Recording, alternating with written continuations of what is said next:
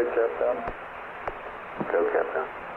Yeah, Fido was telling me that when we get ready for the LOI burn here, due to the parasynthium that we have, the commander will not be able to they'll not be able to see the lunar horizon in anything but the hatch window, I guess. And was wondering if we ought to go with that, or if we ought to give them an attitude they can pitch down to put the lunar horizon on a reference line for an attitude check. And I'd like you want me to inquire about that sometime in the future here. Fido, Flight. Yeah, Flight. The reason this came up, you know, I think we've asked this question in every sim we had. I don't recall the crew ever asking for it. What I would suggest is that we go ahead and supply Bruce with the information. And should they request, you know, okay, what is the horizon, depression angle, all that, he can tell them. As it turns out, 2 minutes prior to the burn, where that check would be made if they were to make it, they cannot see the horizon. The CDR can. Okay, it's just above the upper edge of his window, so he hasn't got a line he can reference it to. However, the CMP can see it.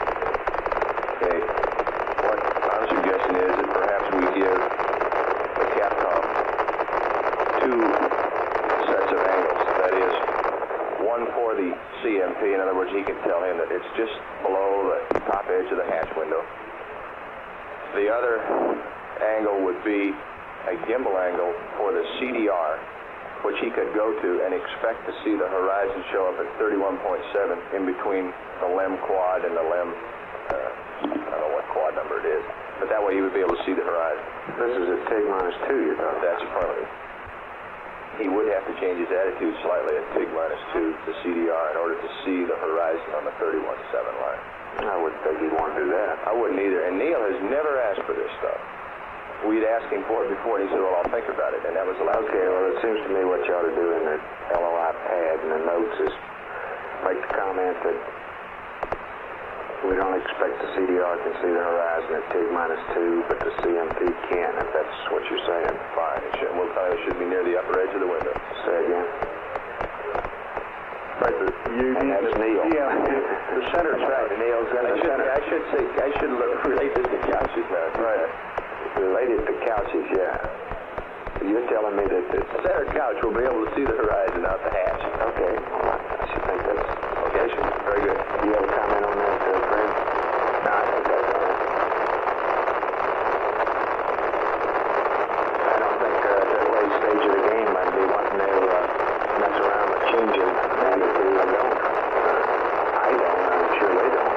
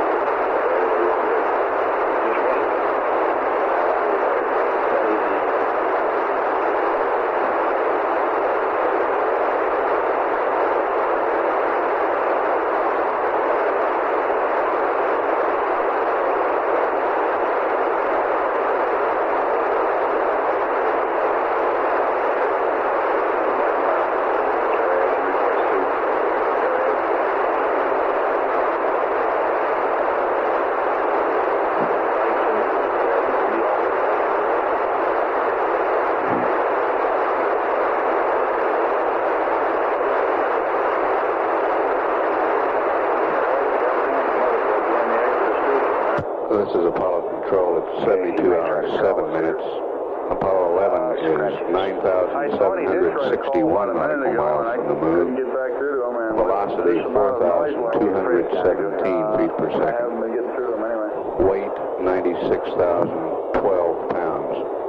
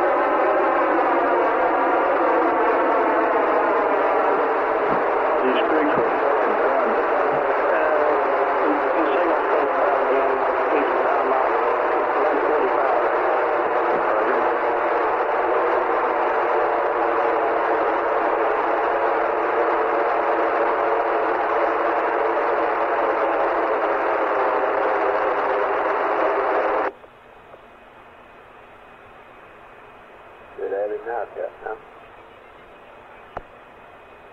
Roger. Compound tech sounds good now.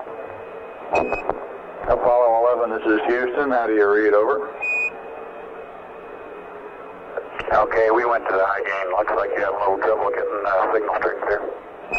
Roger, we missed an Omni switch there. Over. Right, on the secondary loop check, when we went to flow on the secondary radiators, the quantity dropped from 40% down to 36 in the first 10 seconds and then stabilized at 36 for the remainder of the 30 seconds. Copy that. I copy. That's okay, Flight. The radiators are very cold now, and it'd be just about what expected. And they should proceed with it. Okay, Apollo 11, this is Houston. We believe that's normal system operation. The radiators are expected to be very cold right now, and apparently the decrease you saw was due to contraction in the fluid. Over. Okay, we'll go ahead with the procedure just as if there were no decrease in accumulator quantity, right? Roger, press on. Ecom. Flight Econ. Copy. I copy. You agree? Ecom. Flight Econ. Do you agree with that? Yes, Flight, I do. Okay, well then let me know. I'm sorry, I didn't, Yeah, we agree, Captain. Roger. Flight fighter. Go, Fido. Time to bring up DSC, Cliff, and it'll take 10 seconds of data ready. Capcom contact. Whatever you find. Go ahead, Grid Captain. says he's seeing a limb downlink. Capcom flight. Lem downlink? Limb downlink, yeah. Okay, thank you. Stand by on that, will you, Fido? Sure, I'll wait. I'm not sure that he understands we agree with him to proceed with the procedure as he described it. I gave him a Roger press on while you were talking to Ecom there. Okay, fine. And Madrid says they see a LEM downlink coming from the spacecraft. A limb downlink? That's the word that I got. Flight network, we're re-verifying with Madrid now to see if that's actually the case. Thought you might be interested. Here. Ecom flight. Flight Econ. Can you do without data for 10 seconds here? Yeah, I can. We're doing the secondary loop check, but I'm Well, let's wait then. Let me know when you're clear. Okay. And Houston, the secondary radiator flow check is complete and satisfactory. Houston, Roger out.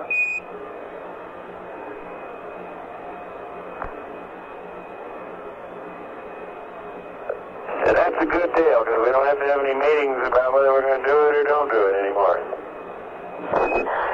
That's for sure. That was a Mike Collins comment. Ouch.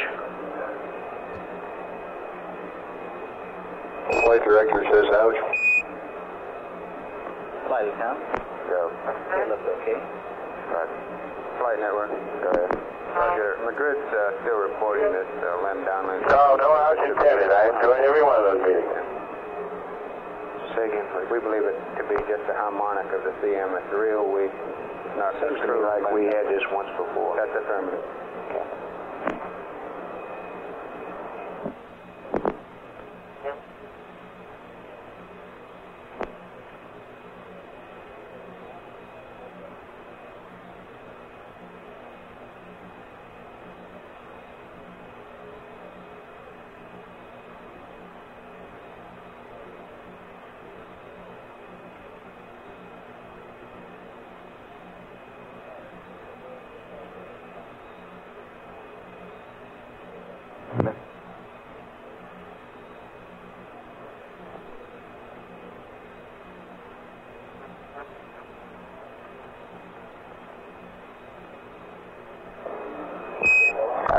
This is Houston. I have your Paracynthian +2 pad, P34 mott when you're ready to copy.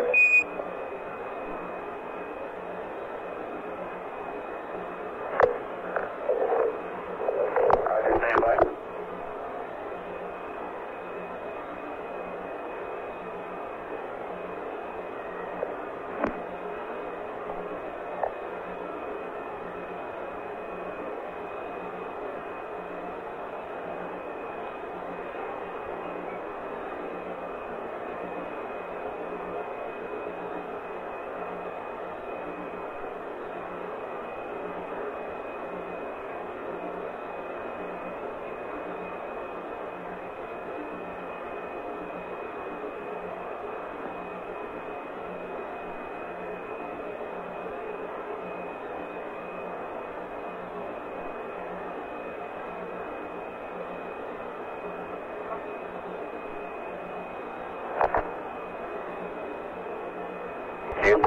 11, ready to copy Paracentine +2.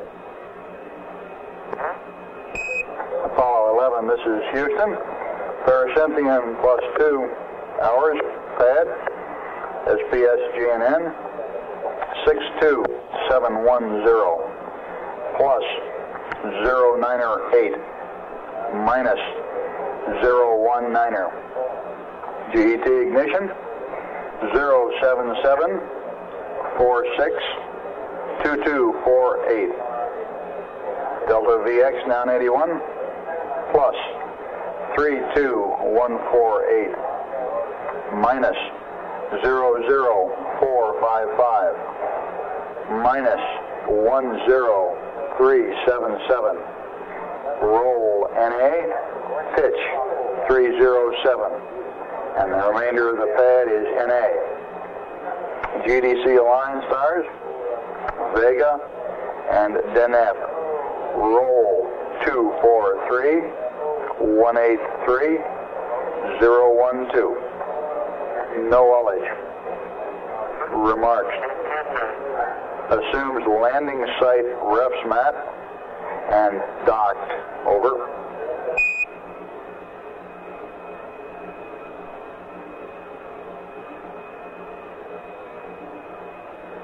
Roger, SPS GNN 62710 plus 098 minus 019er 077462248 plus 32148 minus 00455 minus 10377. NA 307. Megan Deneb 243-183-012, no ullage, landing site rest mat, docked, and you haven't changed in the LEM weight, over. Negative. And no change in the LEM weight, and read back is correct, out.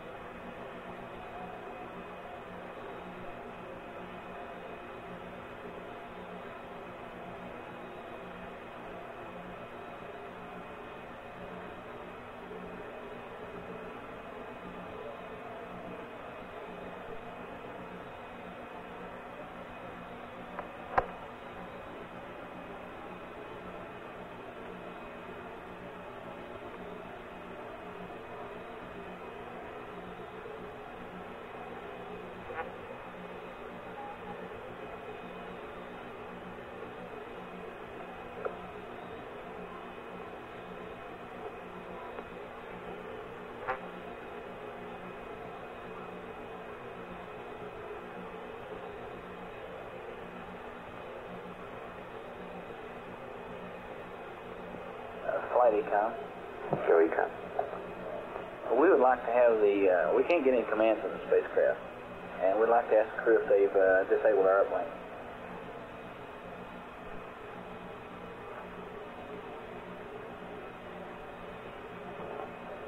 Okay, how do they do that? The up telemetry command reset switch, flight. We would like to have them go ahead and cycle it to reset to off and then back to normal.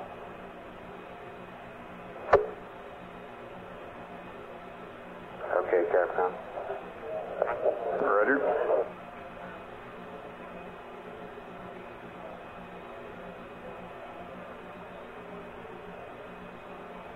That's the Bill Anders switch, isn't it? Yes, I think that's...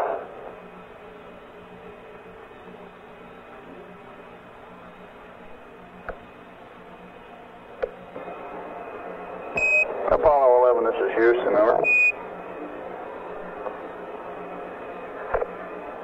Roger, go ahead. Roger, we're having difficulty getting commands into the spacecraft, we'd like you to cycle your up telemetry switch to command reset and off, and then back to normal. Over.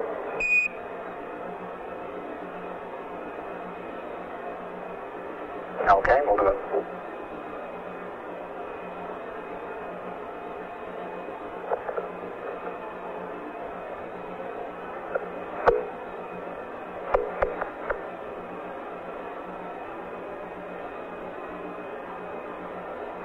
We have you on high gain right now. You want us to switch over to Omni? ECOM. Let's stay on the high gain. We may have to have them switch Omni soon, unless we get commands in.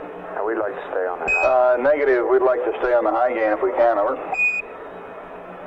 Okay, flight. That fixed it, and Okay. they can Just a moment. I'll give you a procedure.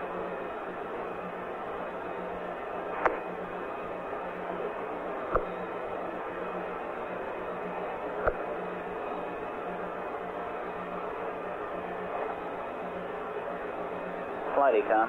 Go Econ.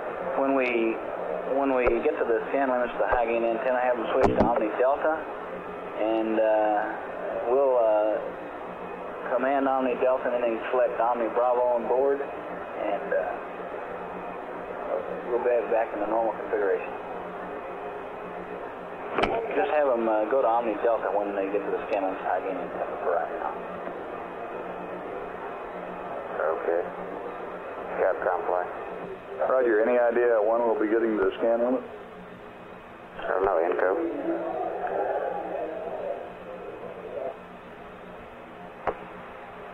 Inco flight. Flight Econ, he's working on it right now. Apollo 11, this is Houston. Over. Go flight. You know when we might get to the scan limit? Yeah, it's going to come up. We're at it. Go ahead. Which Roger, we'd like you to switch to Omni Delta as we show you approximate the scan limit of the high gain antenna. We will then command Omni Delta down here after you advise us you've switched, and then you can select Bravo on board, and we'll be back in the Omni antenna commanding business. Over. Okay, we're going to Delta now.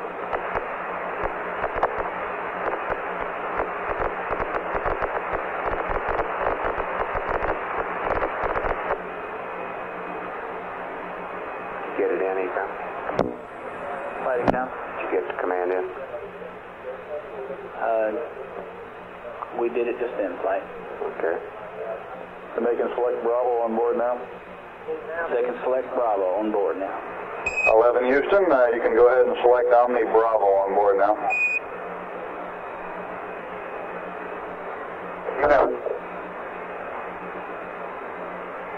Roger out. Flight, we ought to be in good shape now. Marvelous. Okay.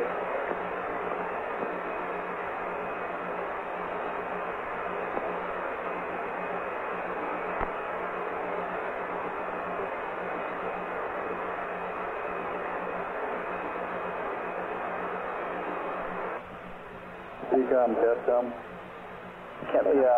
How long a period of reliable communications do I have here? We're fixing to read up the news.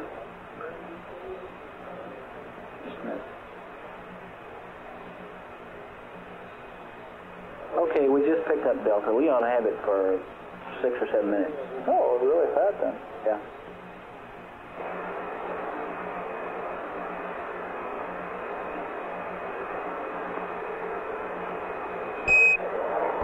Apollo 11, this is Houston. If you have a minute or so free, we can read you up the morning news here.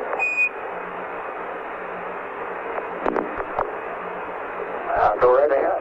Glad to hear it. Roger, hot from the wires of the MSC Public Affairs Office, especially prepared for the crew of Apollo 11. Okay, first off, looks like it's going to be impossible to get away from the fact that you guys are dominating all the news back here on Earth. Even Pravda in Russia is headlining the mission and calls Neil the czar of the ship. I think maybe they got the wrong mission. West Germany has declared Monday to be Apollo Day. School children in Bavaria have been given the day off. Post office clerks have been encouraged to bring radios to work, and Frankfurt is installing TV sets in public places.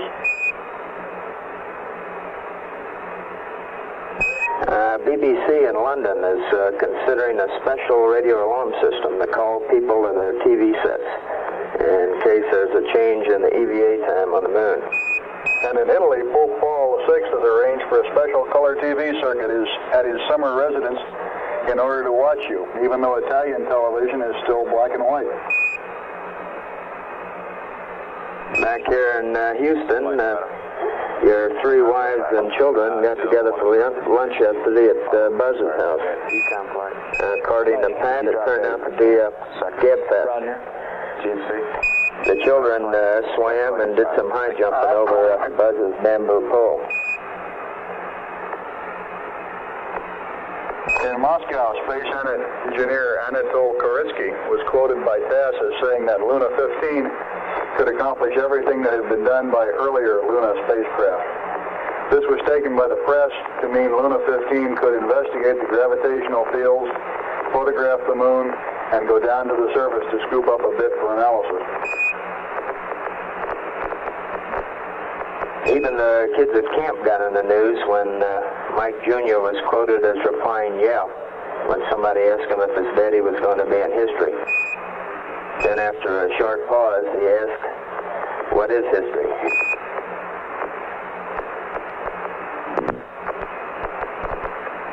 In Washington, President Nixon is planning to use his executive power to streamline the Interstate Commerce Commission.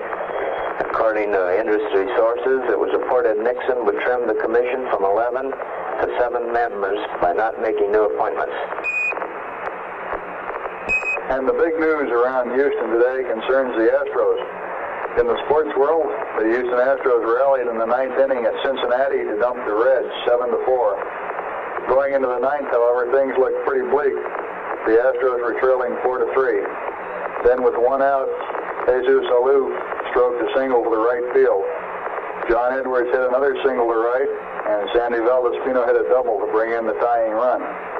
Julio Gauthier was walked, and Joe Morgan dropped a bunt for the game-winning play. A wild throw to the plate allowed another run to score, then a sacrifice fly by Dennis Menke-Budd in the final run. They really came through in the ninth. And other games in the National Yeah, League. those Astros really been catching those flies since they put a roof on the stadium. Good work.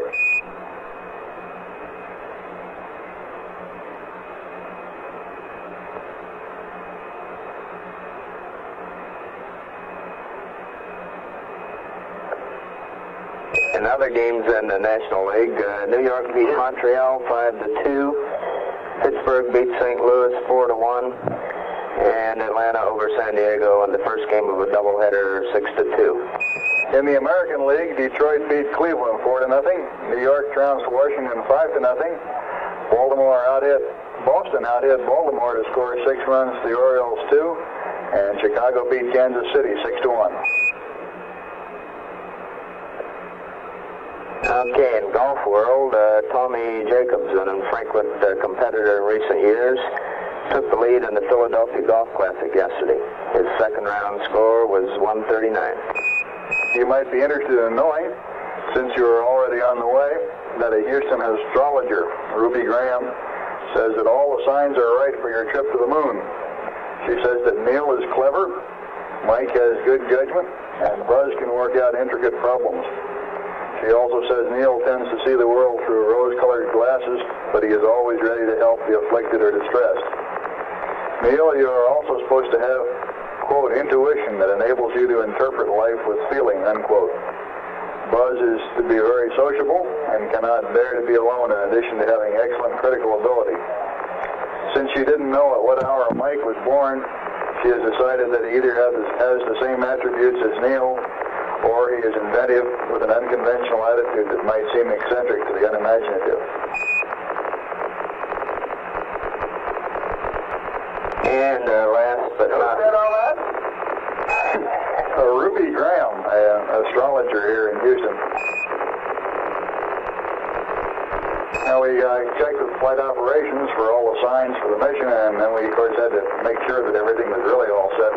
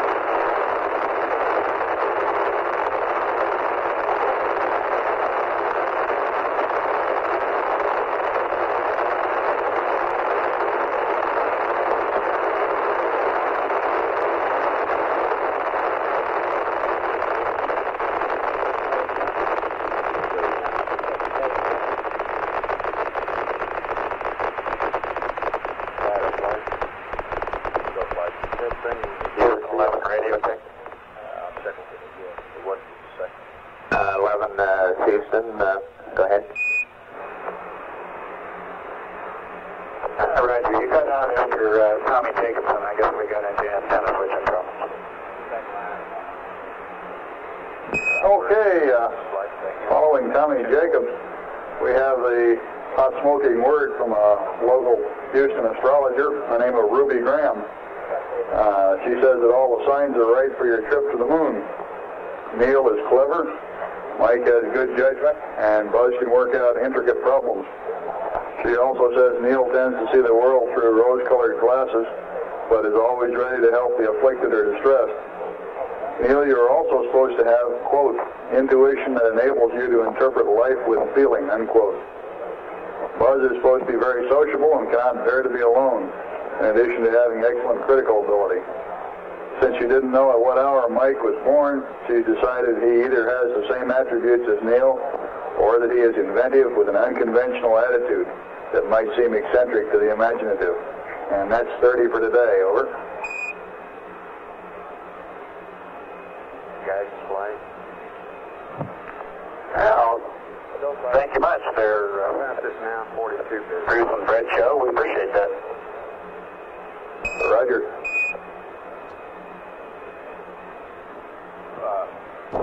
That was Fred Hayes alternating with Bruce McCandless on the newscast.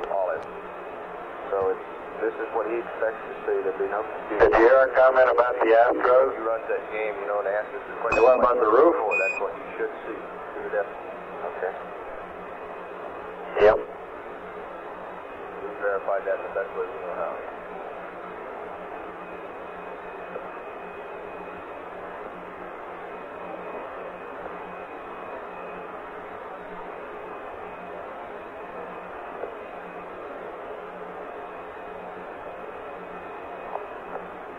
Hey, Mike, the game was at Cincinnati there, and we think that they're still using Crosley Field up there. I don't believe it has a roof on it.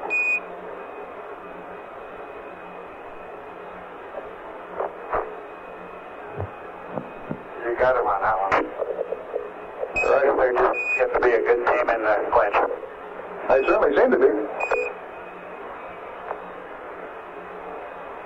Well, they can do that well without a roof. Think of what they're going to do with a roof. Roger out. They're trying.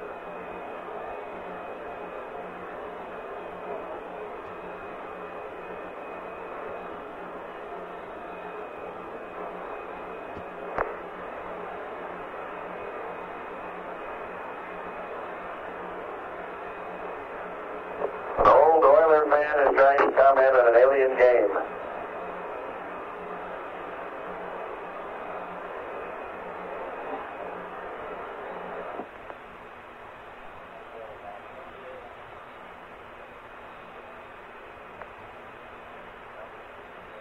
Old Oilers never die, they just sound that way.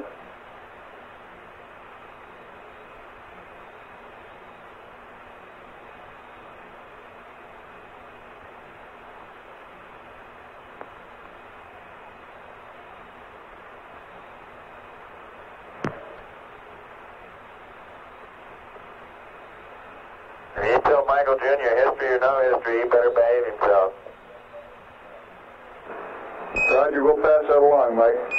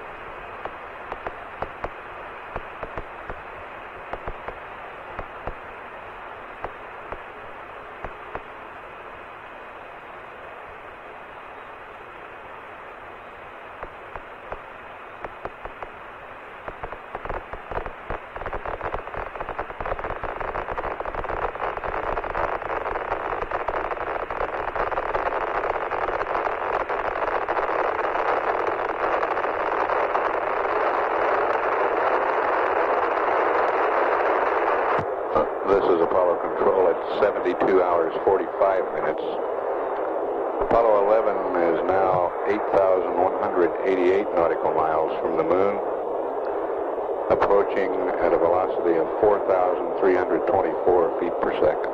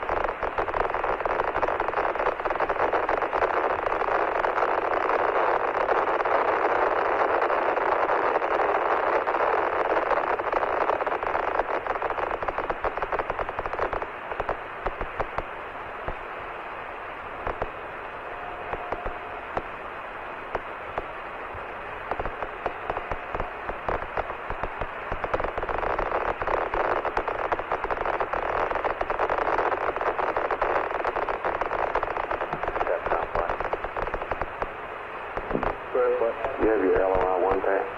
I do. If they're ready for it, why don't we send it up? It'll give them that much longer to look at it in case there's any questions.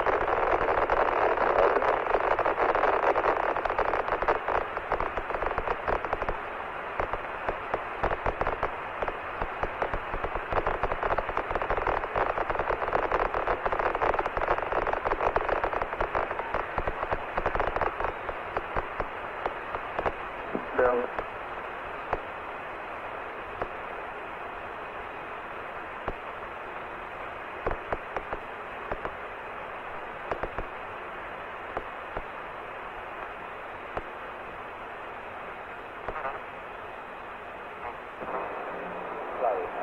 Okay, getting back to this Kyle thing cycle before we'd like to do one about 7430.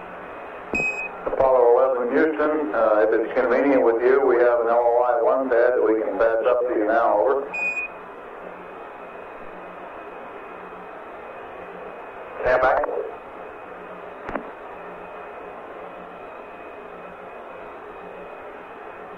Houston, Apollo 11, the next time we pass through roll 0, we're going to stop PTC, and that'll give us a 90-degree pitch. Now, I understand you want us to move from 90-degree pitch to 0-degree pitch for the platform line. Option 1, is that affirmative? DNC?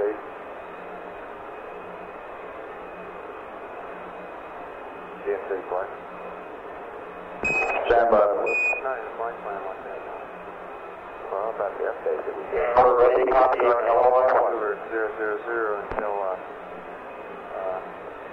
he does the second piece of the option 1. Okay, did you copy his question? Raj, we want to stay in that attitude for the first P-52. Copy, Capcom. Roger, whatever we've got that is pitch 90, yaw 0, and roll approximately 0 for the first P-52. Then he goes, after we give him the uplink, to 000, then he torques the platform around, then he does another P-52 from the second attitude, as I understand it. That sounds good, Flight. The reason for the Z roll is Go ahead, Capcom. to keep the maneuvers down. Apollo 11, this is Houston. When you stop at 0 roll, you'll be in approximately 90 pitch, 0 yaw, 0 roll. We'd like you to run the first P-52, that is P-52 option 3, from that attitude. Then we'll uplink you a new rest mat, either before or while you're maneuvering to 0, 0, 0. And you can torque the flat down, flow around, and run the second rest mat over. Run the second P-52 over. Okay. And I copy you ready for the LOI-1 pad, over. Go ahead. LOI-1, SPS, GNet, 62710, plus 098, minus 019er. GET ignition, 075, 49er, 4965, minus 28897, minus 03944, minus 00686, roll 358, pitch 226, 347, 01692, plus 00610, 29er 173, 602, 29er 108, sections are 31, 1066, 358. The remainder of the pad is NA. GDC line, Vega and Deneb. 243-183-012. No LH. The horizon will be visible just below the upper edge of the hatch window 2 minutes prior to the LOI burn. It will not be visible in the rendezvous window on the left-hand side. LOS at 75 hours, 41 minutes, 23 seconds. AOS at 76, 1529er. AOS without the LOI burn, 76, 0530. The values which you would see on Noun 42 prior to LOI burn are HA plus 431.3, HP minus 128.2. Read back over.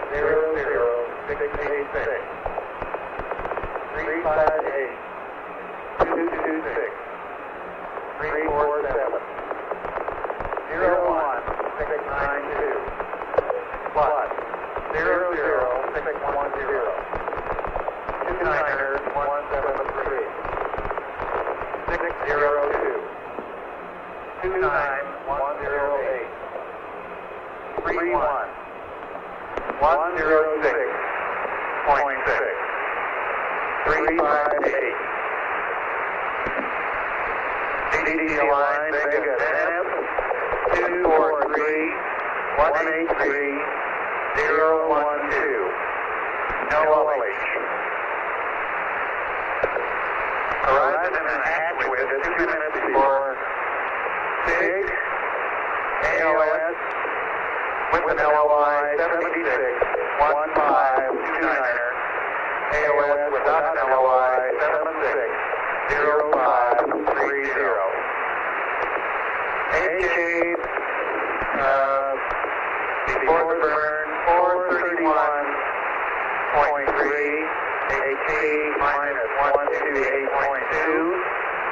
again, LOS time. Roger, LOS time, 754123, over. Understand, 754123. 11 into Houston, read back correct, out.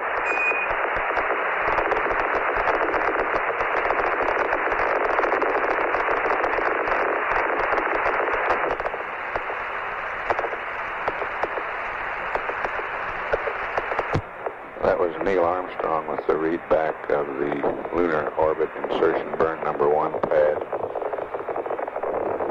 The ignition time for that burn, 75 hours, 49 minutes, 49 seconds. That's 2 hours, 57 minutes, 49 seconds from this time. Duration of that burn, 6 minutes, 2 seconds. FAL Capcom, this is Archer. Retrograde, and the change in Yeah, velocity, do you have a copy of the CSM pad book? 2,917.3 feet per second. The expected orbit following that maneuver is 169.2 by 61 nautical miles. To repeat the LOS, AOS times, we will lose signal with Apollo 11 at 75 hours, 41 minutes, 23 seconds as it goes behind the moon. Given a successful lunar orbit insertion number 1 burn, we will acquire the signal at 76 hours, 15 minutes, 29 seconds. If for some reason Apollo 11 cannot perform the burn, we will acquire the spacecraft at 76 hours, 5 minutes, 30 seconds.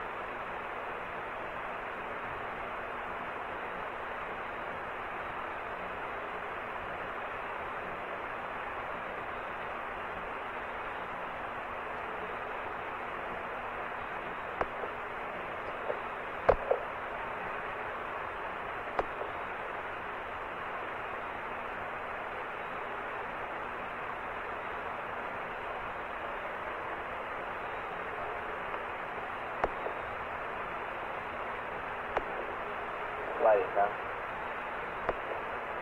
Go Econ. Okay, talk about fighting on the fans now. Yes, sir. About 7430 would be, look like a fairly big material fight. We feel like it's a good idea to do it. All times. All times. And one other thing, don't believe we got any pyro battery and battery C readouts last night. We might get those for sure.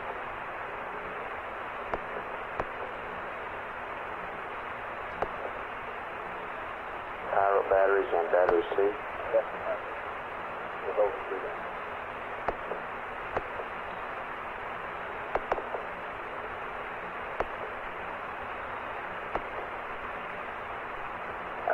Do you have a concern or anything, Econ? No concern, it's just normal flight.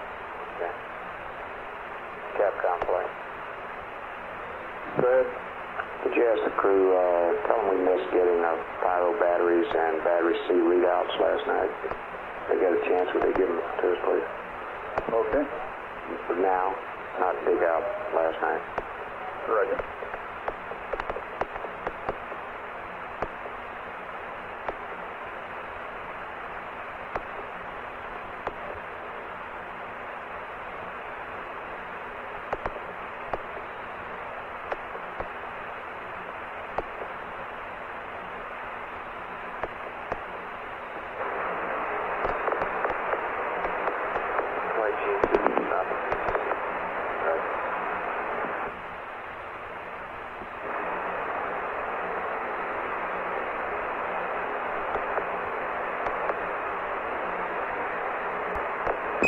Apollo 11, this is Houston, over. Go ahead. Roger. Apparently we missed getting your onboard readouts on battery Charlie and pyro batteries Alpha and Bravo last night. I wonder if you could give us some fresh numbers, over.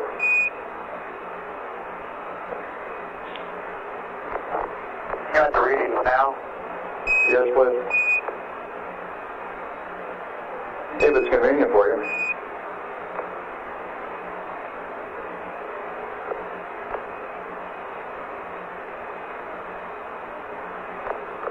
Okay, all three of them are still 37.1.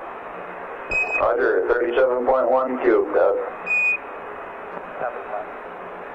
Okay.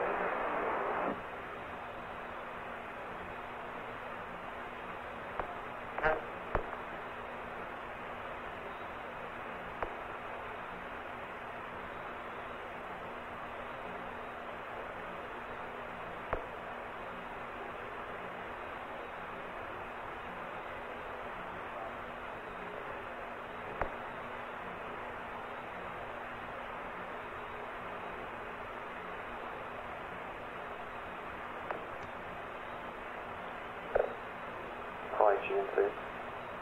Go. Looks like he's going to 000 now. This is Apollo Control at 73 hours 6 minutes. Apollo 11's distance from the moon is now 7,331 nautical miles. Velocity 4,399 feet per second. The ignition time passed up to the crew on this pad is 4 minutes 39 seconds earlier than the LOI-1 time published in the flight plan prior to liftoff. This means that all lunar events will move forward from the published flight plan times by this amount of time, 4 minutes 39 seconds. This time will be made up during the trans-Earth coast, and splash should occur at the flight plan time. This is Mission Control, Houston.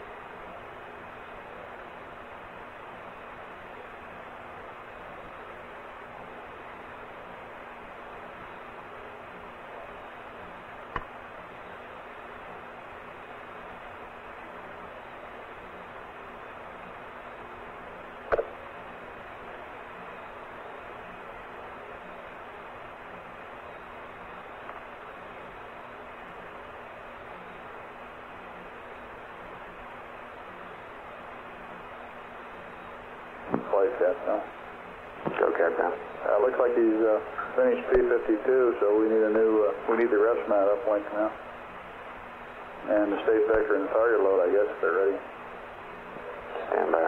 Houston, Apollo 11, the P-52 option 3 is complete. We're maneuvering to 000.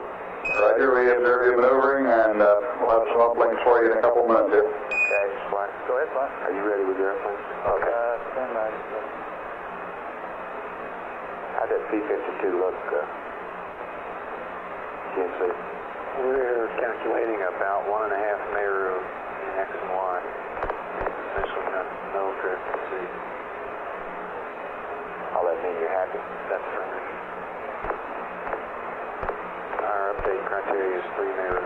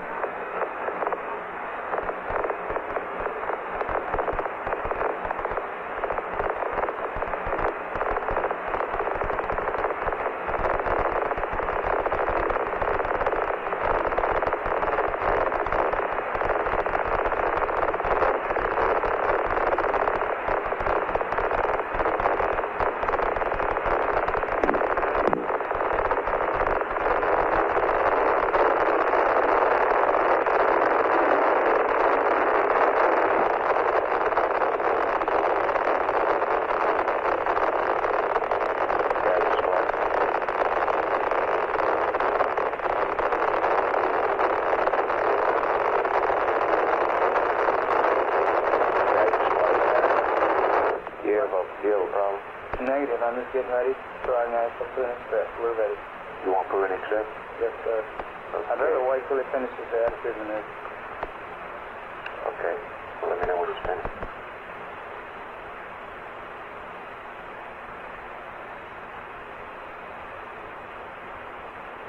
Light it now. Go, Ethan. I'd like to tweak up the primary accumulator quantity to between 30 and 40%. What is it then? 21%. And we still have quite a bit of time forward. I'll back out to 10 hours.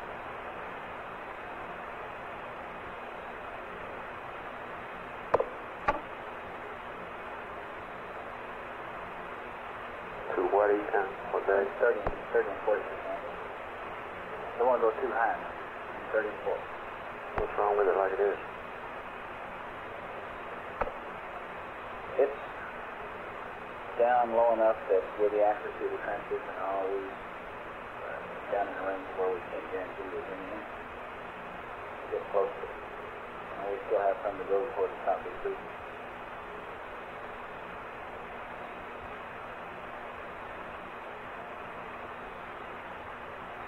Is this expected? Yes, that's expected. We wouldn't have expected it necessarily to get quite this way, but we've seen it drop pretty low before. Just because of the cool down? Yes. Okay, what's the concern now? If we get too much, we can get in trouble too, can't we? Yeah, we don't want to get too much because we're not going to run the evaporator in the orbit, and it'll get a little warmer by quite a bit. So nothing over 40%.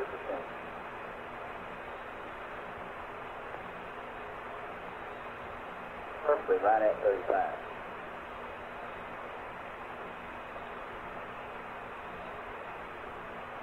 Okay. I got him. Go back. He's in attitude now. Okay, Capcom, can we get Pooh and stuff? Apollo 11, this is Houston.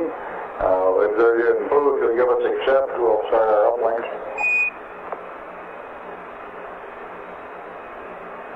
You got it, Houston.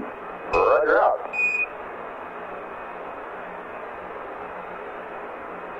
Go ahead, guys. Alright, Wayne Sprinkle, see if you can get some high bit rate flight.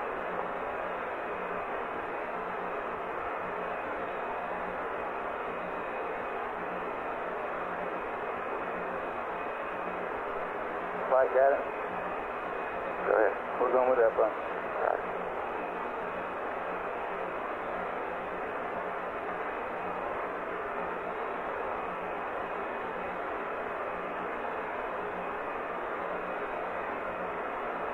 gentlemen.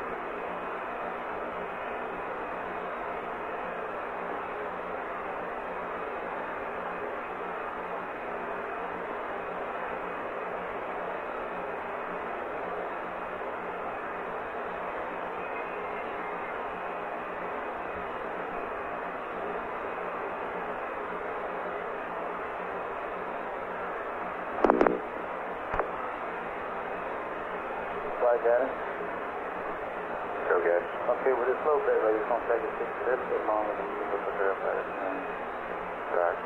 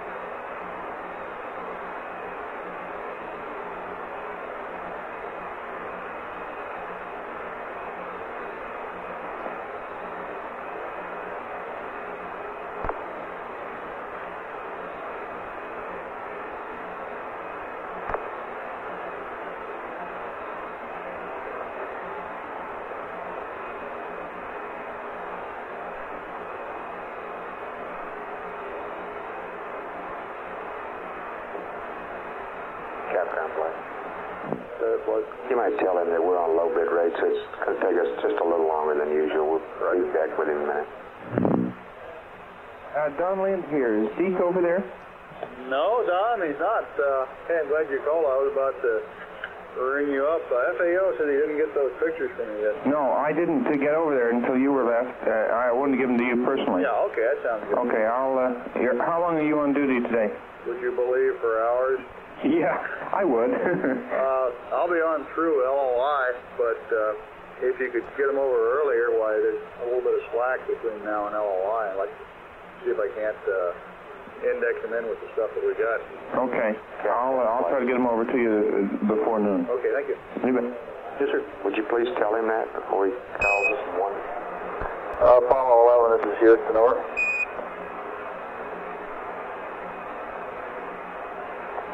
Go ahead, Houston. Roger, we're on low bit rate at the present time, so it's going to take us a little bit longer than normal to get this stuff up to you, over. I guess we're in no rush. Okay, we're here if you're there.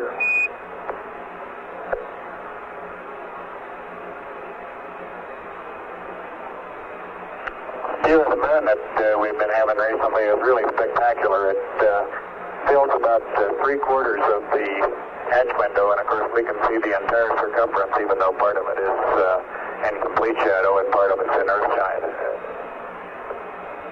It's a view worth the price of the trip.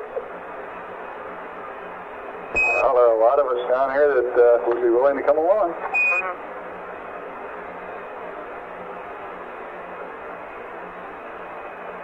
That was Neil Armstrong. I hope you get your turn in soon. Okay, I'm going to go ahead and ask him to bring up the primary accumulator to between 30 and 40%. You would prefer about 35, right? Yes.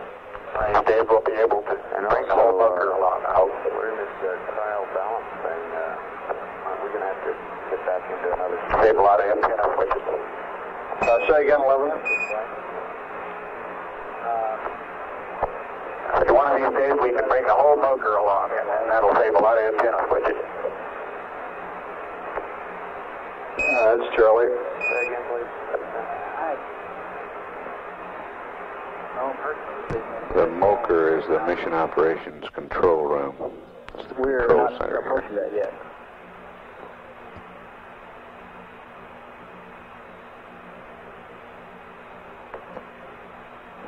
I don't know. I'm no expert. It almost seems to me like you ought to go in to LOI with the heaters configured the way they should be. That was one of the trade-offs.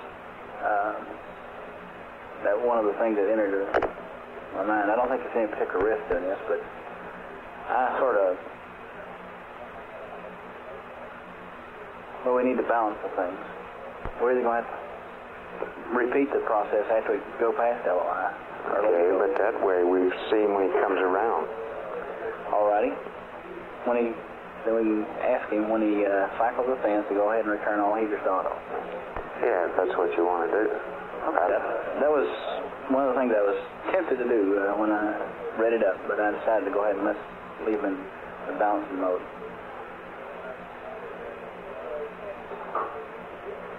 Let's turn the heaters to auto at 20 cycles a fan. And that you want to do the cycling the fans at 7430. How about that? Okay. Capcom play. Copy. But before you get into that, why don't you hold that for a few minutes? Econ would like to bring up the primary accumulator to between 30 and 40%, preferably about 35. Roger, copy.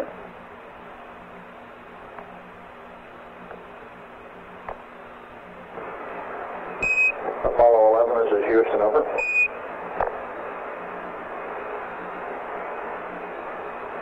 Go ahead, Houston. No fuss.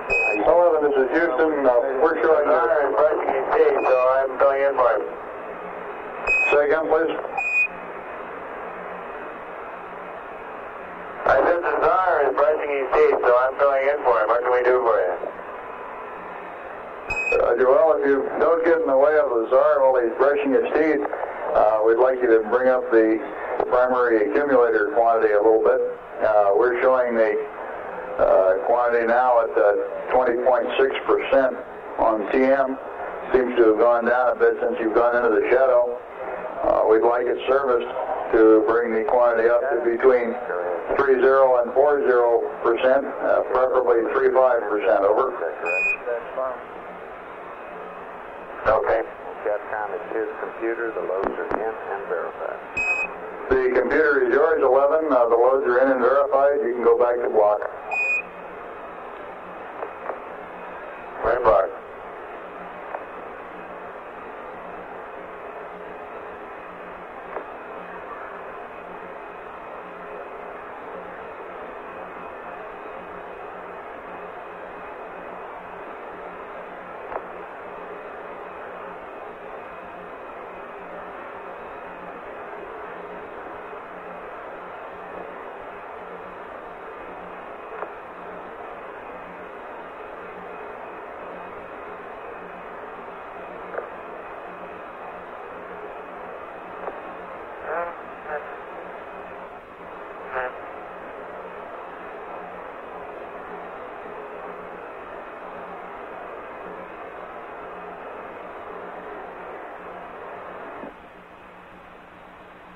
You might tell Marjorie that the Czar is brushing his teeth. That should make her happy. I've got the exact number for the three drift values. Okay. X is 1.21, Y is 1.19, Z is minus 0.03. Mirror. Okay. Now we get another check when he does this other people too, or what? No, that would be the last as far as the drift check is concerned. Should tell me we got a very good platform. And that's a firm, it's 1 sigma is about 2 mirrors. How about the tippers? Okay, they're very close also. I'll look up the numbers here. We don't have to update, is that what you're saying? That's firm, we don't require them. Capcom play. Okay, you might tell him based on check and drift following the P-52 since the last one, looks like we got a very good platform. No problem. You want me to relay that comment on no pipple class update also? Yeah, I think you can.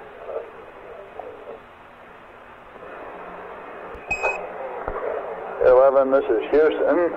On the basis of your last P-52 alignment, the platform looks like it's indeed performing very well. No problems there, no updates required, and no PIPA bias update is required either. Over.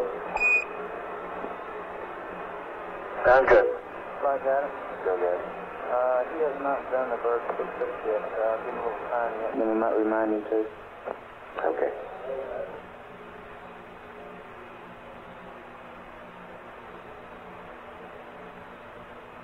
Econ flight. Flight Econ. See anything on your quantity? Yes, flight is reading 36%. Okay, so you're happy. I'm happy. Feel much better about it, flight. Okay.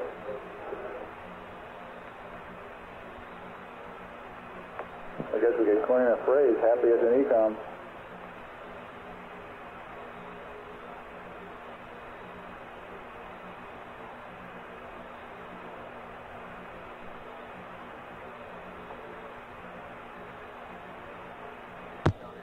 This is Apollo Control at 73 hours 25 minutes. Apollo 11 is 6,522 nautical miles away from the moon, approaching at a velocity of 4,483 feet per If second. you look on channel 60 where it says down there, roll to acquire misfin after the Sexton star check. Oh, we get channel 60 here. If you look down at the bottom after the Sexton star check where it says roll to acquire misfin. Wait a minute now. Okay, yeah. All right. Plus 60-degree roll is required to do that. The roll angle, inertial roll angle, would be 58 degrees roll, maintaining the same pitch and yaw that he has there for the burn attitude. You just might want to keep that in your head if you ask. Okay, you're saying that at 7410 roughly, he rolls plus 60 degrees, that's roll right 60? Roger. To an attitude of what? To a roll attitude of 58 degrees roll, inertial. Roger. Maintaining the pitch and yaw for the burn attitude. Okay, I think I got that, thank you. Uh-huh. He may want that, but he may not. Roger. And I assume this is for high gain antenna acquisition? Roger. Do we have pitch and yaw angle for the high gain antenna at that time? Negative, not yet. You will have though? We'll get those up. Okay, yeah. Right, thank you. SAO flight plan 2. Go.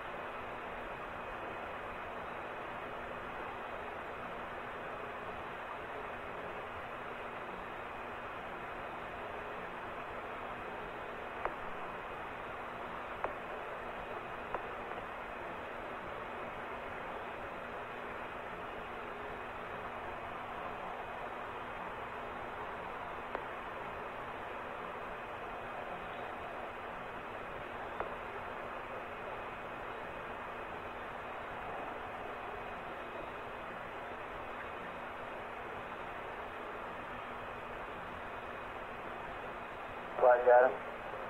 Go ahead. He has done the bird 66 now.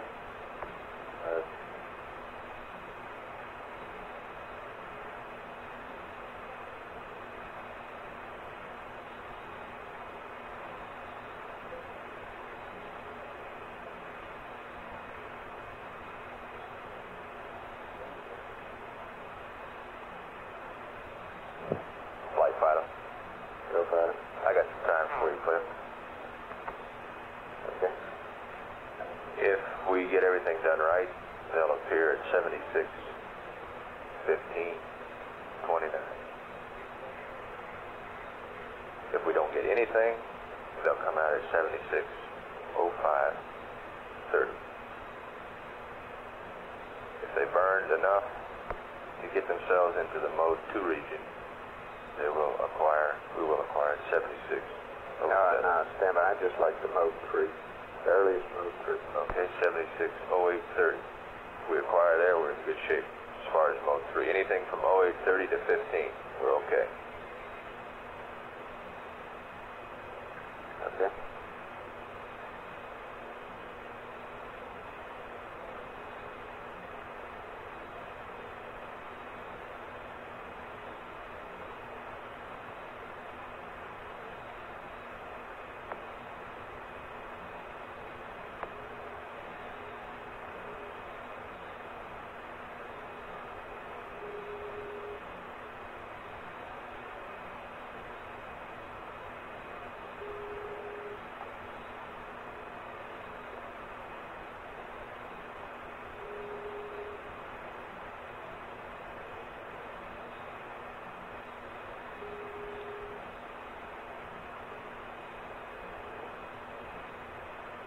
I got it. Okay. He's entered P52 now with the option 1 selected.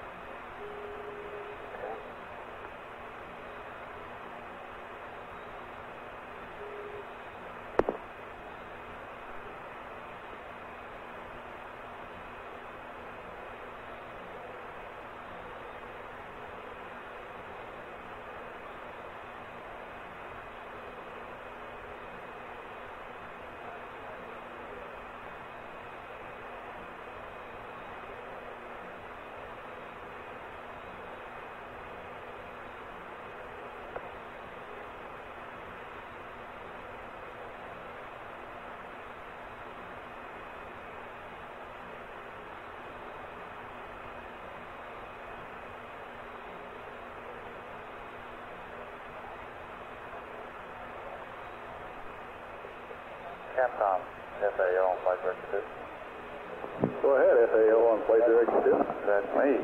Hey, those angles look, we're double checking them, but they look like the high gain antenna angles would be roughly pitch plus 30 and yaw 270.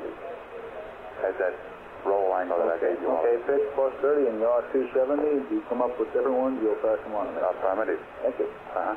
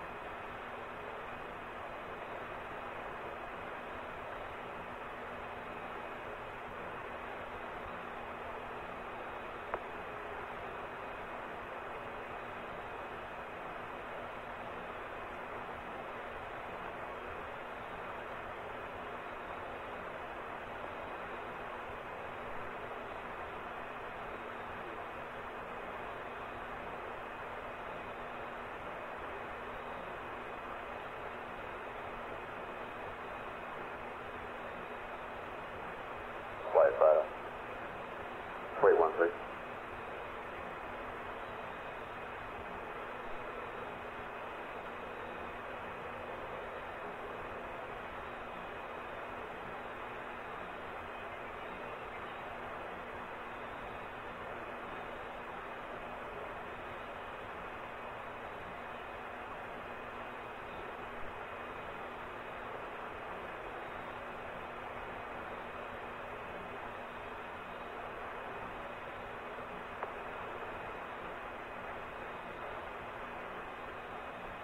Okay.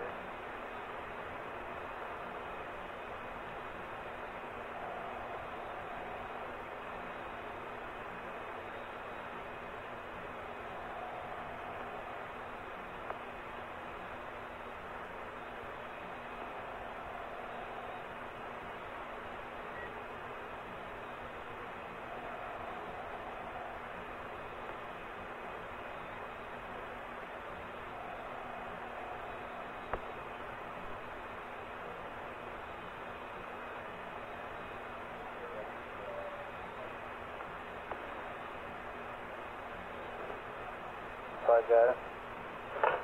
Go ahead. He finished the P-56. How'd it look?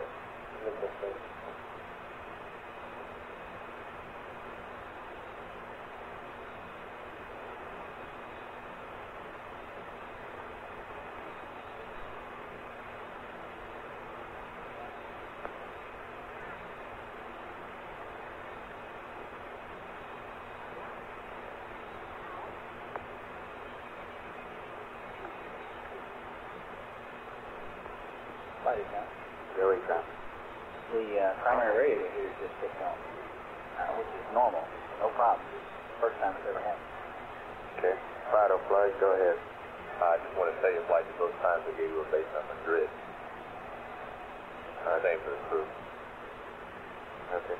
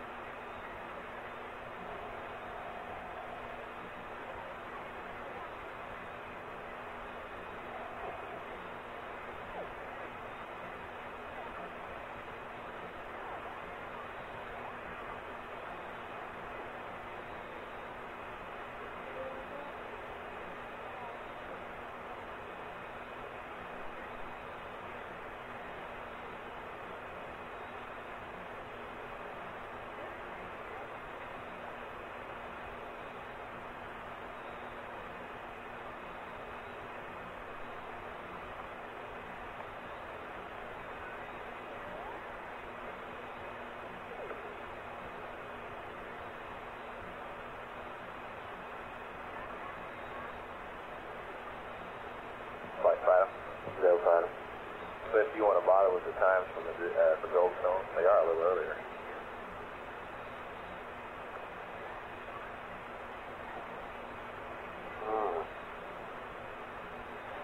Now, which one are we going to be on? Okay.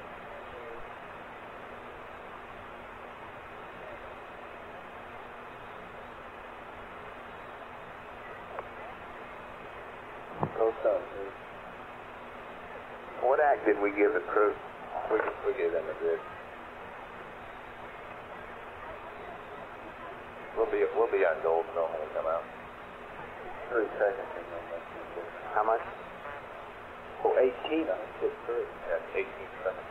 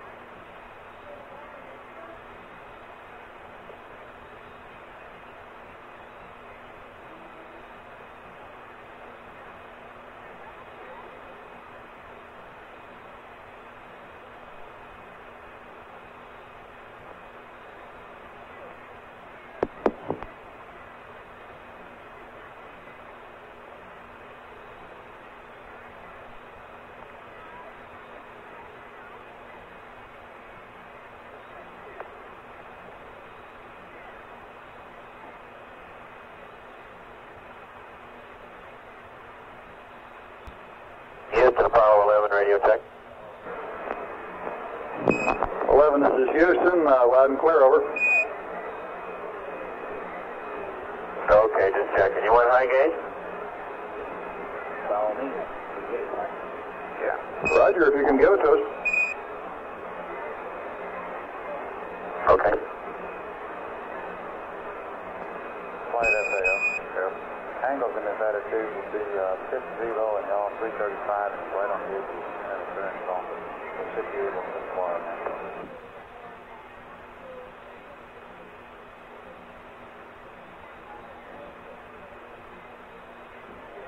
Okay. The red does turn early. FAO Capcom, isn't that what he's got on his disc screen right now? 0 and 335.99. Roger. That's right. Yes, no.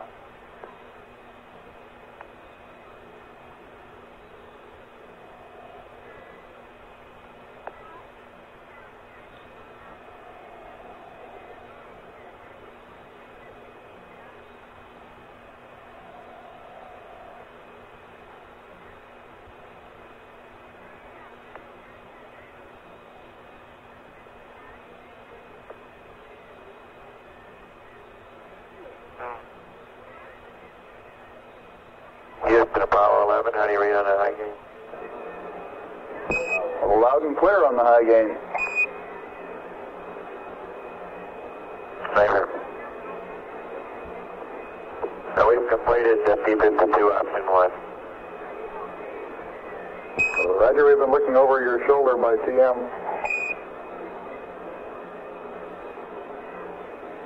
Fido flight. Go flight. What are the goals? Glad to have you. Well, let me tell you what I just found out about Goldstone. So Goldstone's calls should be masked, so that those numbers will probably be something you don't want. But Madrid would be good, the number they gave you. Agree with that, one? I didn't copy, but Goldstone, will they be masked? That's affirmative. We show masking at Goldstone at the 210 till about 7630. Okay, then we got the right numbers. Yeah. We're taking a look at flight 5 of ourselves. We're taking a look at it flight to make Madrid active on that first rev until Goldstone comes out of their masking and possible handover. But then again, we may stay with Madrid for the entire front side pass. Yeah, I think I agree with that. But we got one good, let's stay with it. That's affirmative.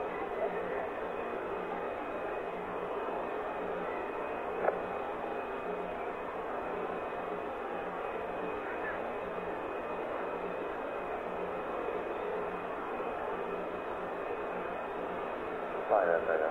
Go. Off contact. Sure.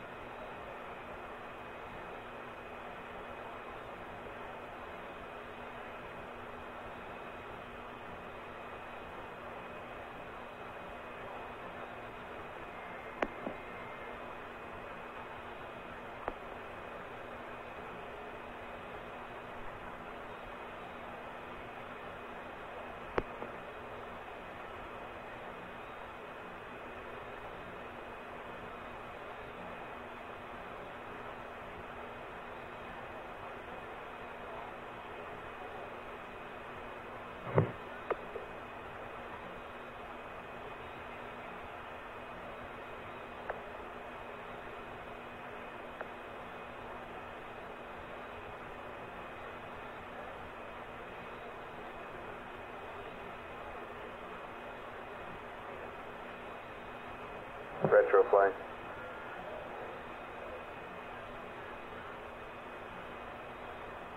Self-flight. Catch your block data ready? Yes, sir. Go ahead. We expect to give us one more test flight. Yes.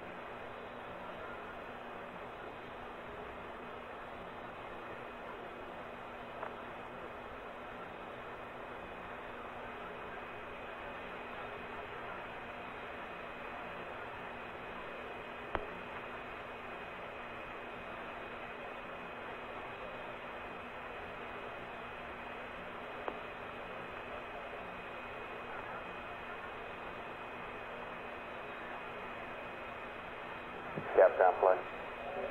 Go ahead. Whenever you're ready, let's get that old block date up there. Roger.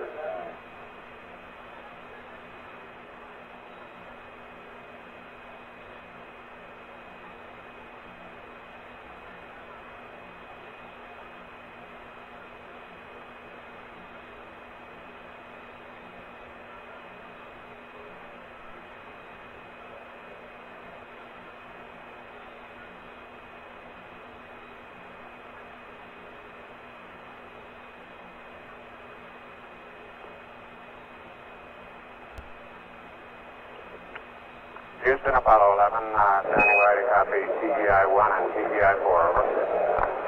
Roger, I got the 1 and 4 pads here right now. I'll be ready to read them up to you in just a second.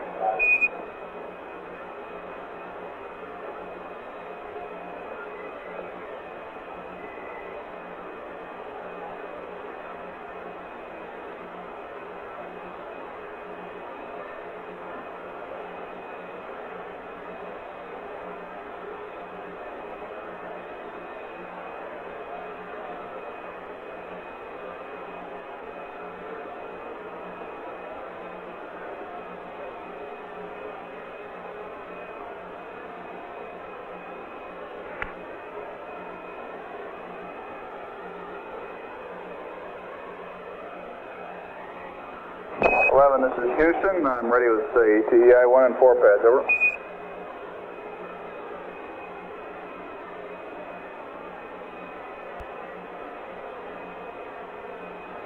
Ready to copy. Roger, TEI 1, SPS GNN 38 658 minus 054 plus 065. TIG 078 02 0345 plus 29180 plus 03779er minus 01325. Roll NA, pitch 041. The balance of the pad is NA. Ullage, 2 jets, 19 seconds. TEI 4 pad. SPS GNN 38658. Minus 054 plus 065. TIG 084 29er 5059er plus 31373 plus 03760 minus 00968. Roll NA, pitch 034. Rest of the pad is NA, ullage. 2 jets, 1/9 seconds. Both of these pads are for an undocked maneuver. TEI plus 4 pad assumes no LOI 2. Over. Make that TEI 4 pad assumes no LOI 2.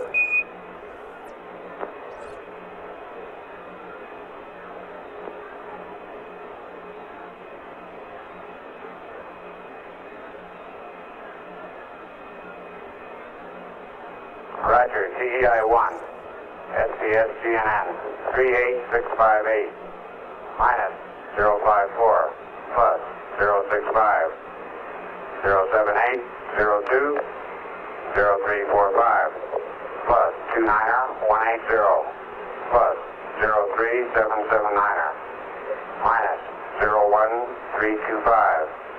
Roll NA, pitch 041. 2 jet, 19 seconds undocked. TEI 4, 38658, minus 054, plus 065, 084, 29er, 5059er, plus 31373, plus 03760, minus 00968. Roll NA, pitch 034. 2 jet, 19 seconds, undocked. Assumes no LOI 2. 11, this is Houston. 11, this is Houston. Read back correct. Out.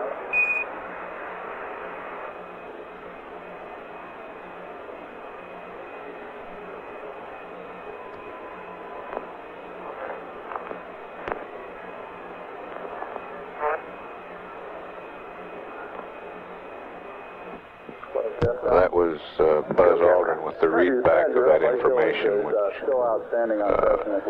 was for contingency trans-earth injection burns, That's affirmative ECOM. Let me get ECOM. if required shortly after in-orbit insertion. You want to cycle the fans in all tanks at 7430? That's affirmative. And before you do that, you want to go back to what configuration in the tanks? Auto in all 4 tanks. On the heaters. There's 2 of them that are off now, flight. Okay, you want auto in all 4 tanks on the heaters, and after they do that, you want to cycle the fans in all 4 tanks? That's affirmative. Okay. Got it, Captain? Got it.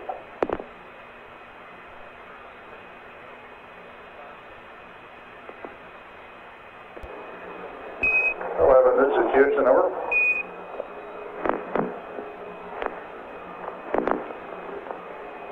Roger, go ahead, Houston. Roger, at GET of 7430, we'd like you to cycle the fans in all 4 cryo tanks and position the heaters in all 4 cryo tanks to the auto position. we're doing this in advance of LOI in order to ensure that you don't have any destratification as a result of the burn, which might result in giving you a master caution warning during the burn. Over. Okay, was that 7430? You want us to cycle the heaters and cycle the fans and turn all the heaters on? All the heaters to auto, cycle the fans at 7430 about 25 minutes from now. Over. Okay.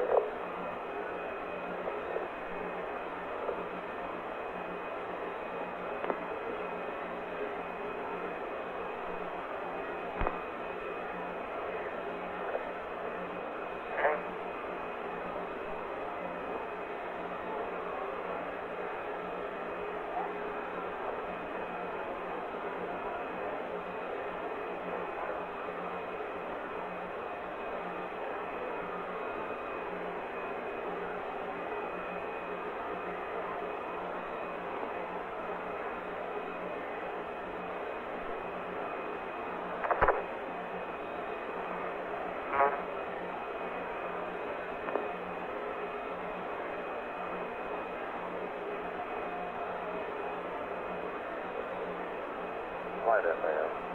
USS. On the flight plan, we have several maneuvers coming up. I'd like to talk to you about one of the prior situations that's going to happen. You got it? Go ahead. Okay. We say to do a sex and star check, and then to roll the requirements, and so we can hire. Who is this, Fred? Yeah. This is Bill Anders. How things going? Oh, pretty good, Bill. Okay, I thought I'd come on in. Now, you got any company down there? Yeah, I got Ken and Fred over here right now. Okay. When they do that. Have they gotten their LOI pad and all that? Yes. Good. Okay, well, I'll see you in a little while then. Fred's on the line right now. Oh, okay. Yeah, if you want to come over for this part of the operation, Bill, I got to be here for the limb part later. Okay. So if you want to come on over, I'll depart the scene.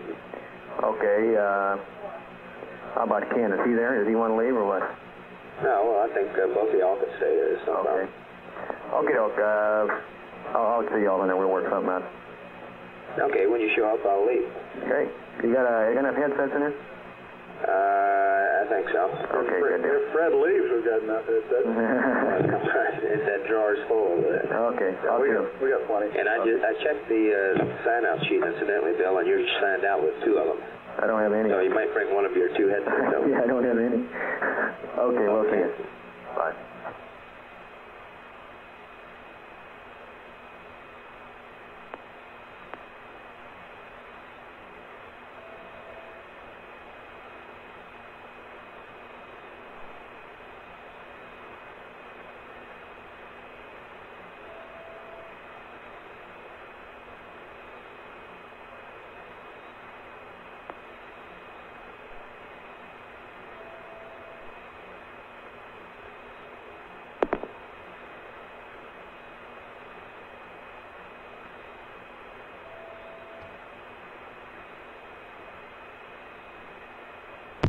This is Apollo Control at 74 hours, 8 minutes. Apollo 11 is 4,625 nautical miles away from the moon. All they're going to see is sun. Velocity 4,765 feet per second. That's what I told the flight director. We're 1 hour, 32 minutes away from loss of signal as Apollo 11 goes behind the moon. 10 feet 30. And we're about 1 hour, 41 minutes away from the LOI number 1 burn.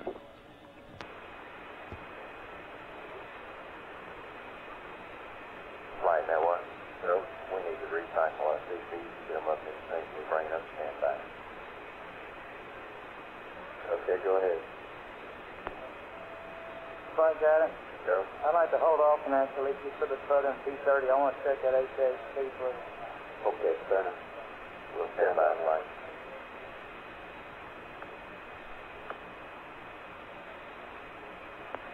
Let me know how all that progresses, guys, please. Right, we'll do. Coming right up on it now, right? And that's the play off the hazard. FAO, LMS. Go, LMS. I talked to Fred Hayes in the hall a few minutes ago. He verified that AGS calibration attitude, the only reason there was to avoid the CDU transits. I thought the original attitude had been fixed for that, but I guess it had. No, it wasn't. Right, got it? Thank you. Our prediction was off 0.3 in 8K and 0.2 in 8C. It's on the issue right now. But it's recycle test, sorry. Okay, very good. Okay. Guys, I'll just hold off on the CQ recycle until you guys get through it. That work? I'm okay now, Frank. But he may be coming back to do his TVC test. Let's just hold off on that till he gets through this series. We're not in a hurry, Mike. Okay.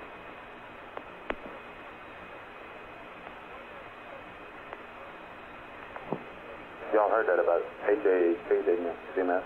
Yeah, we copied it down. That's pretty good.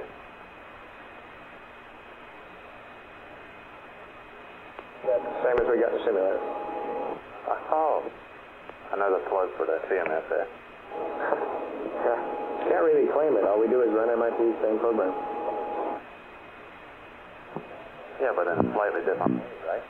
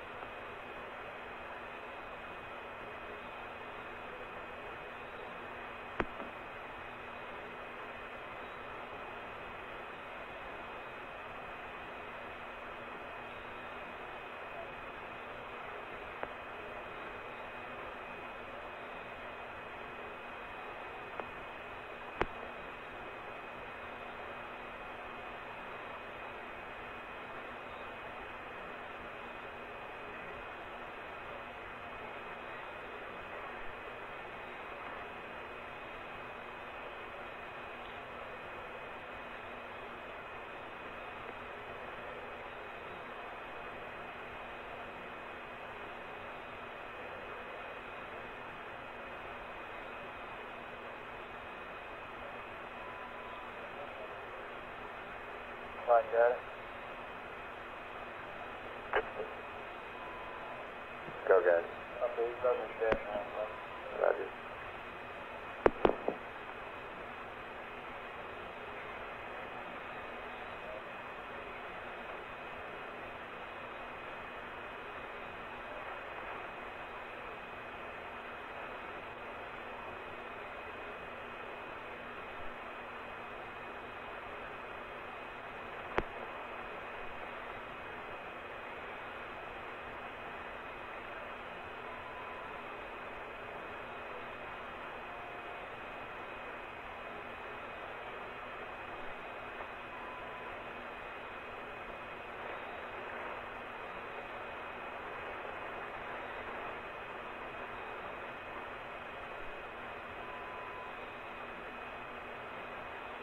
TGC flight.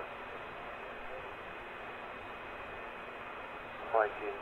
Standing by for your TGC. Affirmative.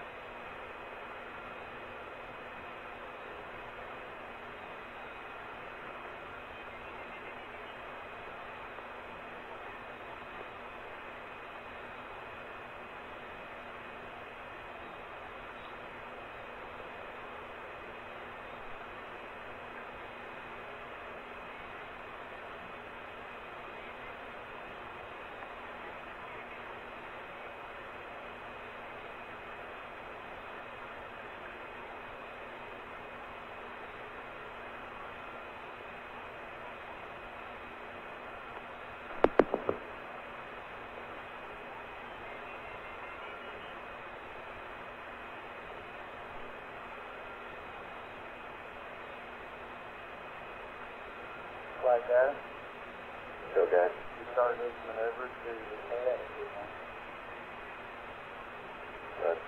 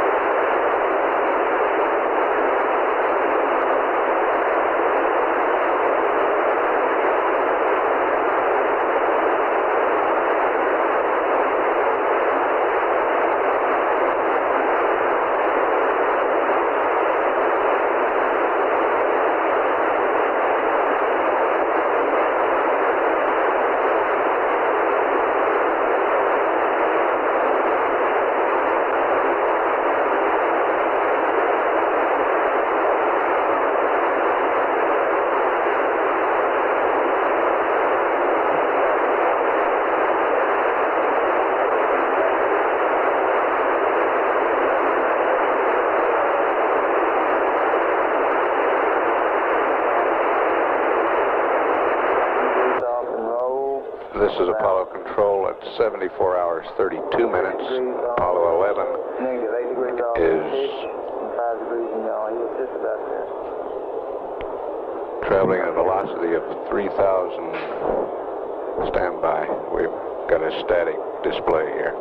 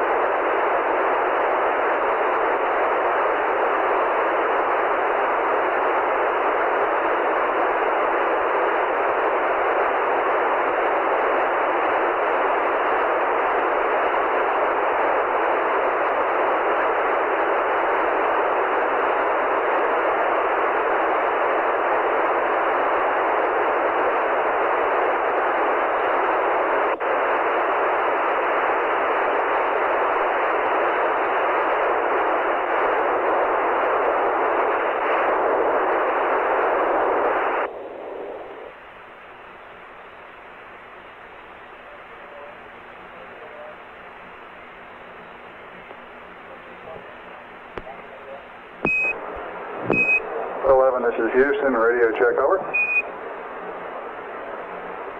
Houston 11. Roger, loud and clear now. He's in B40. Looks like he's right at the altitude.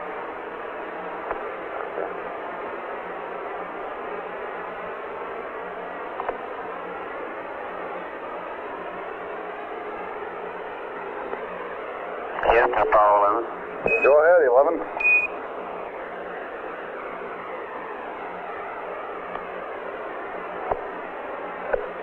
Apparently this is not a very good Omni attitude for you. We're ready to start our TVC check. Got Gen2 flight. Flight, if you're ready for the TVC check. When he gets an attitude flight, he is an attitude. According to guy. He's in burn attitude flight. He can kind of roll around you. Give us high gain. Okay, Capcom, we need high gain if we can get it. We can see Right, we want him to roll around to it, right? Right. 11, this is Houston. We're ready, except that we'd like to get the high gain antenna prior to this test, over.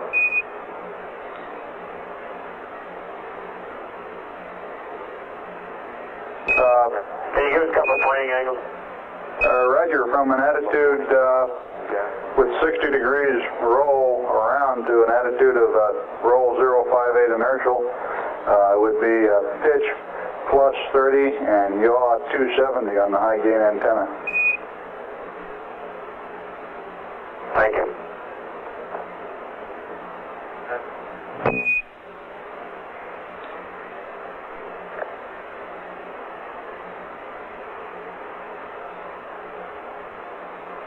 Like that. Okay, in P40 he's gone to the point where he repeated the automatic maneuver. What I mean by that is repeated maneuver about his CM2. So he's usually been rotated okay. He's at the point where he finished the automatic maneuver. So he's finished. Everything looks normal. Yes, sir. That looks real good.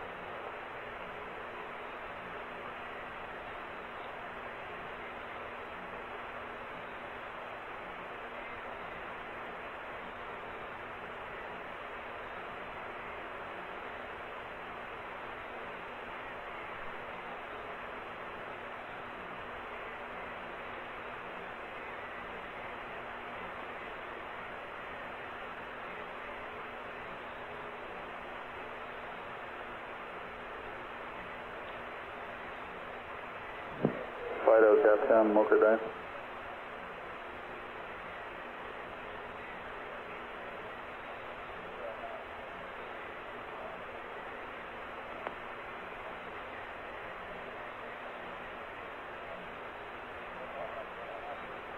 Econ flight. Econ flight. Econ. Fido, Capcom, Mocha Dive. Would you let me know when we get on the high gain, please? Roger, flight, and we have the bats on line now, flight. Capcom Fido, Dave stepped out. Can I help you? Okay, can you give us an estimate on the period of his orbit between LOI 1 and 2? About 2 hours, 30 minminutes. Econ flight. 2 plus 30. Yeah, I cycled the cryo fan. Go ahead, flight. I'm talking to Econ. It looks like he's got the Okay, thank you, Bill. auto in both tanks, flight. Okay. I can't tell whether he's cycle fan or not, though, for sure.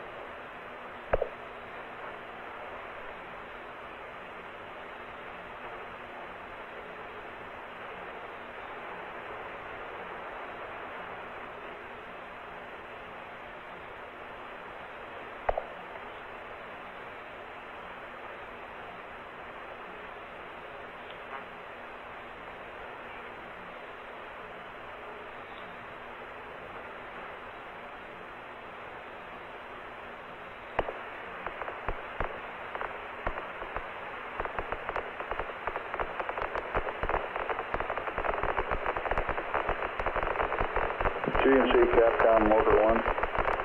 Go ahead, Capcom. Roger, is there a display that we can call up that will show us the SBS engine gimbal angle? Roger, channel 2, I have What parameter is that? SPS GMB down there in the bottom middle. Okay, I got it right now. Thank you. He's in SPS control and the Pierce is rolling over now. Roger.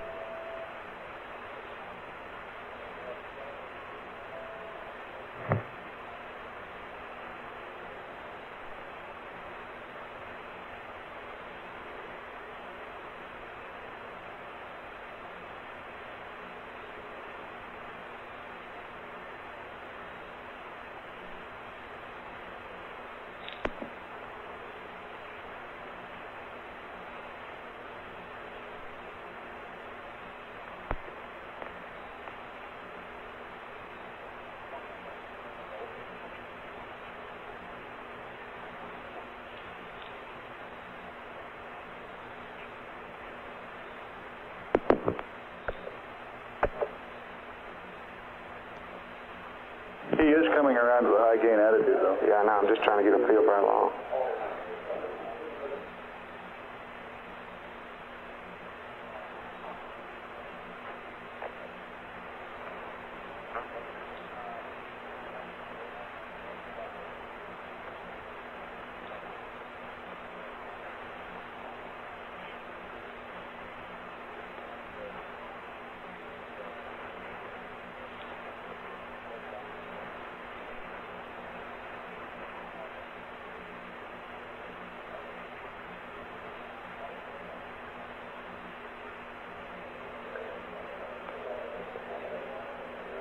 Capcom FAO. Go ahead, FAO. He's rolling the wrong way, if you notice. He's not rolling right, he's rolling left. No, I didn't. GNC flight. Go ahead, flight. Looks to me like we're getting a little bit behind the curve here. Well, he's going. I thought I'd like to know that. He's making the roll gimbal go negative. He's at 323 right now. Is that the way we wanted to go? Negative. We wanted him to go Right 60, didn't you? We wanted him to roll right plus 60 from the attitude he was in to 58 degrees roll angle. Inco flight. Flight Inco. Can you give me an estimate of how long until we pick up the high gain? We're timing the rate now, flight. We just have to do it by attitude change. We have no rates and low bit rates. It looks like it may be 4 or 5 minutes where it ready's going. GNC flight. Flight GNC. He can do this TVC test completely without us, is that correct? That's firm. He can do that.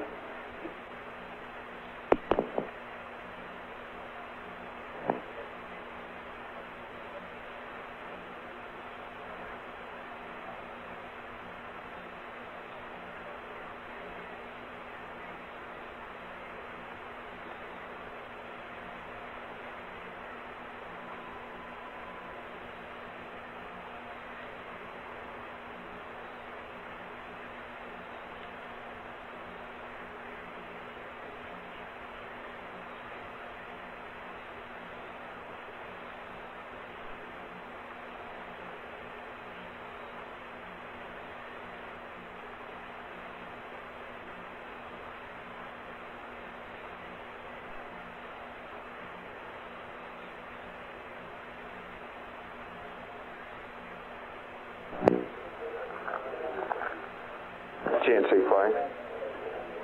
Flight GNC. What do you recommend here? We're at 7444, 75. We're supposed to go into the pre-LOI systems checks. Almost seemed to me we should tell them to go over this TVC test.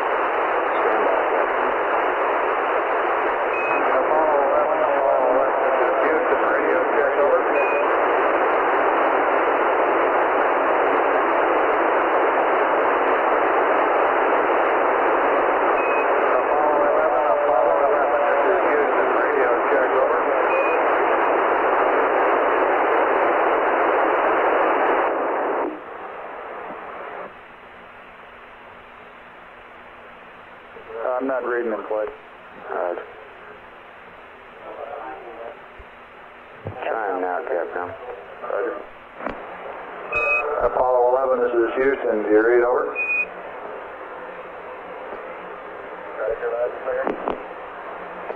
Roger, we're reading you weak but clear. Do you have the high gain yet, Econ? No, it should be on the Delta flight. Roger. We put our roll for Michigan track in the wrong sign. Capcom Going flight. to continue rolling around until we get high gain here.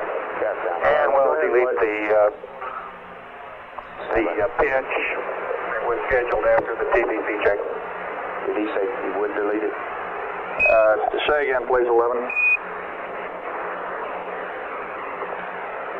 Roger. We put the wrong sign in for the roll correction to get misspin high gain, and we're continuing rolling around to get the proper attitude for high gain. At this time, we will delete the pitch maneuver that was scheduled subsequent to Command, he go ahead and do his TV subsequent to the TV check, since we already have those pictures. That was okay. We'll pick him up on the high gain a little while. Roger. We copy. And if he does it on board, unless he has problems, we're okay. We agree. And we recommend that you go ahead and complete your TVC test on board.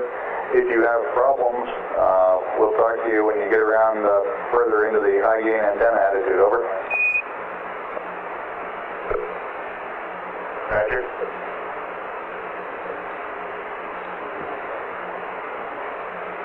Flight Econ. They've gone ahead and taken the fast offline. Okay. You want to remind them of that? I don't think that's necessary, but Say again? I don't think it's necessary to remind them that the bats are offline. Okay.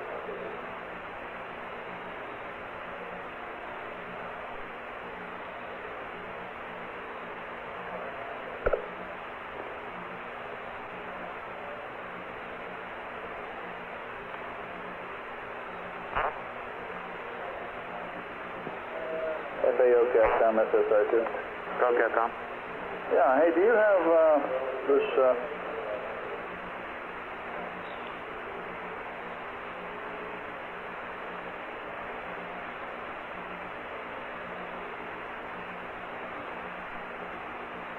Go, Capcom. Yeah, do we have a time that would be applicable for a map update on this first or this 0th rev if they wanted one? Roger, FP2, so I'm sending that out to me in just a minute. Okay, I don't imagine that 150-degree meridian time would be appropriate because they're going to be doing other things then.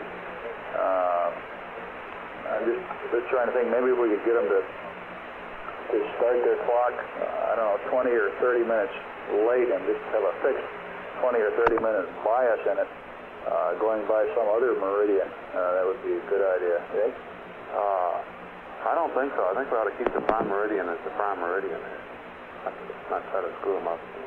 Okay, well then, what I'm driving at is they aren't going to be starting their clock when they go by it because they're going to be doing other things. Right. Maybe we ought to give them a clock start time that's displaced by some integral number of minutes, you think? Okay, let me think about that. Okay, Andrews recommends we just stick with a regular time, which probably ought to be spaced back at the appropriate orbital rate to get them in sync after they've gone past the 150-degree meridian. Okay.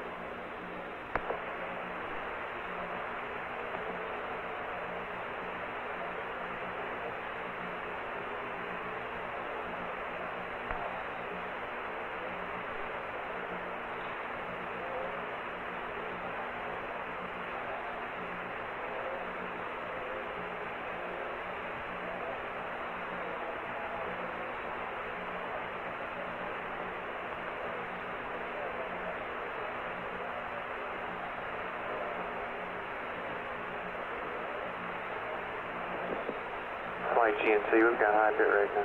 Roger.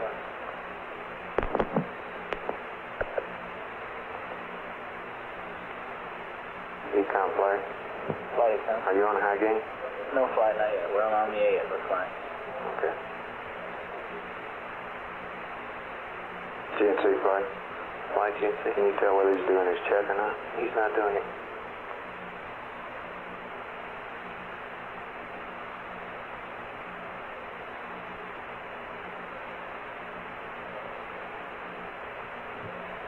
Flight GNC, go. Couldn't we just hold this attitude? Nah, I think we better stay with what we got, don't you? Well, the data seems pretty solid. Yeah, it does right now.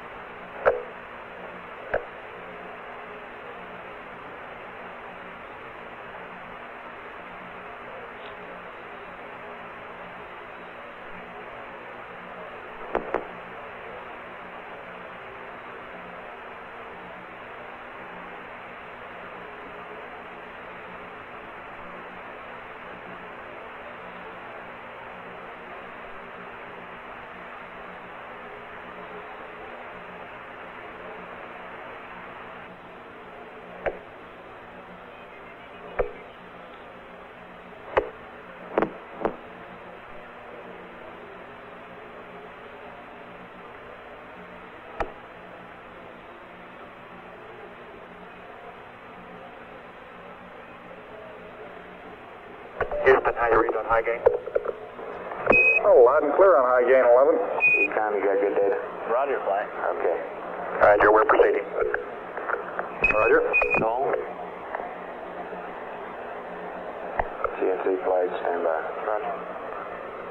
All the rest of you flight controllers, take a good look at the data now.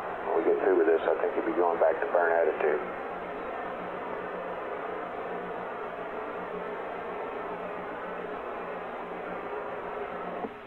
Battery 1A is on.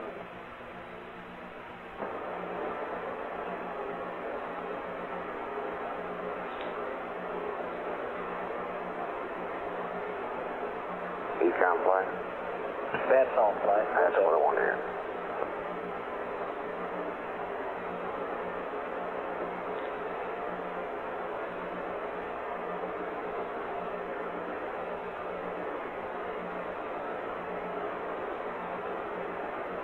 This is Apollo Control. It's 75 hours into the mission. Apollo 11 is 2,241 nautical miles away from the moon. Velocity 5,512 feet per second. We're 41 minutes away from loss of signal as Apollo 11 goes behind the moon. We're 49 minutes away from the lunar orbit insertion maneuver number 1. Just to get them in sync. That's affirmative. We can wait till our quotation flight. But I do have a switchover capability there, right? Well, with some other procedures we have to go through in case some loads have been sent out, etc. Well, let's hold what we got.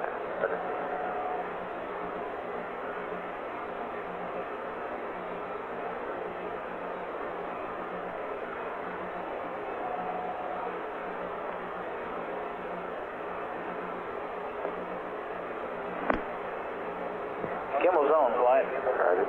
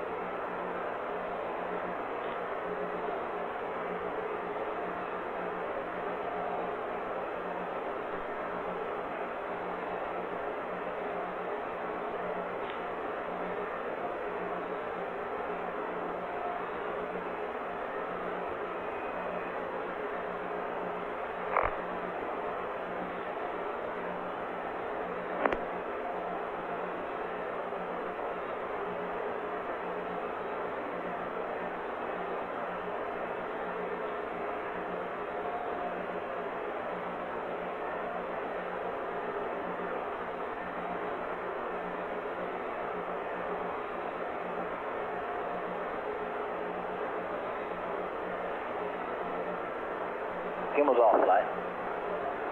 Trims look good, flight. Roger. You're satisfied, GNC? Affirmative. Okay, Capcom, look good to us. That's all. Apollo 11, this is Houston. We observed your gimbal test down here and it looked good to us. Over. Roger, look good here.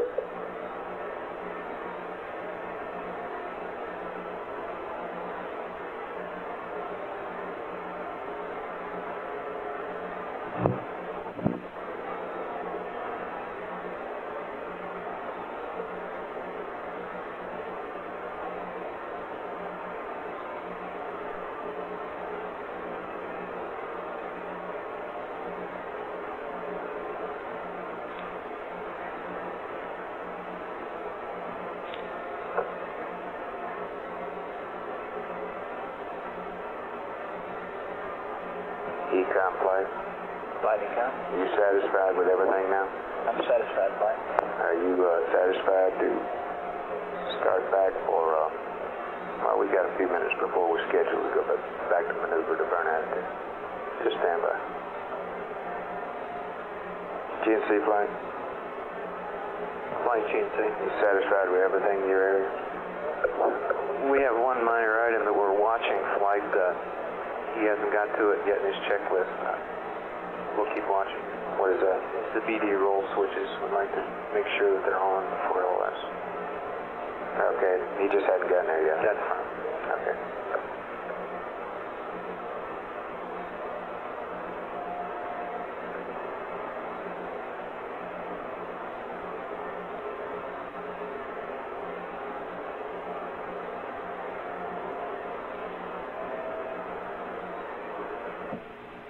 FAO Capcom. Okay, Capcom. Yeah, when you get a free minute, we should have the lunar orbit strip chart from the backup jet in here. I'd like to get it in here. I think you already got it, but I'll look and see. Okay, I don't think I have it down here. You may have it up there. I'll look. Thank you.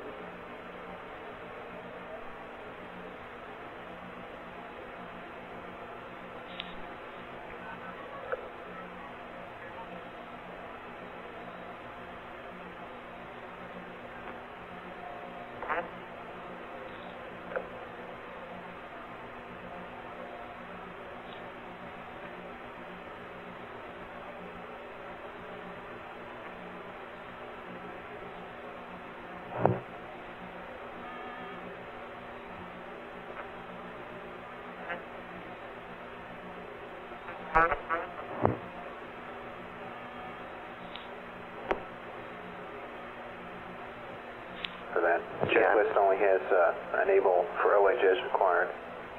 Probably ought to make a note to change that. It probably should be. I think that's probably the same thing as P40. Or P41's probably the same one.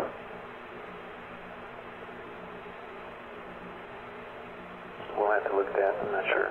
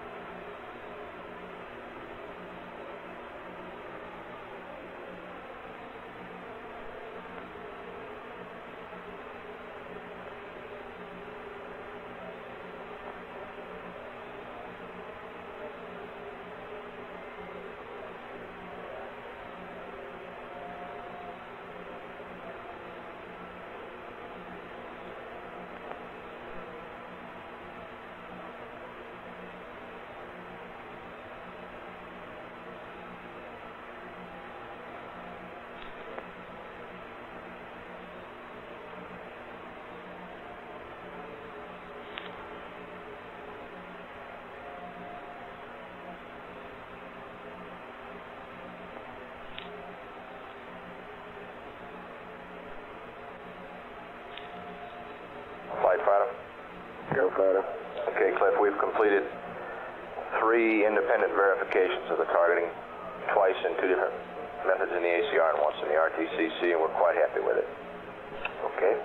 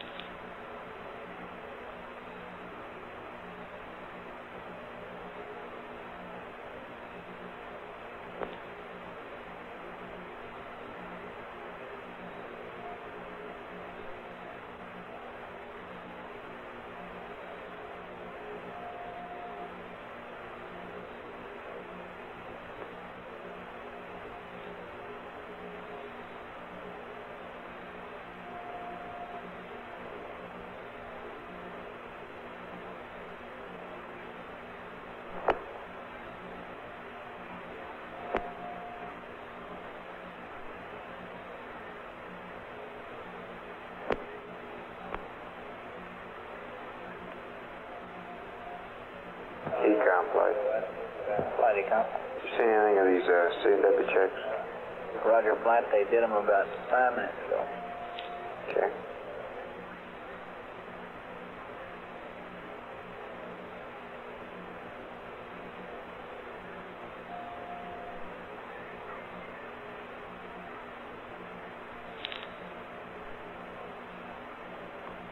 Capcom flight. Go ahead, Floyd. And I think we've given them LOS and AOS with and without. Is that correct? That is correct.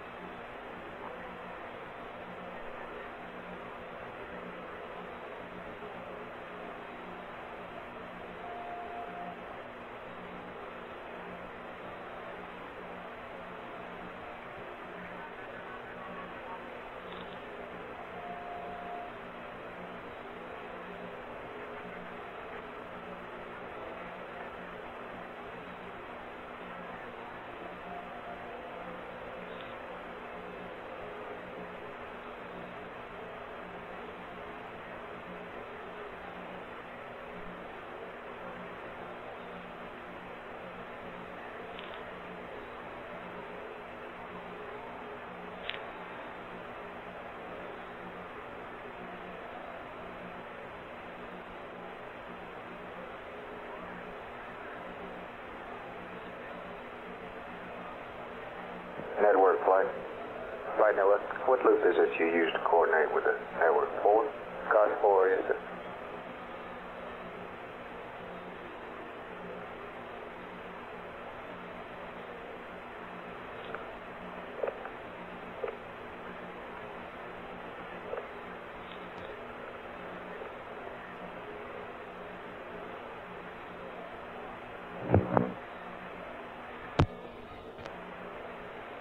This is Apollo Control. It's 75 hours, 15 minutes into the mission. Apollo 11's distance from the moon now is 1,516 nautical miles, 1,516 nautical miles. Velocity, 5,981 feet per second.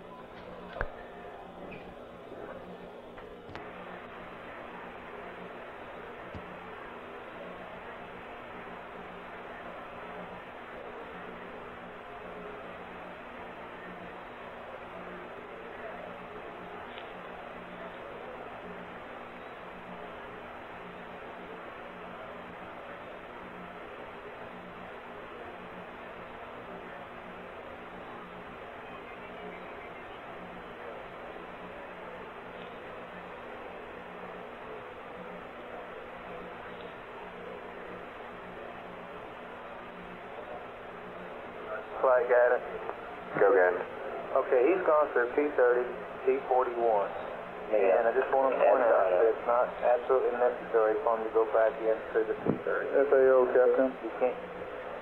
Go, Capcom. Have you got the LEM contingency checklist back there? Why are you pointing that out? I'll look for going back through P30 and P43 once in the front. FP1 FAO? But there's nothing wrong with that, is there? No, there's nothing wrong. I'm just pointing out that he doesn't absolutely have to. Okay. If he does go back into P30 flight, he'd have to reload the target. But he understands that, guys. I know that much.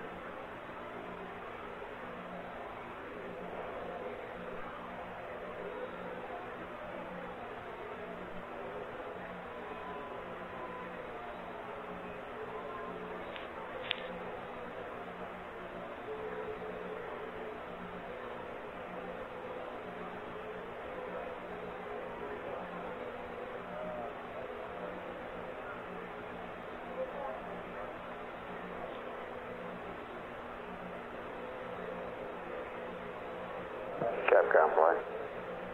Go ahead, flight. Just give him a radio check. Tell him everything looks good down here.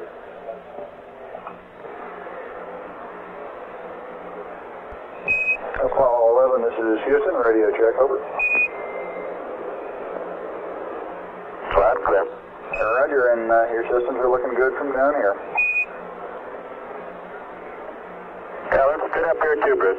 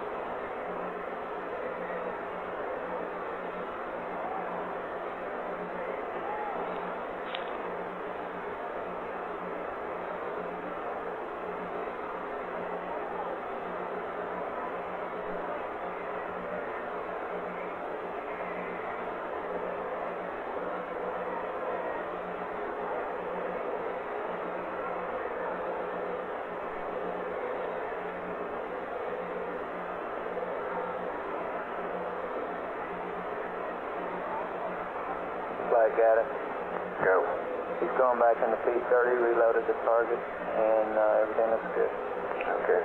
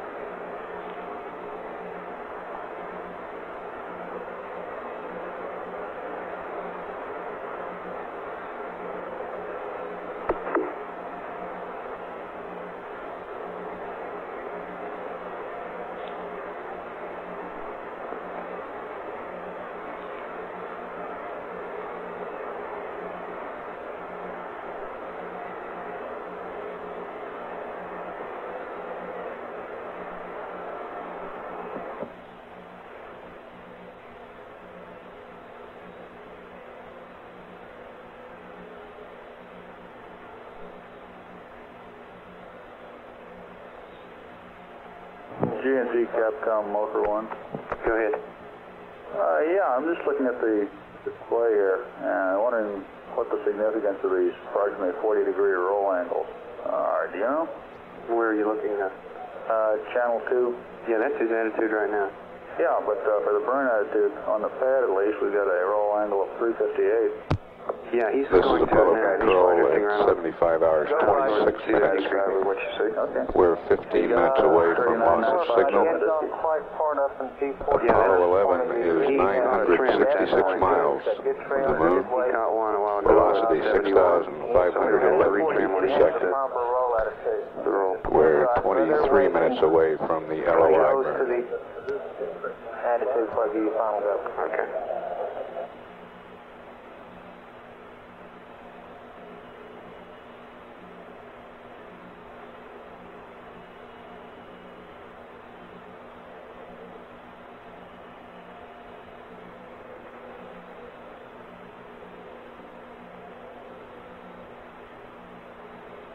Capcom GNC, Milo. Go ahead, GNC. Yeah, he's in free mode right now, just drifting around, taking his time. Roger.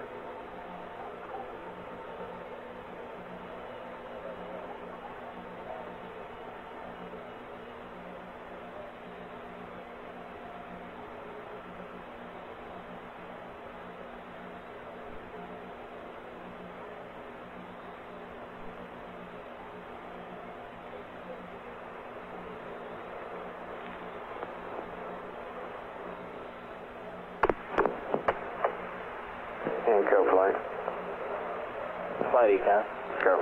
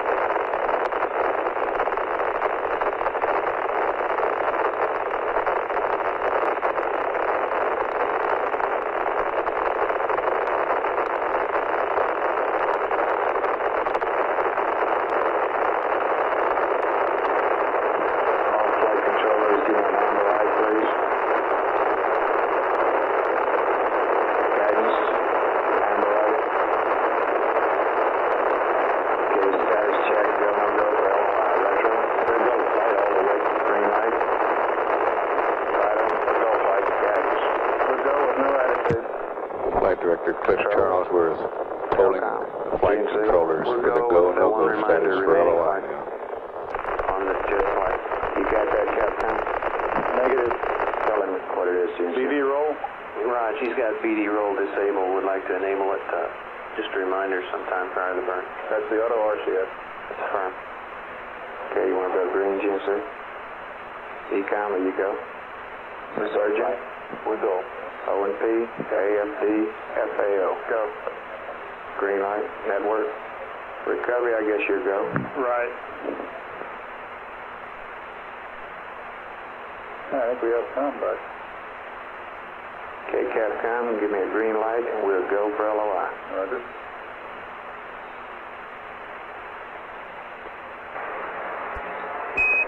Apollo 11, this is Houston, over. Roger, go ahead, Houston, Apollo 11. 11, this is Houston, you are go for LOI, over. Roger, go for LOI. And we're showing about 10 minutes and 30 seconds to LOS. I would like to remind you to enable the BD roll on the auto RCS switches, over.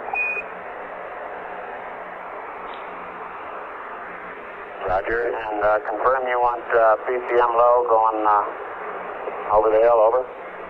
Ecom, that's correct, flight. Affirmative. It's affirmative, 11.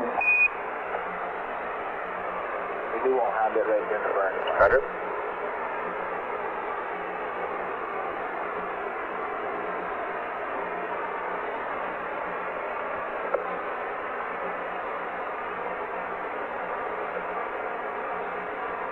That was Buzz Aldrin confirming the go.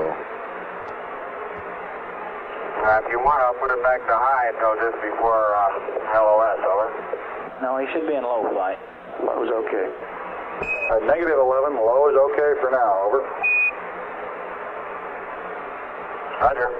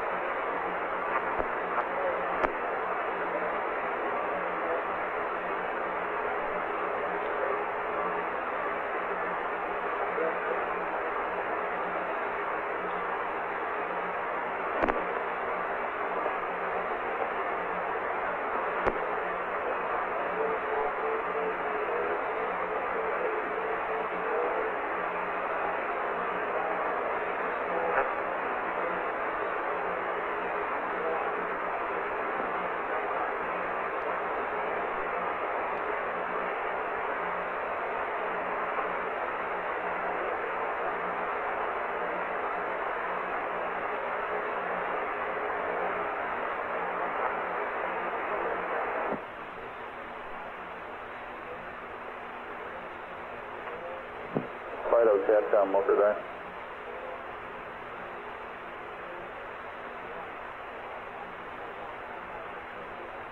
Go, Capcom. Roger, I should have got 359.3 in the disk key and registration. We got 358 on the pad. Is that acceptable for roll?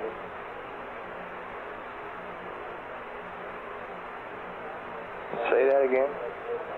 Roger, on the disk key display, they're using 359.3 as their roll attitude, and we've got 358 on the LOI-1 pad. That roll is 10 I think. That's your choice. It didn't bother the start. Didn't bother the start check, though. All right, okay. As long as they're happy with it and happy with their start check, okay. That's fine. Roger.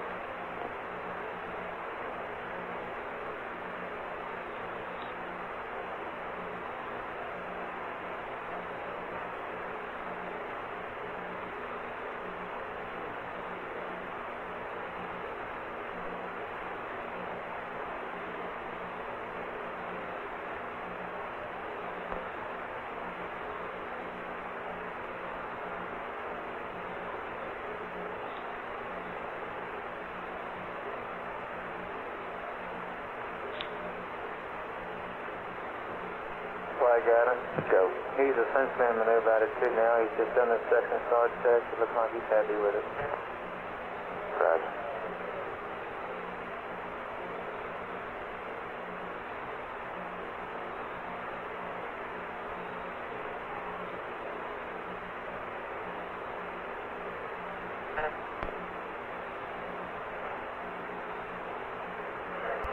Houston, you want to give me a time check, please? Roger. I'll give you a mark at 13 minutes and 30 seconds to ignition. Okay. That clock up there, right? And then a GET, please. Stand by, Mark. Give him the GET first, Capcom. Retro flight. Go, flying. Roger. Clock up there, correct? That's affirmative flight.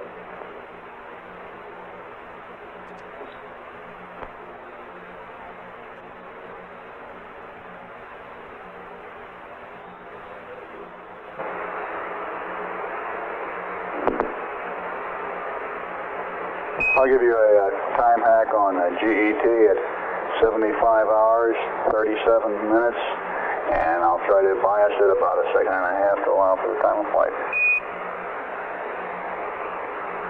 Okay. Stand by. Mark, 75 hours, 37 minutes, GET. Thank you.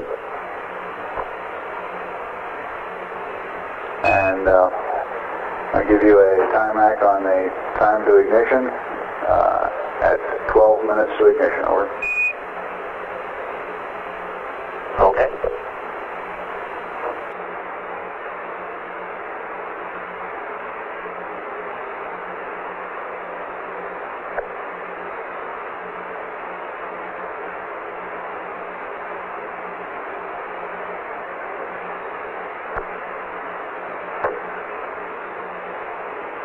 Stand by for a mark at SIG minus 12. Mark, SIG minus 12. Yeah, we're right on, Bruce. Thank you. Roger out.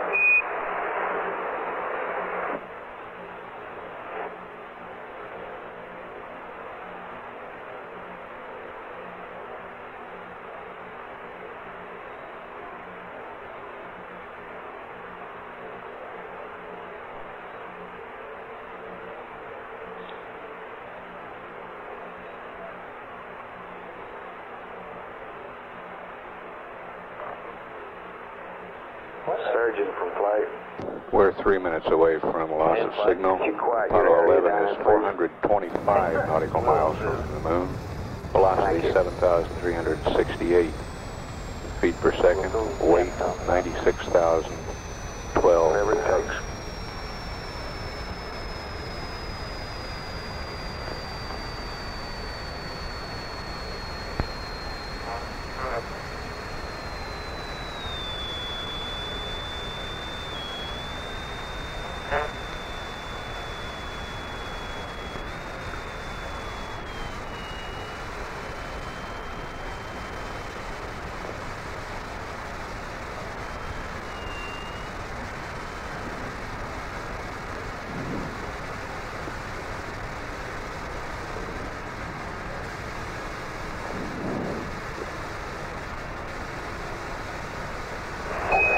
Minutes to LOS.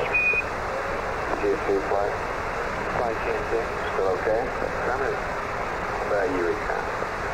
We're go, flight.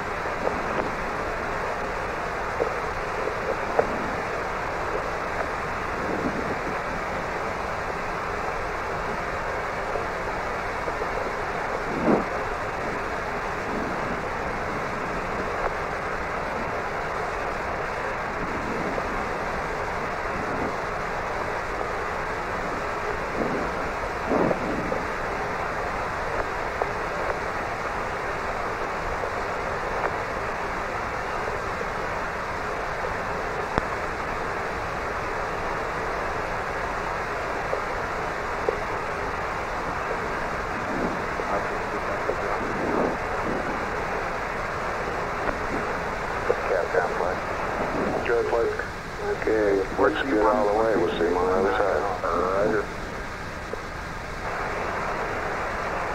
Apollo 11, this is Houston. All your systems are looking good going around the corner. We'll see you on the other side. Over. Roger. Roger.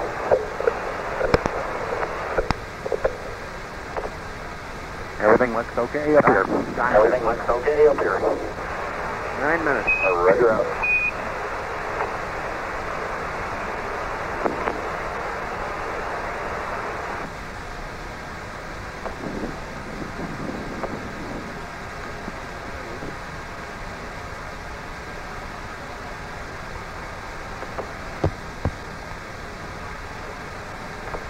Well, let's let them look at the mango side somehow, all right?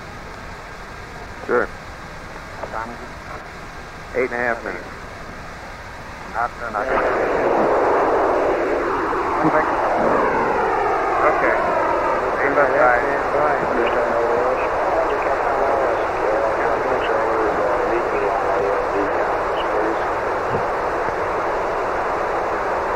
Mango side on. You got And we've had lost CDC signal Gimbal as Drive, Apollo pitching out auto. 11 goes CDC behind the Gimbal moon. Drive, pitching out auto.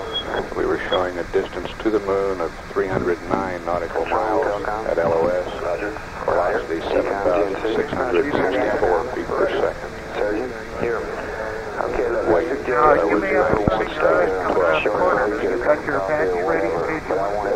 For 7 minutes, 45 Okay, seconds GBC away Circle from Power the 1 to AC1. If you've got Burn, extra people, which will please take ask place them to be quiet. behind the moon, Trench, out of we're coming around the communications. hill. I had 2 times to with no AC2. burn. 760530. Translation control power on. Telcom, GMC, Here in the you guys control be standing center, around. Control power is on. two members of the Rotation backup control crew, power the normal. landers Jim Lovell, The bottom clock will 2 be to have AC. joined normal AOS with the Bruce burn. McCandless at the Capcom console. Okay. Rotation control power Now normal. Fred number 2 Hayes, the to third AC. member of the backup crew, has just come in too, and Deke Slayton, Director of Flight Crew Operations, is at controller that number 2 console. on. The viewing room is filling up. Among those we've noticed on the front row in the viewing room Rotation line controller number 2 is on. are astronauts Tom Stafford, John Glenn, Gene Cernan, Time check. Dave Scott, Al Okay, we Worden, got and 6.5. Jack Swigert. Mark at 6.5. With a good lunar orbit insertion burn, the Madrid station should acquire Apollo 11 at 76 hours, 15 minutes, 29 seconds. Acquisition time for no burn, 76 hours, 5 minutes, 30 seconds.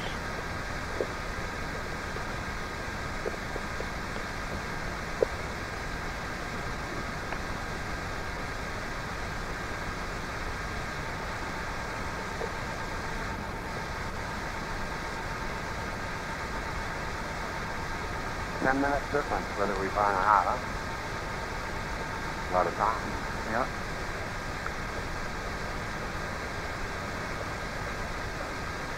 Now, what do we do?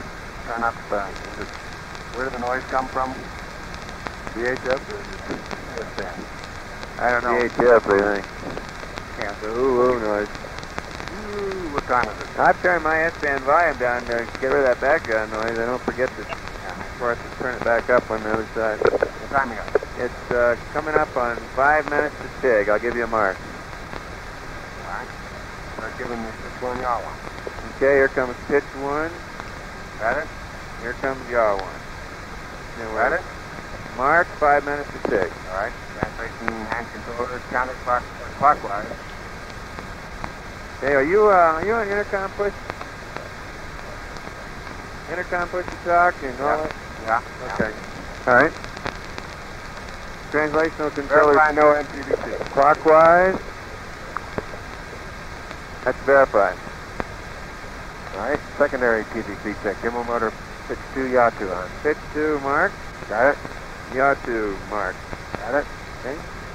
Set GPI trim. Okay, it's set. 1.0 minus 0.2. It's set. Verify MTBC.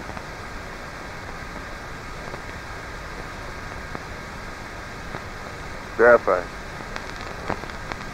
CHC neutral. Neutral. Verify GPI returns 00. Verify. Rod control power normal number 2 to AC/DC. AC/DC. Spacecraft control CMC verified. CMC. Okay. Now you got an option of trimming or bypassing. Let's bypass. All right. VMAG mode 3 to at1 rate 2. Okay, we're going to just say after enter. Before enter. Okay, at1 rate 2. VMAG NK. Enter. Enter. Okay. Verify spacecraft control CMC. CMC. Accept this with a proceed. Proceed. You ready to go? Up. Okay, proceed. Up. Down. 0. Up. Down. 0.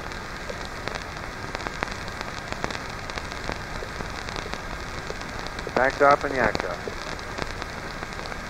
3 minutes. Rotation control power direct, 2 of them to main A, main B. Rotational control power direct, main A, main B. Okay. FDS helium valves, verified auto. Level pole, limit cycle off. Okay. FDA ICL 5015. All right. Stand by for 2 minutes. We'll have Delta V thrust D. Okay. Okay.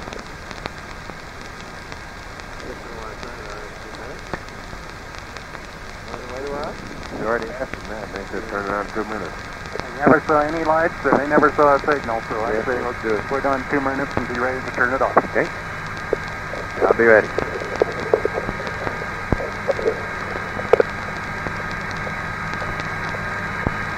Coming up on 2 minutes.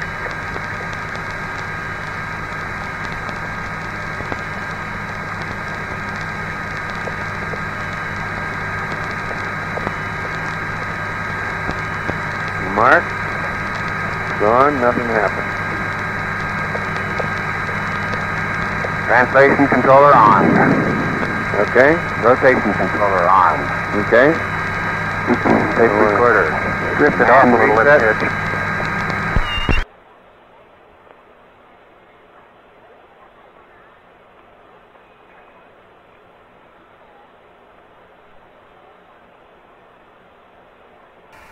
Tape recorder's running, right?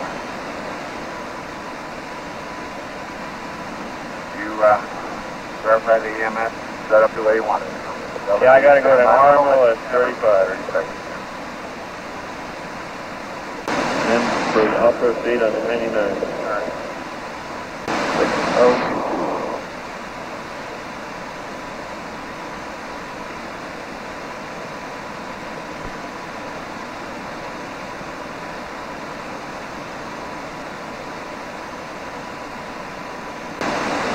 We're going to watch the go gray, right, and the ball belt.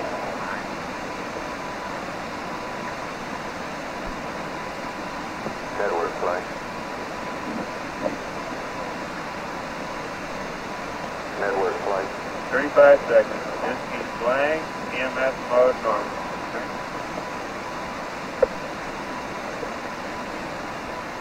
Sorry, flight. You want to go ahead with your reset? All right. And the moon is there, boy, in all its splendor. And it's plaster Paris gray to me. Don't look at it. Here we come up. Okay.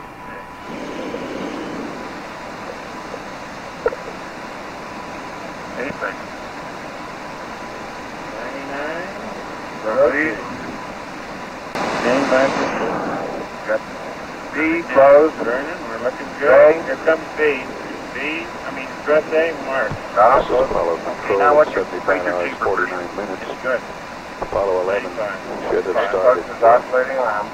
this long burn. They were steering. Duration 6 minutes, 2 seconds. Delta V 2,917. 25 seconds in, it says go decrease. Given that burn, we expect an orbit of 61 by 169 More busily than I would have guessed, but Something like that maneuvers after the burn. Sometimes And count together. pitch trim is up at 1.5 degrees. It's cycling about that. That's a little bit off the trim value. Drive trim is cycling about 0. Chamber pressure is 95. I'm going to increase. Yeah, you're into it. Well, it's still below 0. We're 24 and a half minutes away from acquisition of signal with the port.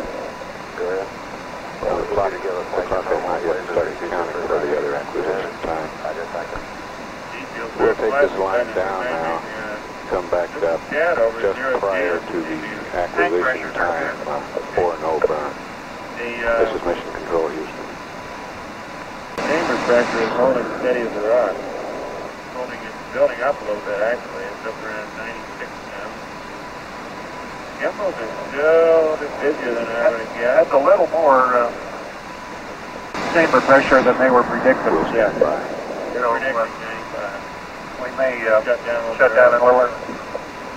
Sure. What do you think about this crazy cheese deal?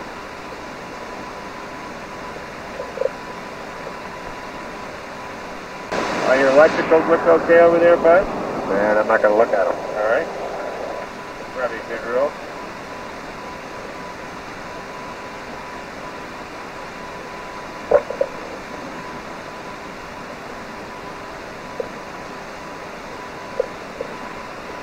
How about that? It's been in a couple of them. 35 more seconds. We'll be out of mode 2.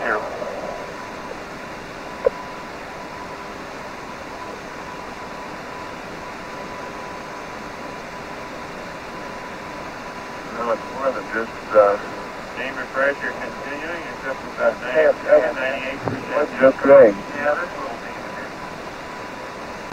minus 10 just drive past the truck there. So take a look at that thing. Look at that thing.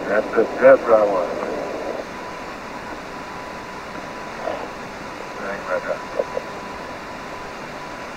And low. I'm not going to catch it.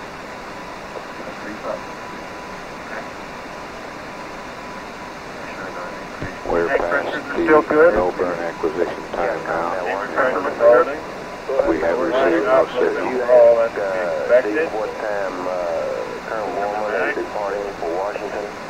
There's something wrong with his phone and the White House can't get through to him. Okay, who wants to know? The White House? The White House. You're well into mode 3. It'll be about 3 seconds early. Set off. Alright, cutoff nominal is 6:02. Expect cutoff around 6 minutes even then, huh? The line's busy or what? No, it's just evidently some kind of general telephone. And all 3 axes are about a 10% 1 o'clock or 1:30. hunting back and forth. I'm predicting 5:58. Seated at your consoles a few 4 seconds early. Yeah, we tried it from here and also the White House. But tried it direct from the White House, and neither one of them can get through. Okay, I'll tell you what, I'll give a try. That's the turn like a champ. Chamber pressure is thinking up to 100. I can get it here, Dick. See? Just punch it up there. We'll give you a call back, but in the absence of that, 1 at 1:30. Okay.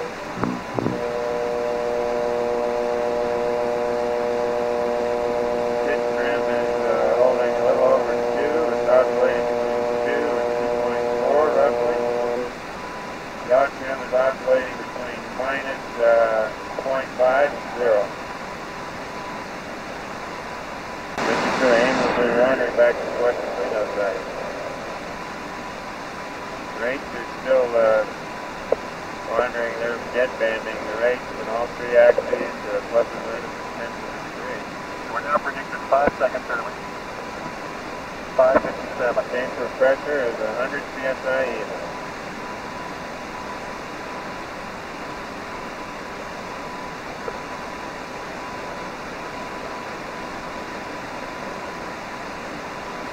Ball number 1 and ball number 2 both right on the values. Roll 0. It's 225 roughly, and yaw 348. 7 minutes from acquisition time. Okay, you're going to get the Delta V switches off right at shutdown? Shutdown, I'll get both Delta V thrust normal switches off. 10 seconds. Okay. 9, 8, 7, 6, 5, 4, 3, okay. Shutdown. All valves closed. Descent. Barber poles. Okay. All 4. Standing by for the gimbal motor. All right. Pitch 1, off. Got it. Yaw 1, off. Got it. Pitch 2, off. Got it. Yaw 2, off. Got it. Okay. TVC servo power 1 and 2 off. 1 off, 2 off. Main bus tires off. Okay. 1 off. 10. All right. Look at the residual. Proceed. Proceed. Copy them down. We're not going to trim them. Good God. Look at that. 1 minus 1 plus 1. Jesus. Got 'em. I think bad. Any bad things I ever said about anything? Partial burn. Which I never have. I don't think they vary around. I guess you didn't. Okay, EMS says minus 6.8. Bud. until acquisition time of Minus 6.8 on the Delta Native in the flight plan. 29 seconds. All right, no nulling residual. EMS function off. We'll get that contact. Got it.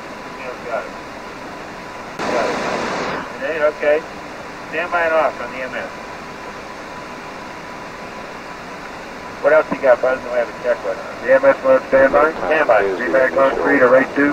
3 to rate 2. That's that Van Max? That's that Van Max. Take a little longer to lock on to the signal voice communications. Network, Capcom. Go ahead. Yeah, we're ringing his house. Don't get any answer. Dick thinks he's probably left for the airport already. Okay.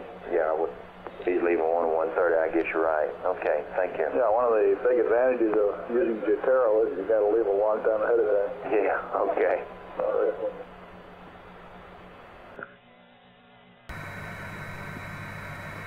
I guess we're going to have to, we'll leave this there and not into. What goes in this VGX column? That was that's the VGX residual out before you trim. Okay. So just read the FNA. Really. Okay.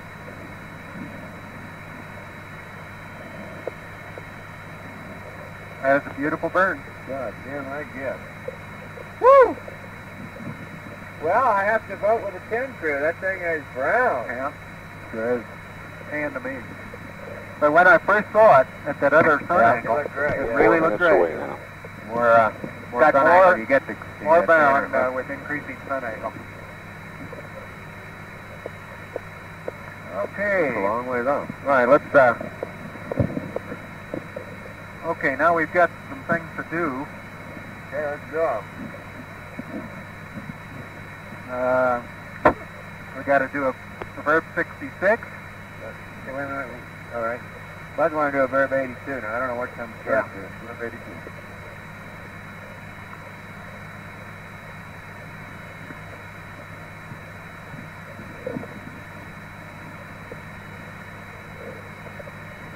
Well, I don't know if we're 60 miles or not, but at least we haven't hit that most. Look at that, 169. There are a few conversations taking place here in the control room, but not very many. Beautiful. What did Want to it write say, that down or something? Most of the people sitting Write it down just for the hell of quietly, it. watching and listening, not talking. 170 by 60, like gangbusters. Well, I missed by a couple tenths of a mile.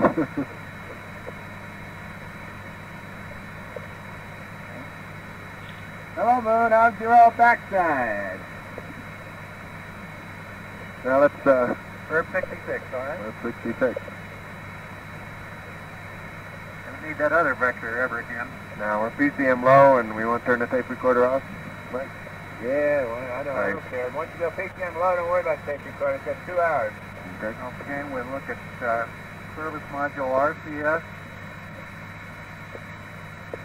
and SPS. Now look at that again. What do you in here?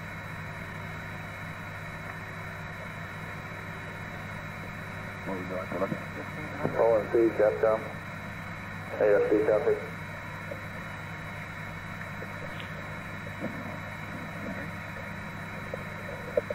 You got all your things. AFC Capcom. This is ONC on. Yes, sir. I'm all out. I don't understand. Now it says what we do is roll 180 and pitch down 70. What can I call him on? Let's do it. You can call him on AFC conference. That's what I thought. Okay. Hey, ONC? Hey, where'd the LEM go on your display? That noise is just bringing up the system. We have not acquired a signal. That'll come up when he puts his limb ephemeris in there. We'll wait all gas now. We're a minute and a half away from I acquisition get around time. there, I'll pitch down 70, huh? What are we pitching down for? I don't even know what we're doing. We're gonna roll over and pitch down, but we're looking at the front windows down at the. Oh, yeah, okay. Okay, thank you. We can pitch down, whatever. We want Then we can take a picture. We're gonna get this attitude. Yeah, see, and then we're gonna have high gain, and then we're gonna be able to. How would you like it? With Look the, at the moon ahead of us, coming out the window. Can we see the Earth rising from there? Well, we got that Earth rising. We got to be quick. What was the time you got on it, Neil? Yeah, we can. Neil? What's that? What was the time we got on it? Turn time? Turn time or what? We want the Big camera, huh? Big lens or small one? Oh, it doesn't really matter. 80 millimeter probably is good For the earth coming up? Oh, for the earth coming up, we want 250. That takes some... Not sure whether you can get your... 30 some luck to seconds. get that. But,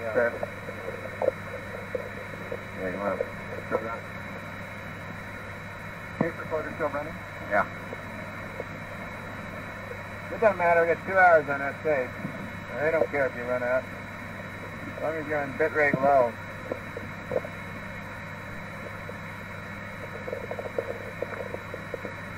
Okay, Infinity. Lap 11. Okay, let me get my gouge out here. I got my gouge. May want to back off a half stop to get the earth. Are you black and Madrid white or AOS. color? Madrid AOS. Moon distance 5 All set? First distance 11. Hey, what channel are we going to hear the tape dump on voice? The voice?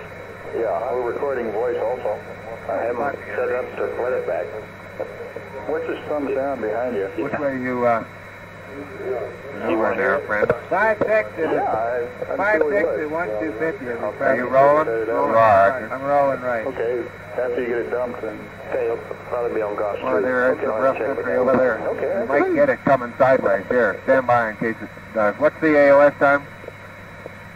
It was 15 with a burn. 15:23, something like that. Hey, AMC, We went you in leave my 10 seconds, Neil. I just want to get my... Say gotta again? be able to You get leave it my put back request, together do not here. play it back. Your turn. Okay. There, it's going to be over here. ALS 7615. Telemetry That's the indicates if you got that the crew is working on the antenna angles I'll be to there. bring the high gain antenna to bear. Now, what else we got coming up there? Back here. Eyeballing and chattering. You got the burn status report? That's all ready to give. Okay, that looks good. Give me a VERP 64.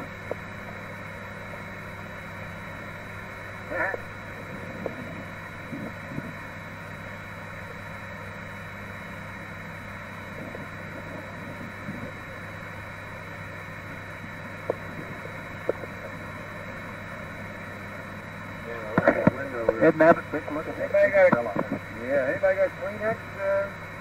Yeah, I think I've got one. Oh.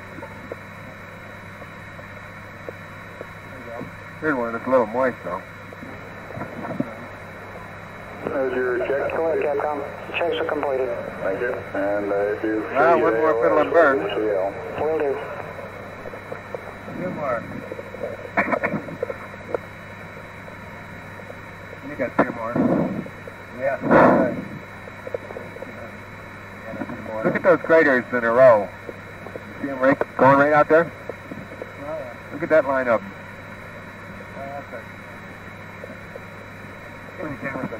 Something really peppered that one.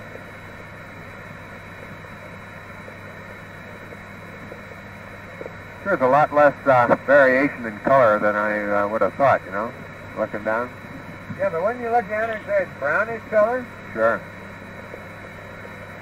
Oh, God, hey, let me have that camera back. There's a huge, magnificent crater over there. I wish I had the other lens on, but God, that's a big beauty. You want to look at that guy, Neil? Yeah, I see him. He's Yeah. coming your Oh. way. That dark spot. Oh, let me. Well, there's no doubt that this is a little smaller than the Earth when you look at that curvature. Where is that dark spot? Dark spot right up here. You want to get the other lens on? Yeah. Don't you want to get the Earth coming up? It's going to be 9 minutes. Yeah, let's take some pictures here first. Well, don't miss that first What one. am I doing? Yeah, you're right. All right, we need to catch it about 10. Or, shoot, you're going to have plenty of passes. Yeah, right. Plenty of Earth rises, I guess. Yeah, we are. Are we about there? Well, look at that little crater. You can probably see him right there. Yeah, that's what I was talking about just a minute ago.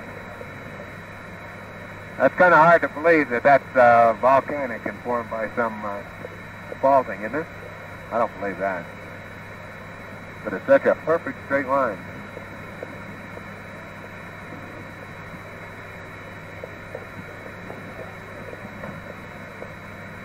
Hope none of those meteors come by right now.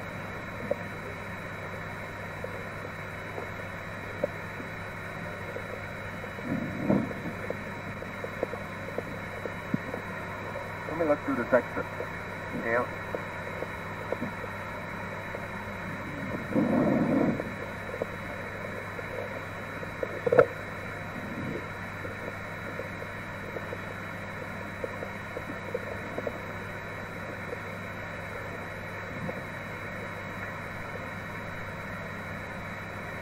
Well, where's the trapping earth going to be now? I'm confused.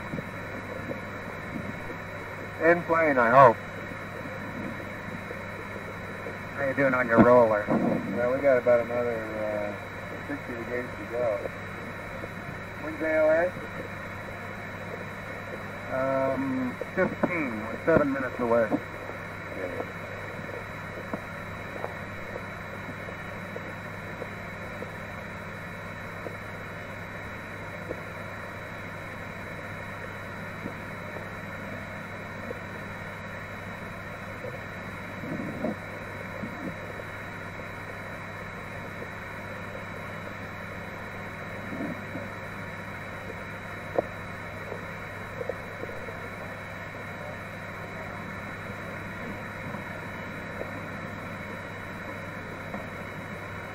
Spectacular view.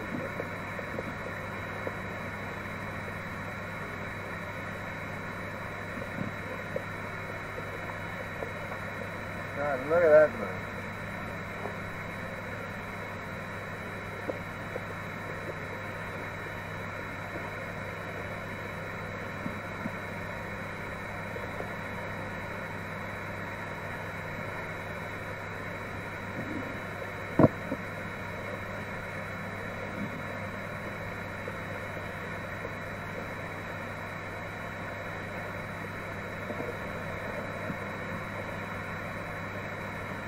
Fantastic.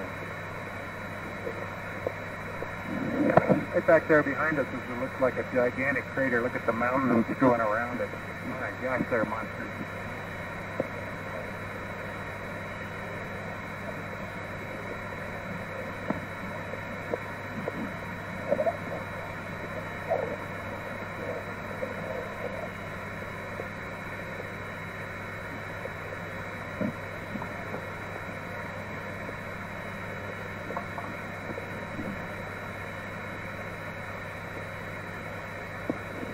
See that real big?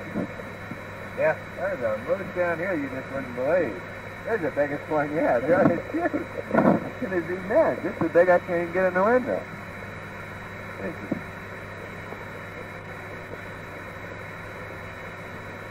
You want to look at that? That's the biggest one you ever seen in your life. Neil? Yeah, look at the central mountain peak. Look right down there. Isn't that a huge one? Look at the terraces. Did you get some pictures of that? Yeah, I just took one. We'll take another one here when he gets around over there. Fantastic. That's kind of a foggy window. That's a horrible window. It's too bad it's a shoot position. Oh boy, you could spend a lifetime just geologizing that one crater alone, you know that? Good. Not how I like to spend my lifetime, but could be nice. Beautiful. Now there's a big mother over here too. Come on now, Buzz. Don't refer to him as Big Mother. Give him some scientific name.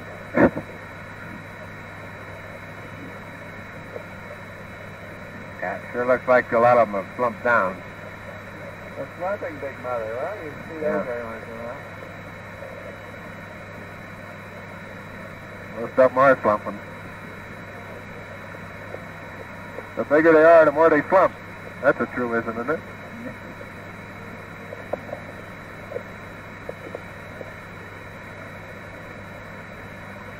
the older they get.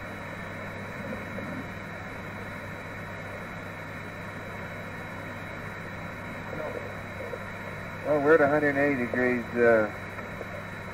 And now we're going to want to stop that and start a slow pitch down. We want to go down. You're not going to see the Earth come up over the horizon. 70 degrees. Is it pitch down or pitch up? It's down.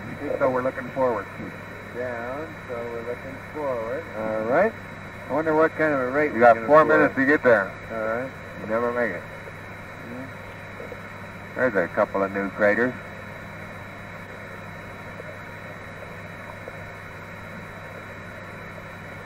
There's a good view of that. Look warm down there, Neil? I sure can't tell. It's hotter than hell to me.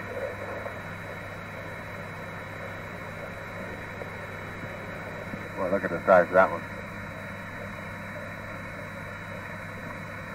Golly. Look at another picture of that big fella. Yeah, I'm going to take one out here.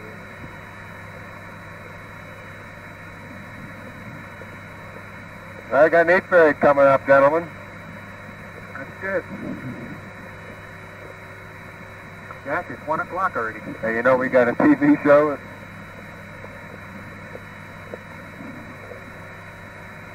Huh?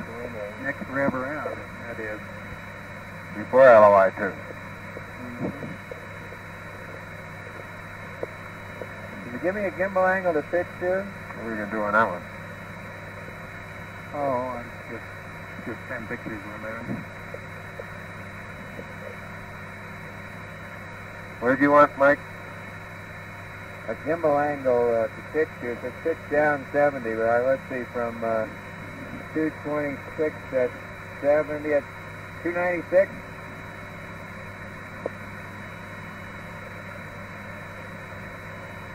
Yeah, you were at 296,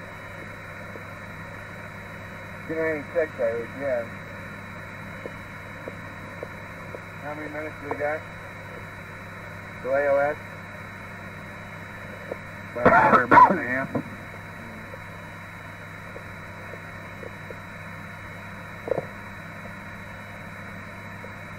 I rolled too slow. That's it, we'll make it. Oh, look at that guy.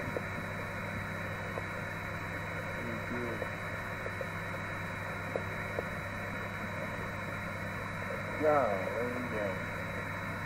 A geologist up here is just so crazy. You want the flight plan? Yeah, please.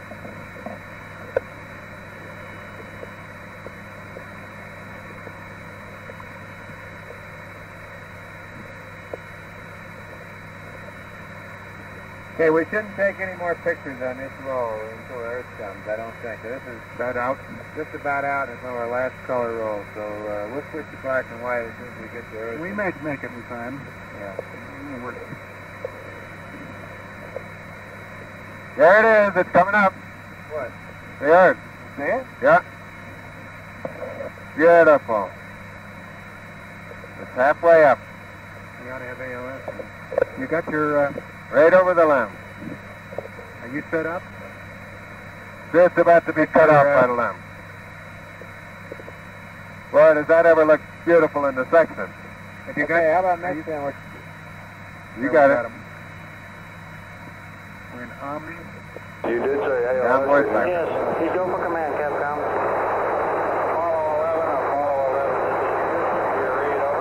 Yeah, we sure do, Houston. LOI 1 burn, just nominals, all get out and everything's looking good.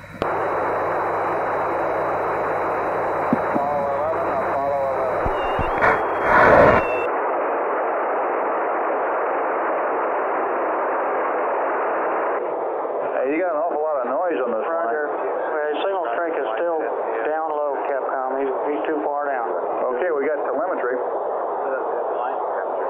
I'll check it, Capcom, right now.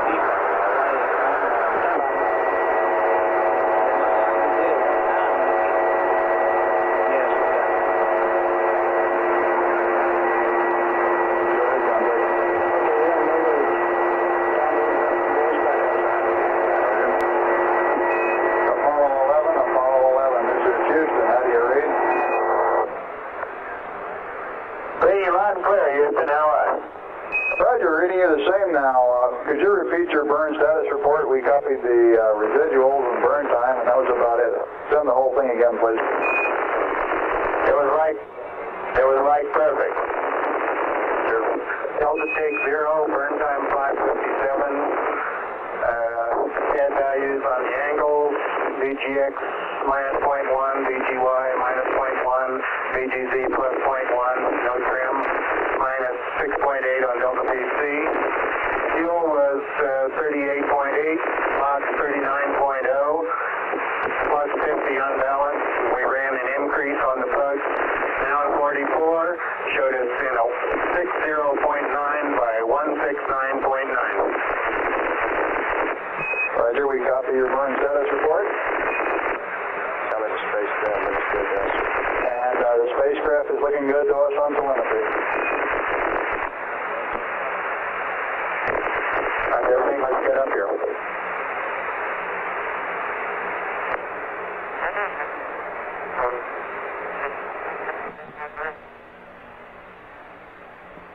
That burn report was by Neil Armstrong.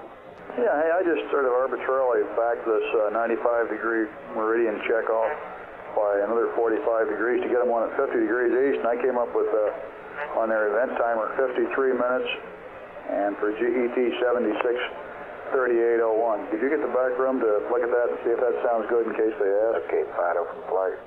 Roger, Cap Flight. Dopplers look good. Let me know as soon as you've got enough for a solution. Will go.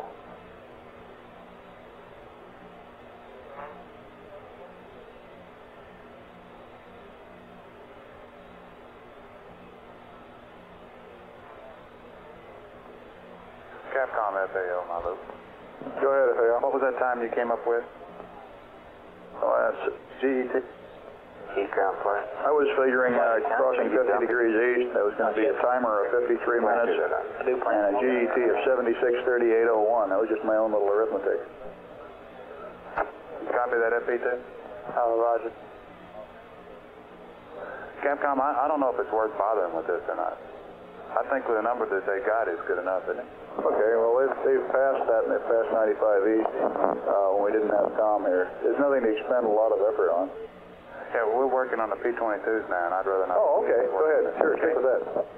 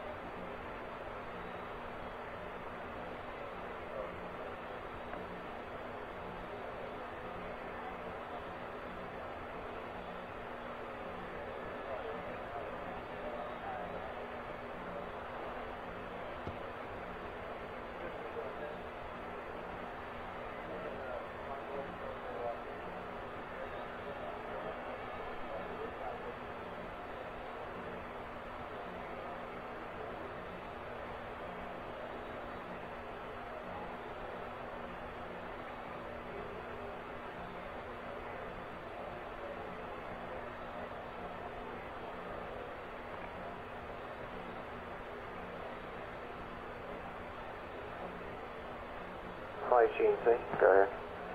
Nitrogen tank B dropped a little more than we expected. We're looking at it.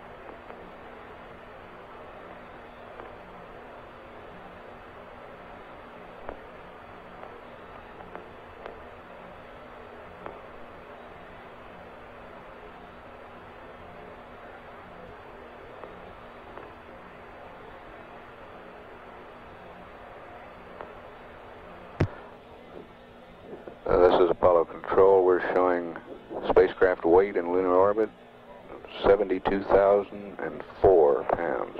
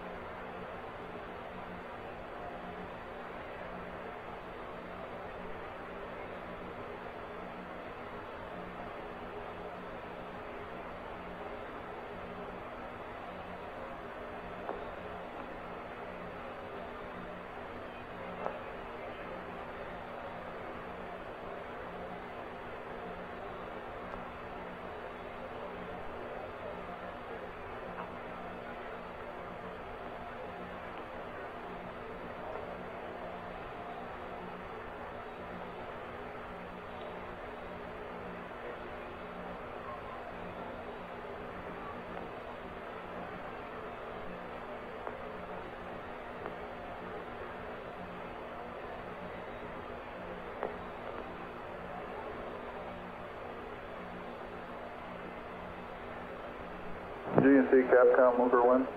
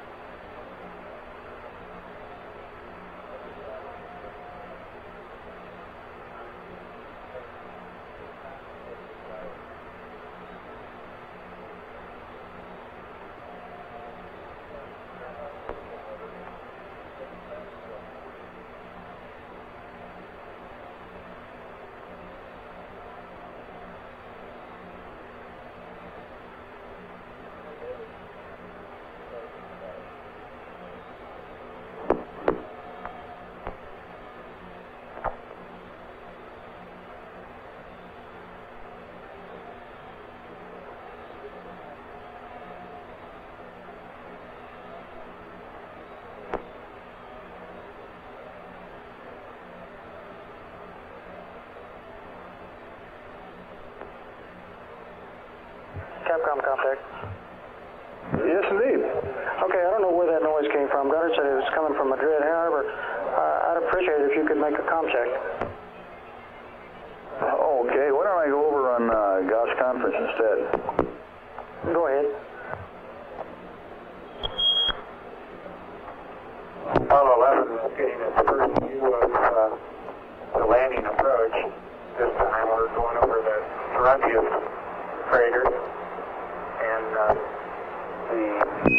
pictures and maps brought back by Apollo 8 and 10 giving us a very good preview of what to look at here. Looks very much like the pictures, but like the difference between watching a real football game and one on TV. There's no substitute for actually being there. Roger, we concur, and certainly wish we could see it firsthand also. Very preliminary estimate here based on the first 12 minutes of data. Shows them 61.6 by 169.5. 61.6 by 169.5. Roger, those are very preliminary numbers. Pretty close to his. We're going over they're computed the same way, I guess is why I say an that. FTA series of craters right at time looking vertically down on them, and FAA we can see good-sized blocks in the bottom of the crater. I don't know what our altitude is now, but that indicates those are pretty good-sized blocks. Okay, just roughly, it looks like you're about 120 miles or 130 miles right now. Make that 127 miles.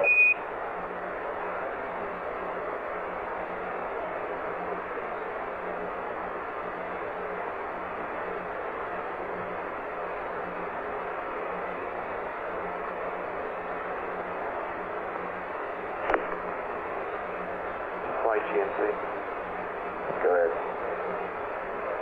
We're showing 1946 right now, which indicates that it's holding when we're not thrusting.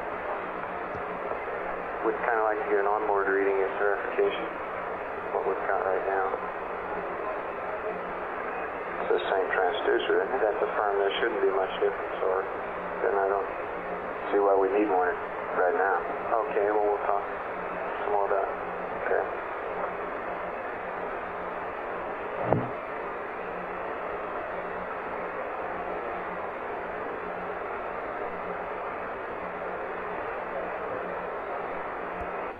Flight Capcom. Yeah, you want to pass up this orbit? We're approaching PDI point now over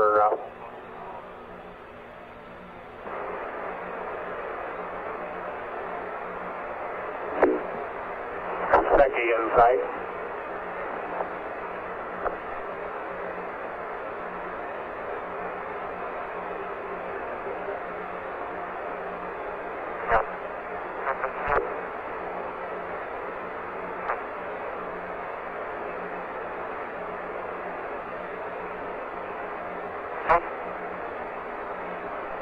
We're over Mount Maryland at the present time at its ignition point. Roger, thank you. And our preliminary tracking data for the first few minutes shows you in a 61.6 by 169.5 orbit, over. Roger. And Jim is smiling.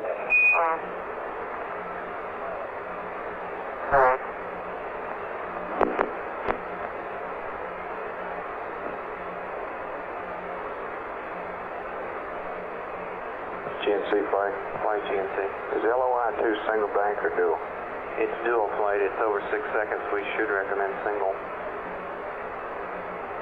That's what I'm thinking.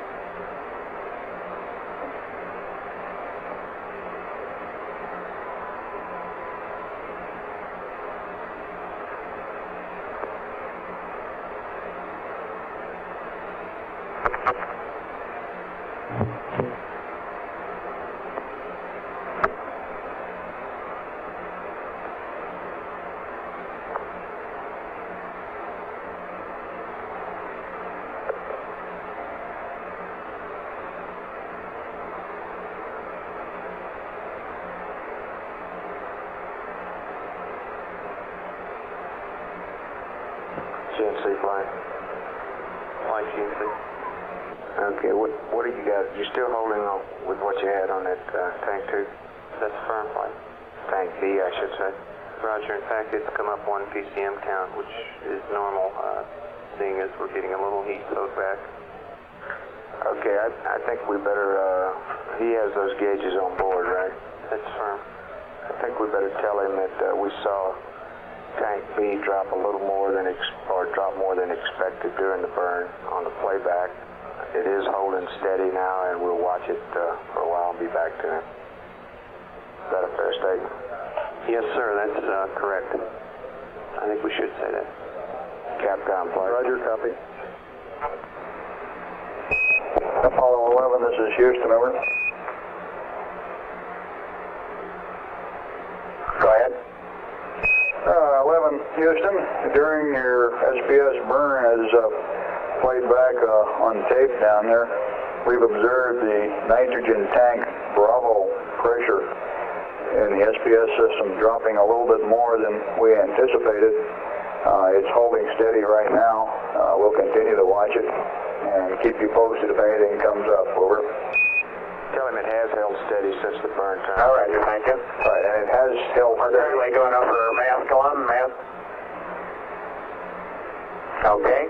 And Boot Hill, Duke Island, Sidewinder, looking at Maskell and W. That's the yaw around checkpoint.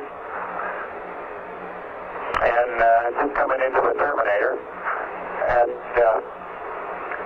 At the Terminator, it's ashen gray. As you get farther away from the Terminator, it gets to be a lighter gray, and as you get closer to the sub-solar point, you can definitely see browns and tans in the ground. Ready to follow live on observation anyway.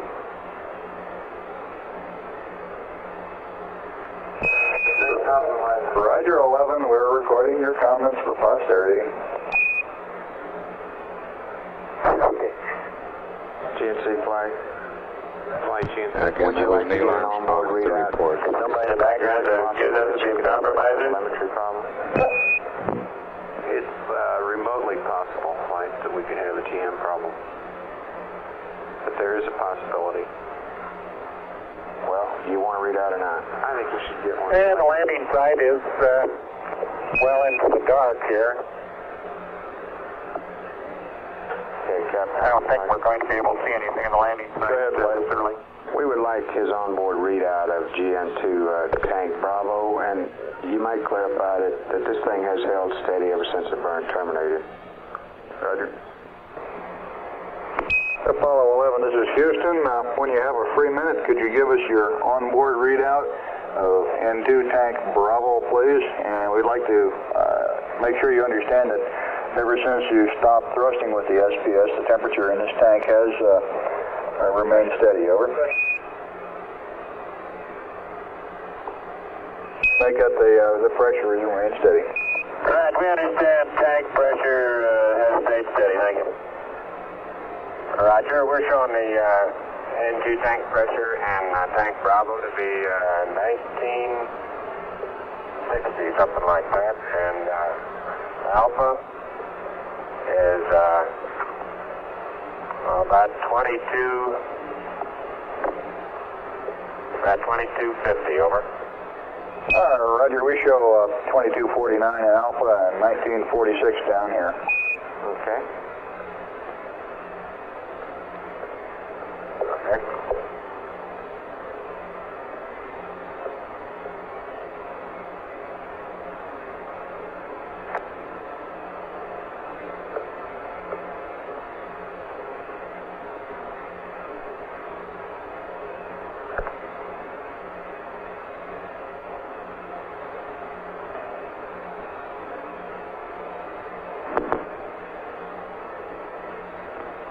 Fido flight. Go Flight. How do you compute LOIT? Do you assume single bank or dual bank? Or does it matter to you for that shorter burn? Now why'd you have to ask that? Let me go check. Please do.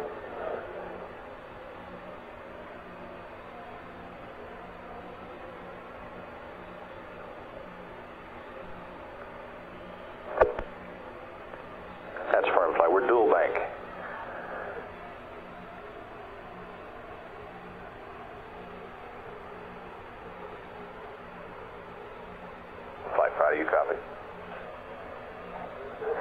It's dual. Roger. And that's where the pad's made out? Yes, affirm.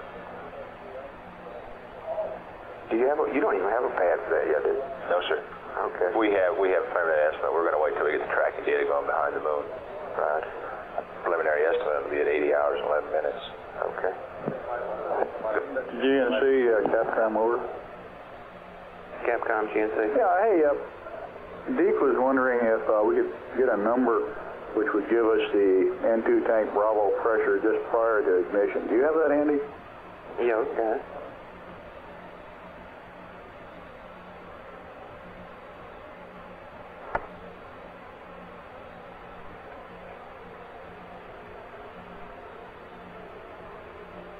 Capcom GNC. Go ahead. That was 2350. Wow, 2350, and what was tank A prior to the burn? 2270. Okay, thank you a lot.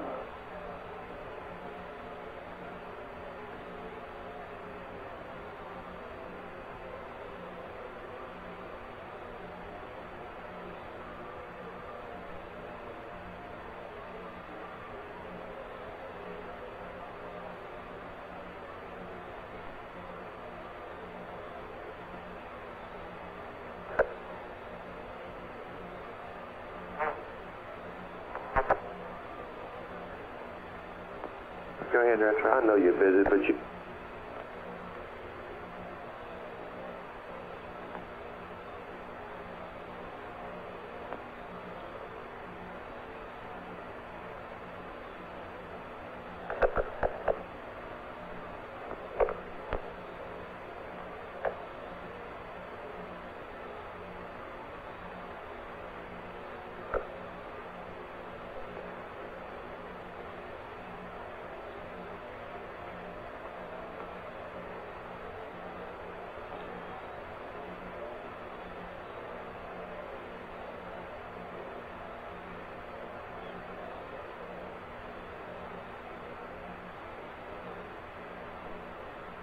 Fido flight.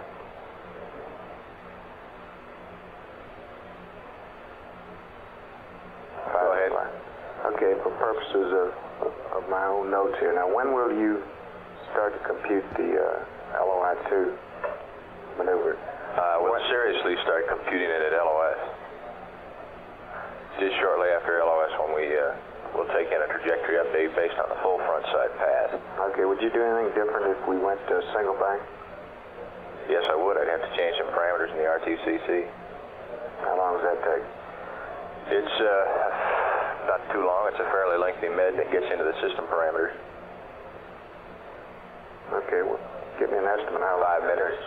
5 minutes to change over and verify that it is changed.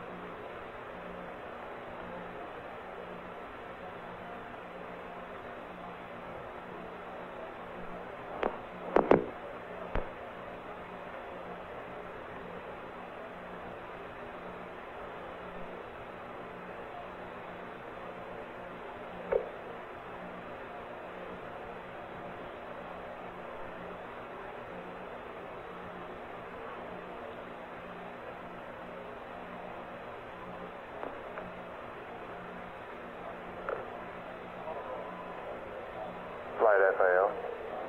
Go ahead. Flight, since he's looking at the moon, he might be interested in knowing this thing is acting up over there. This transient event, and he may want to look at it since he's passing close to it. He can see it on this rev. Can or cannot? He can. While he's up high, he's got the apogee in front, he can see it. Okay. Okay? Flight Econ. Go ahead, Econ. On his first pass, our evap out temp peaked at 55.5.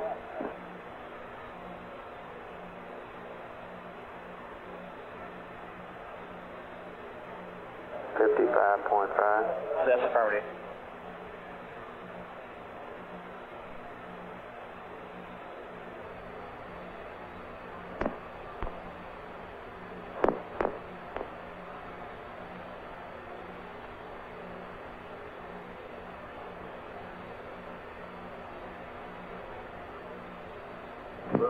GNC Capcom again on Mocha 1. GNC Fido. Find FAO. Go FAO. You want me to give you the numbers or give them to GNC Capcom? Fido, your Let loop. me see him, please. Okay. GNC Fido, your loop. Fido, GNC. Hey, can you take 2 seconds and tell me what's prompting flight's concern over dual bank? Raj, we're requesting that you do LOI-2 single. Just for test purposes? I mean, there's no problem, is there? It is not for test purposes. We think we have a problem in Bank B. Well, can you explain that in 2 seconds? Well, the problem is that we have seen an indicated leak while the SPS is burning in Bank B. It seems to be holding when it's not burning. Understand. Hey, GNC, this is Capcom on Mocha 1 also. Go ahead. Have your people plotted pressure in that bottle versus times? We could take a look at it. I don't think they've got it yet. They're testing work, Capcom. Okay, how about giving me a call when that comes up? We'd like to take a look at it on one of the screens. Raj. Thank you.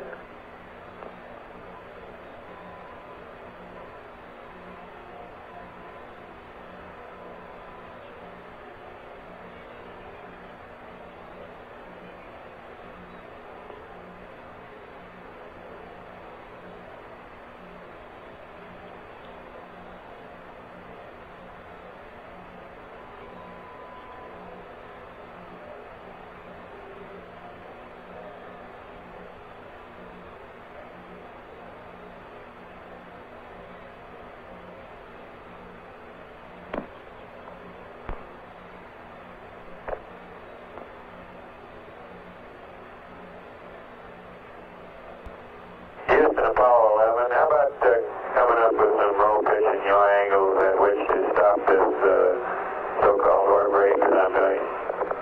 Roger, stand by.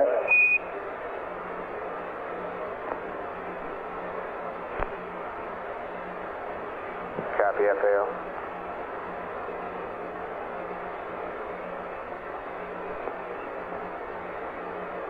We'll have them for you in a minute, Leonard.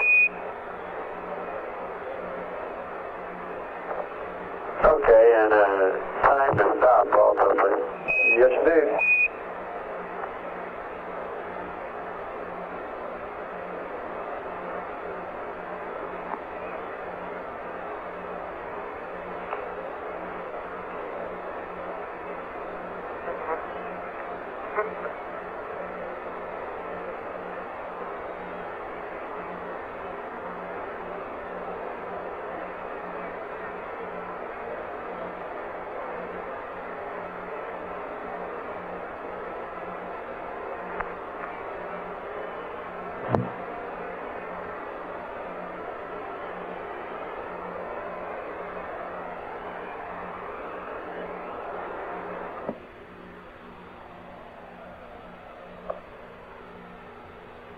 Flight Fido.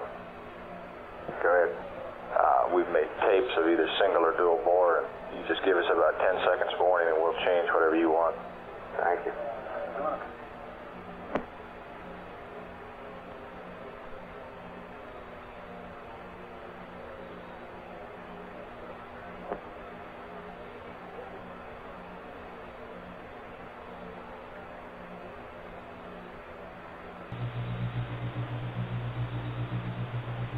Econ FAO.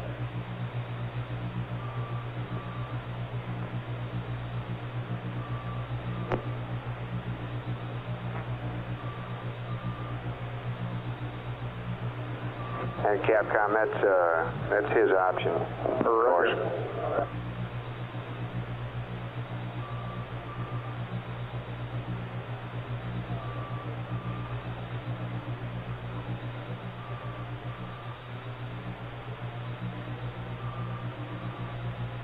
How you doing on those angles, FAO?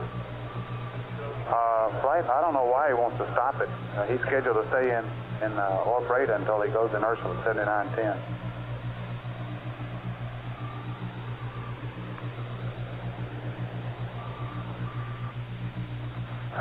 Capcom flight? Yes, indeed. Would you see if Mike has a reason why he wants to stop the orb rate? He said so-called orb rate. I wonder if it's giving him a problem or what. Will indeed.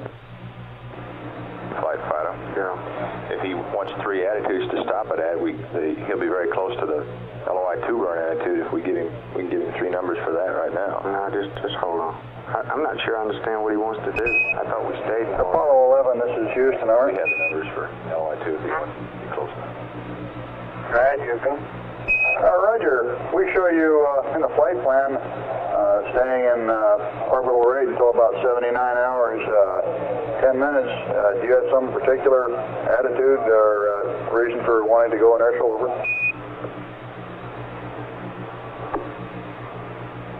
No, that's fine. Just want to confirm that until 7910, and we'll squeeze around here in orbit. Oh, Roger. And we've got an observation you can make. If you have some time up there, there have been some lunar transient events reported in the vicinity of Aristarchus. Over.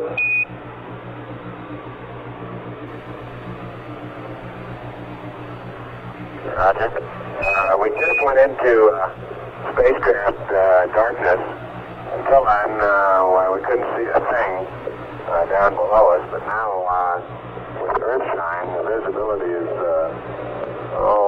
pretty clear. Well, looking back behind me now I can see the corona from where the sun is to the set. And we'll get out the map and see what we can find around Aristarchus. Okay, Aristarchus is at Tango Echo 9er on your ATO chart.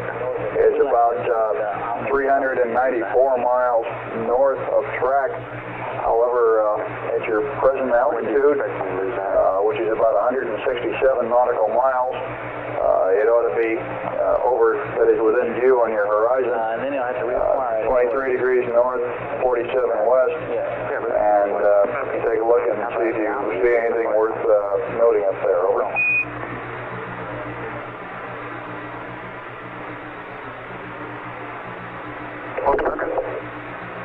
Roger out.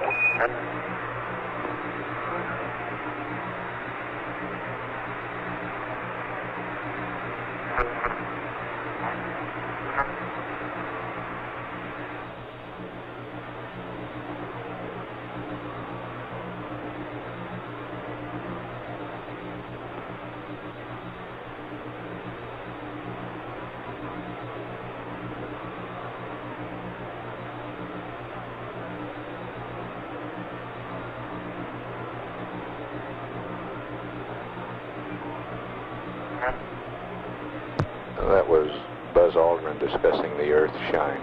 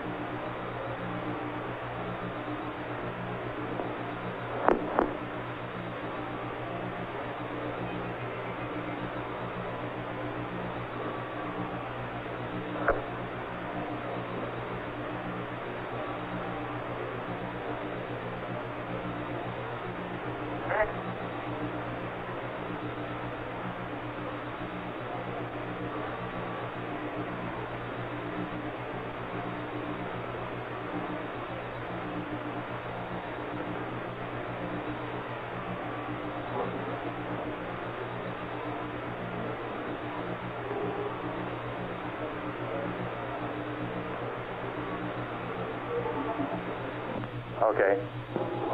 Current speculation is a large configuration of glowworms. Glowworm. Well,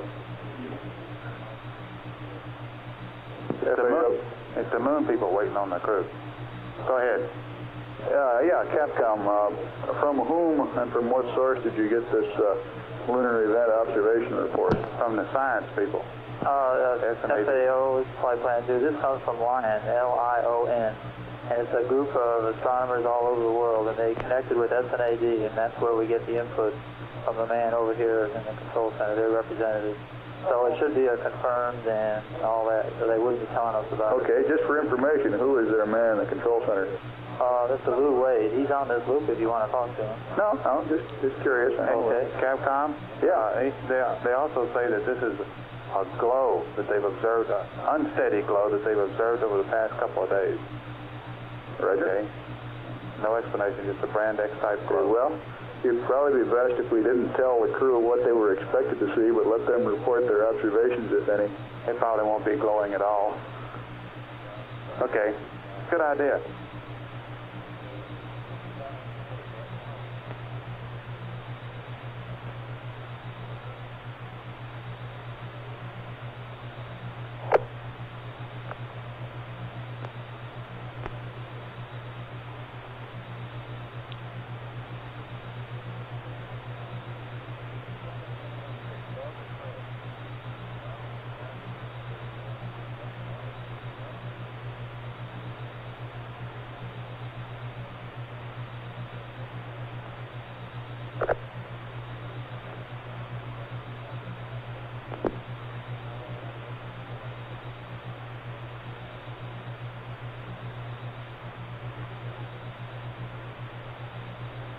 GNC flight.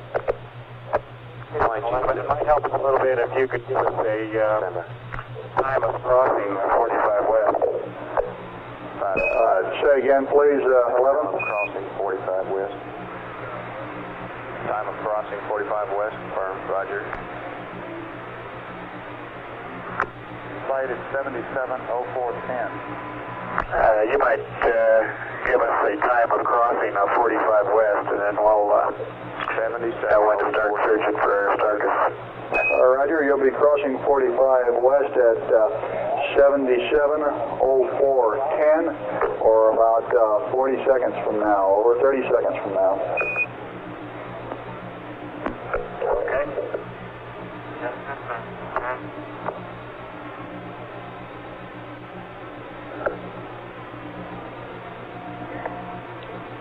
GNC flight. Flight GNC. At 20 minutes to LOS, I would like a firm recommendation from all concerned about which way to go on LOI 2, single bank, dual bank. On 12 would be the TCA time. FAO, Capcom. 7712? Roger. Okay. FAO, Capcom.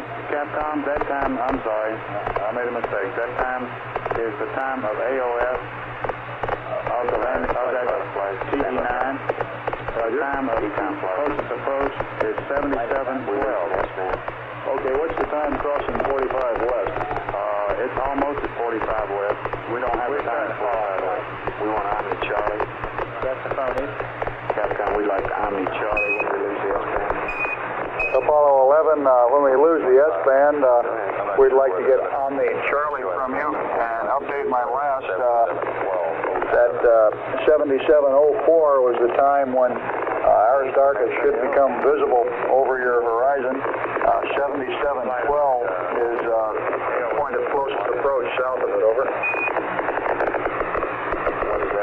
Okay, that sounds better because we're just went by Copernicus a little bit ago. Roger, we show you at about 27 degrees longitude right now. Righto.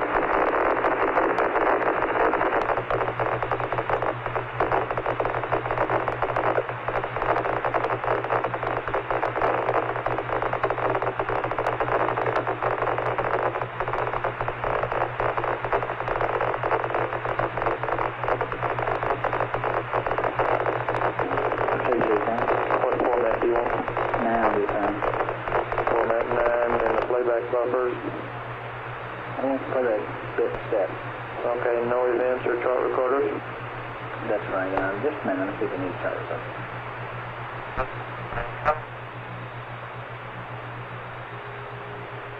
CNGNC on smoker system? No chart recorder. Okay. No events either? No events. Houston, when the star sets up here, there's no doubt about it. One instant it's there, and the next instant it's just completely gone. Roger, we copy.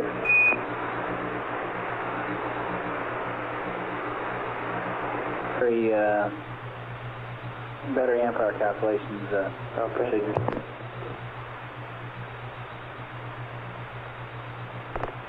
Ecom, Capcom, how much longer can we expect to have the high gain?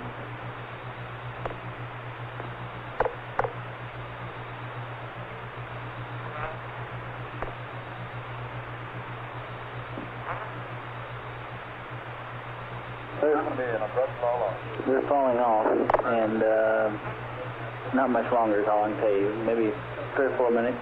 Do we want to call him, or do we want to wait till he just loses lock and notices it and switches? Good. We'll call him. Okay.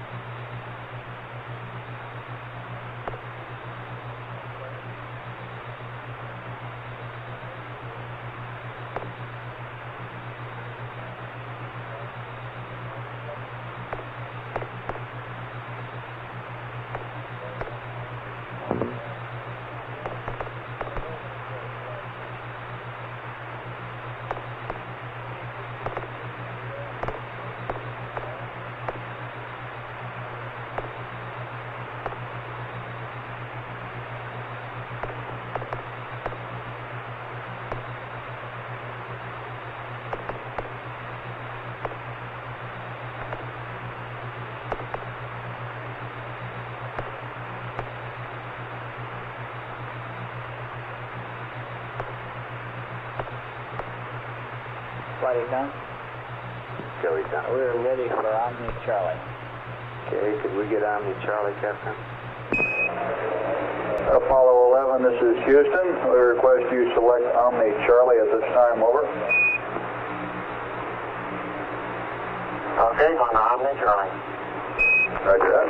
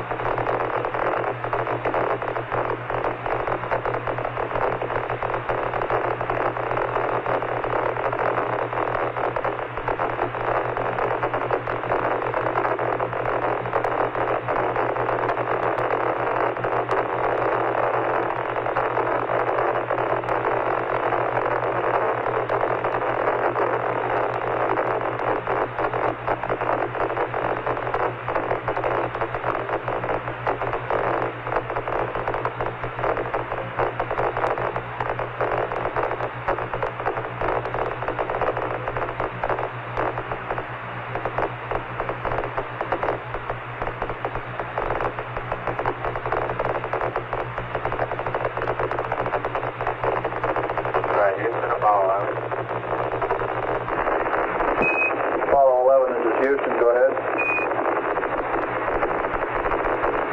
Roger. It seems to me that we know orbit so precisely, know where the stars are precisely, and can time the setting of a star or a planet to a very fine degree that this might be a pretty good means of measuring the altitude of the horizon. Roger.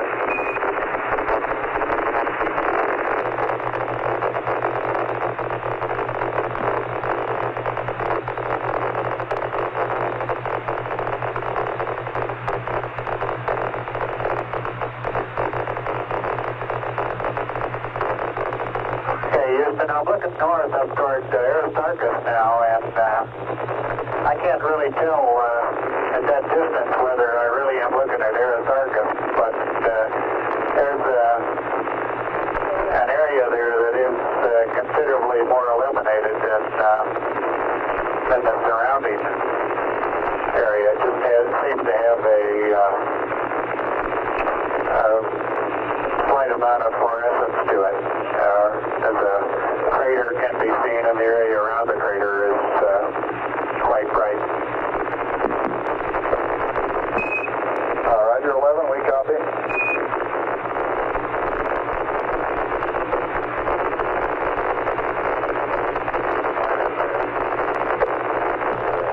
For your information, that's the transfer that you're taking up there. There's a dull glow in that area.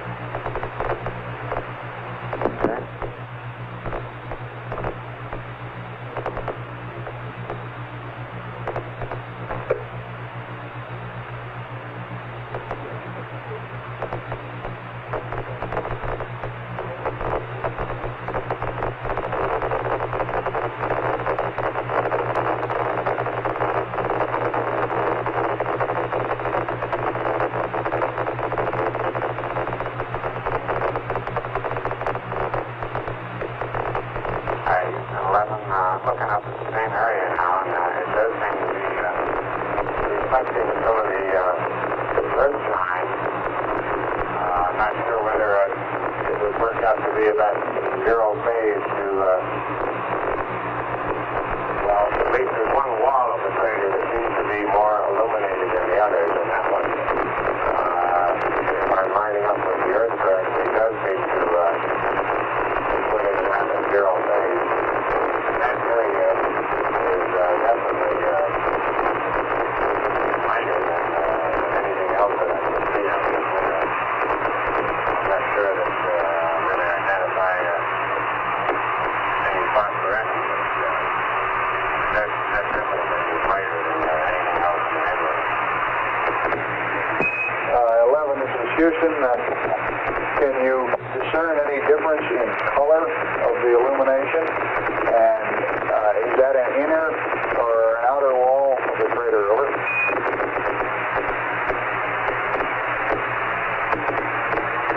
That's an inner wall of the crater.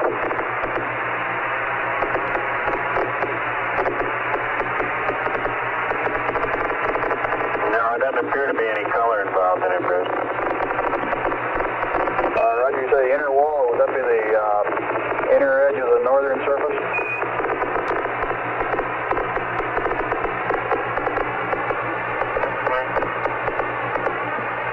Well, I guess it'd be the inner part of the west-northwest part. The part that would be more nearly normal if you were looking at it from the Earth.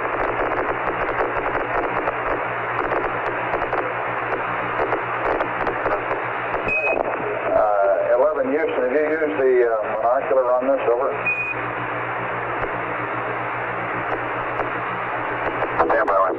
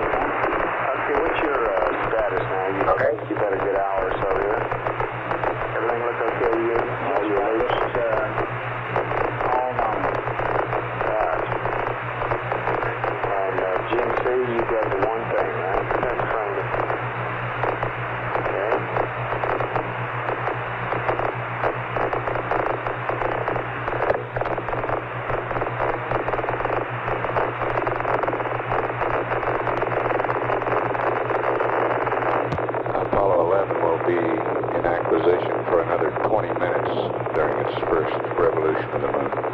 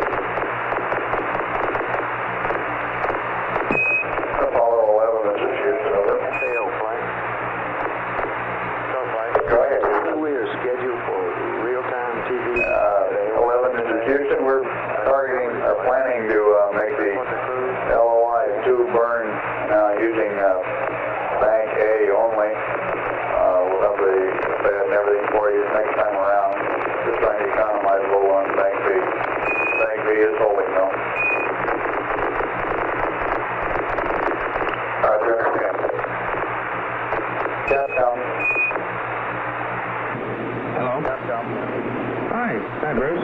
Yeah, who is this? In there? Yeah, who's this, Fred? Yeah, right. Network flight. Network flight.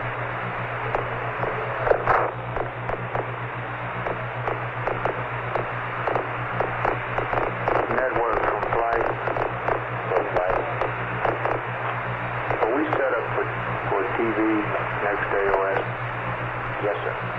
Okay. All the lines are up and everything? Yes, sir. I will be by that time. Yes, sir. Okay.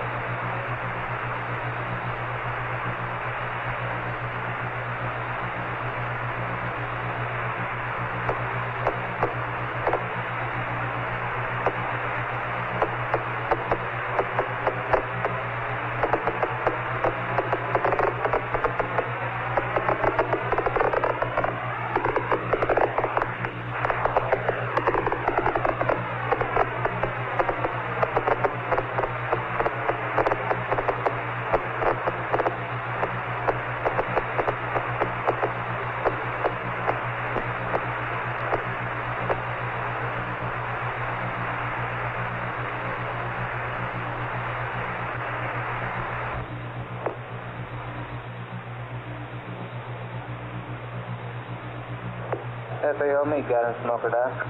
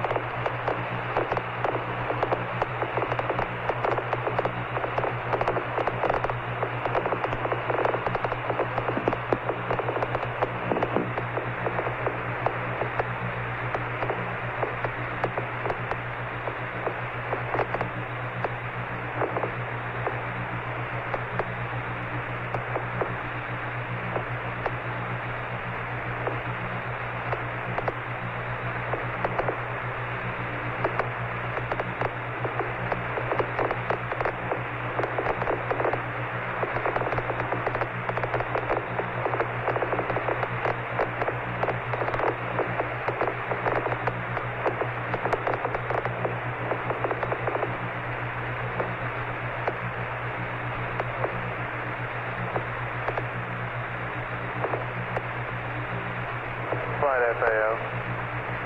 Go FAO. This TV on the next pass, if we do it for 15 minutes, it does put the uplinks right after the TV.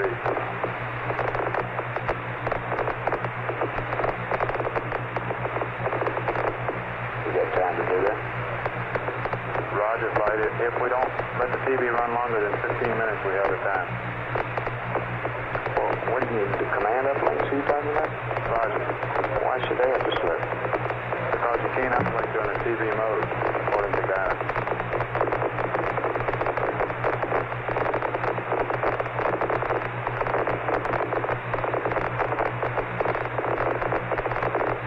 Why don't we get the uplinks first? Guidance flight.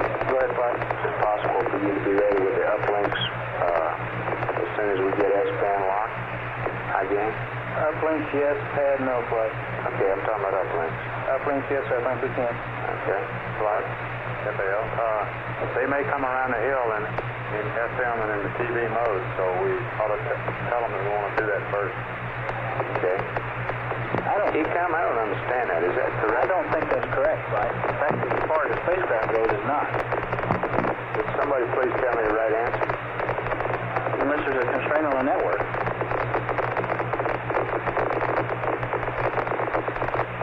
I don't know. I'll find that out. Please do. Because I don't understand that at all.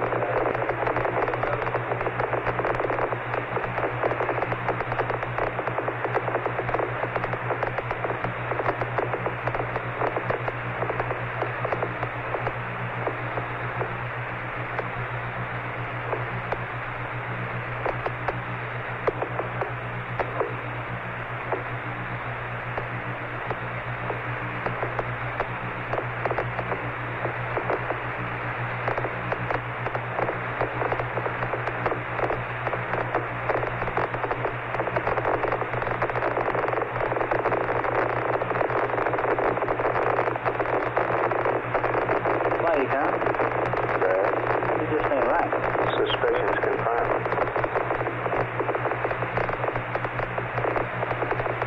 Doesn't compute FAO. I don't see where we're from. Just tell me what guidance on the site. We'll find out. Roger.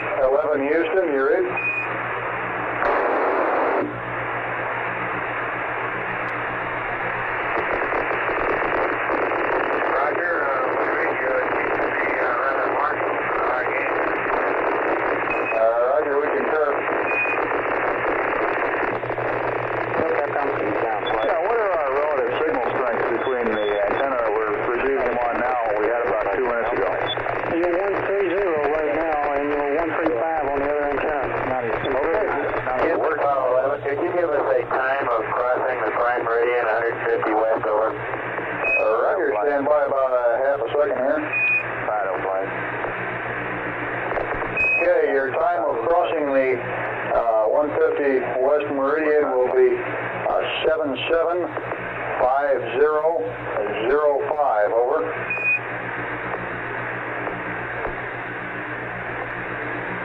Thank you. And Capcom Flight, go ahead, Flight. Would you confirm whether they still plan to have TV up on the next pass for our line purposes?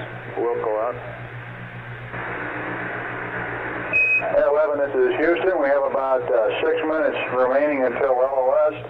And in order that we may configure our ground lines, we'd like to know if you're still planning to have the TV up at the beginning of the next pass, over.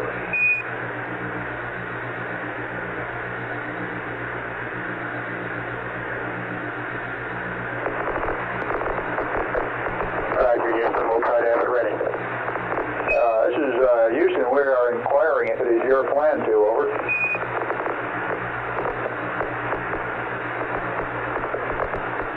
It never was our plan to, but it's in a flight plan, so I guess we'll do it. Houston, roger out.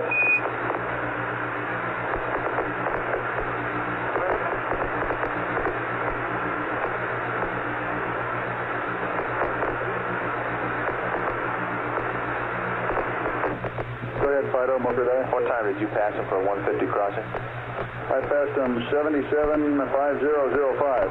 They're getting better. Thank you.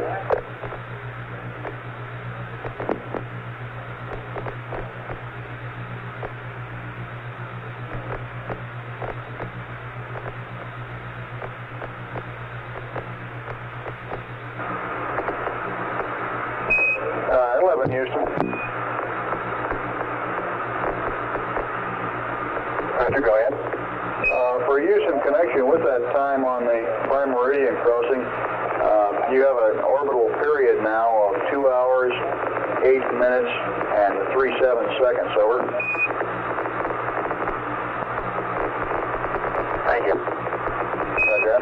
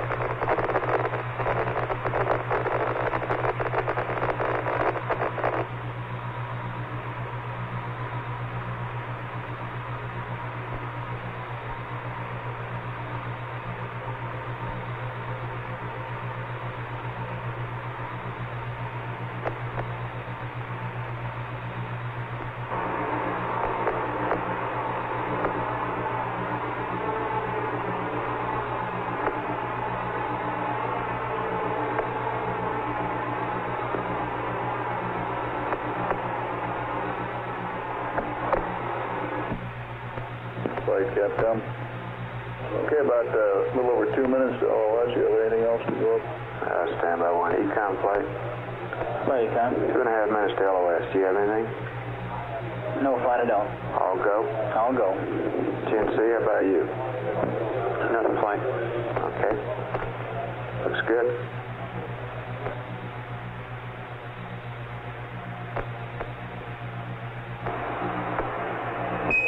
Apollo 11, this is Houston. A little over 2 minutes to LOS. All your systems parameters and orbit are looking good from the ground. We have AOS on the other side at 782331. Over.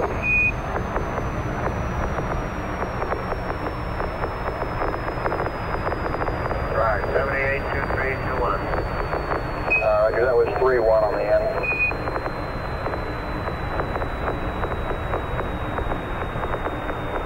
Okay.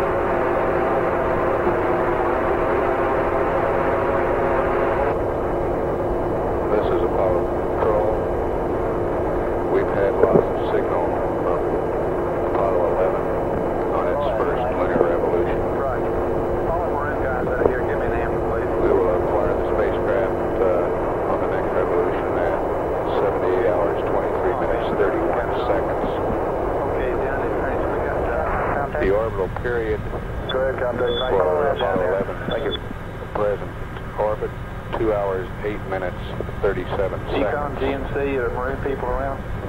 And as you heard, we passed up to the crew information that we would perform the LOI-2 burn using only bank A. The banks are drive mechanisms for the ball valves in the service propulsion system. Is that correct? They open and close these ball valves. The valves allow the fuel and oxidizer to flow into the engine. They're redundant valves and redundant banks A and B.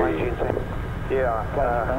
There was apparently they're driven by nitrogen. That was the reference to the pressure drop. There was apparently a leak in nitrogen tank B during the LOI-1 burn.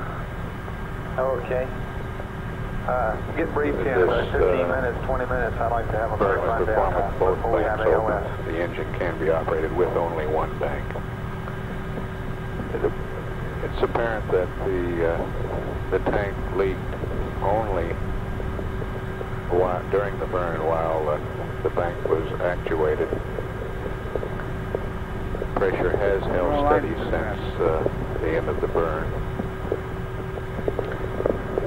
And the experts are reducing the data and looking at the leak rate, determining whether it was constant throughout the burn, precisely what the situation is. We're showing pressure in tank B of 1960 psi, in tank A 2250 psi. Both of these are well above the red line. What you're thinking about, I think, is the data down there. You think it can't happen during TV? PSI. Flight, it's probably true, I don't know, but Skyler told me. The name of the game is to go back to TV. I think we can do that first. It's a dump that we can't make during the TV. Right there, he's hung. Huh?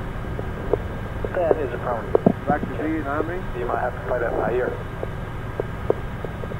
Well, let's see. We come over the hill next time, we're supposed to have them on the high gain, I think.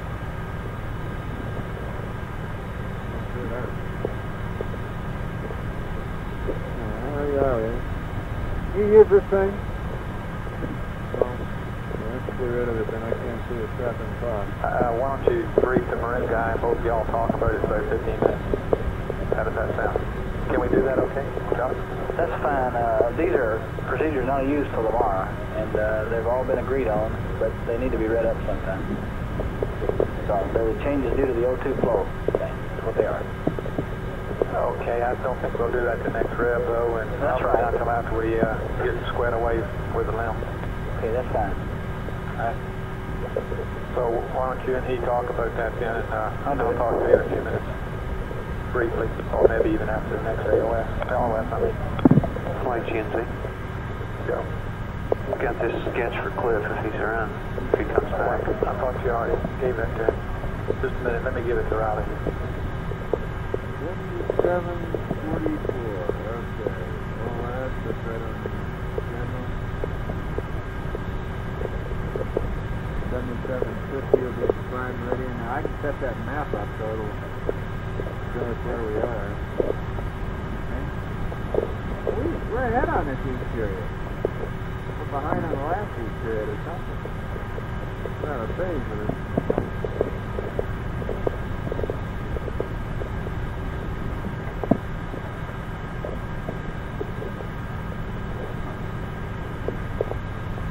Okay, Flag, go ahead.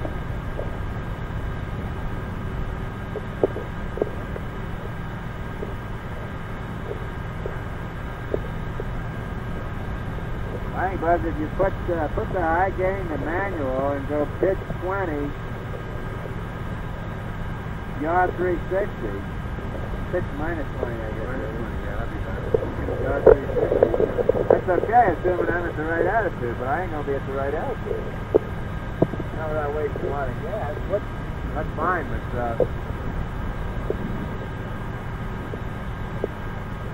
TV is going to be very interesting, that way.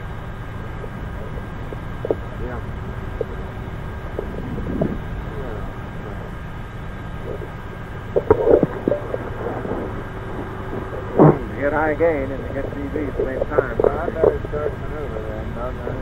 You ought out of plane somehow. Let's see, we're pitched down. Want to pitch back up. Pitch down. That's right. Delta man, pitch down.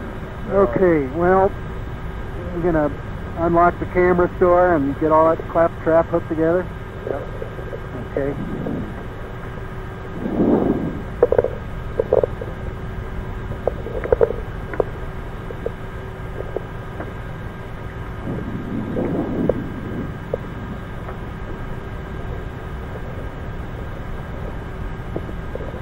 Which window you want to operate out of? Let's figure out how to put them on up there. Well,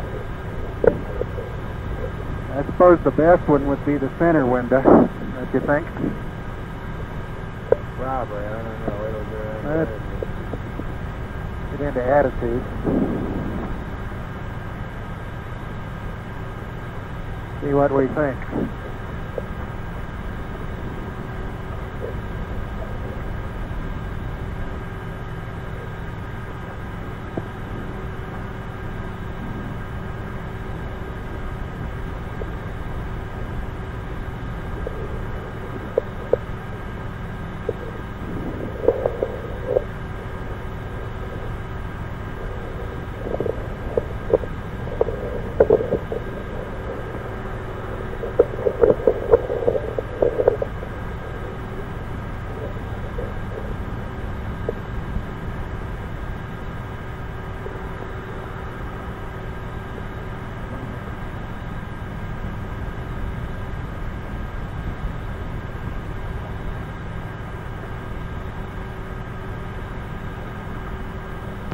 This is Apollo Control Houston at 77 hours, 48 minutes now into the flight Apollo 11.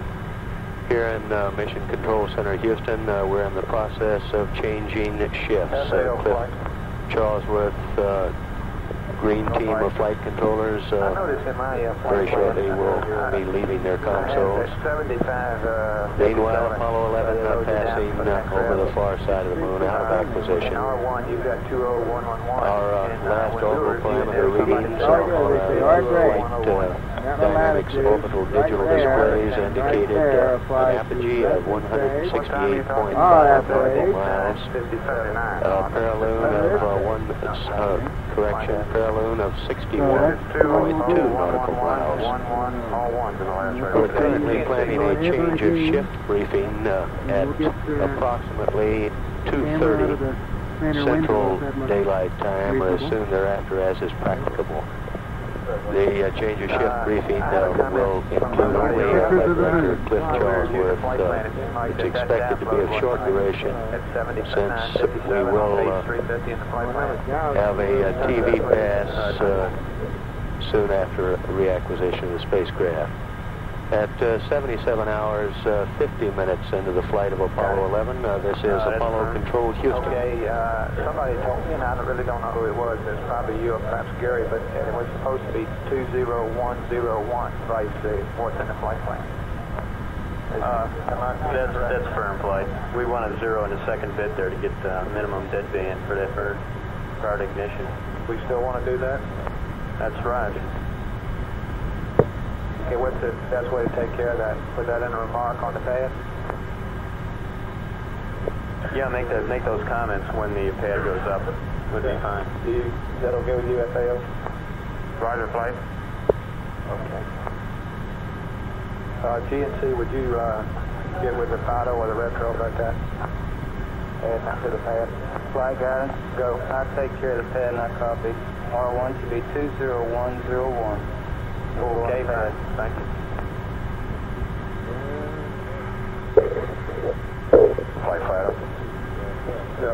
Tracking data has you at 61.4, mile 170.3. Outside, huh? 170.3. For outside. Roger.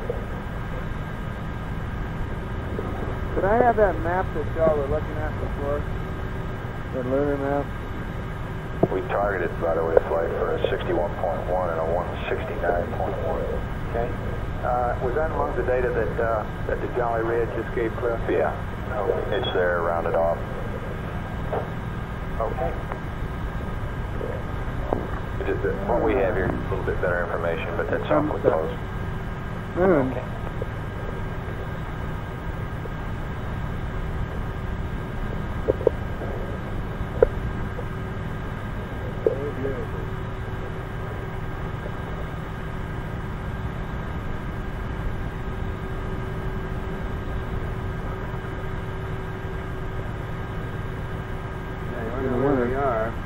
They're going to stop here pretty soon, right? Yeah.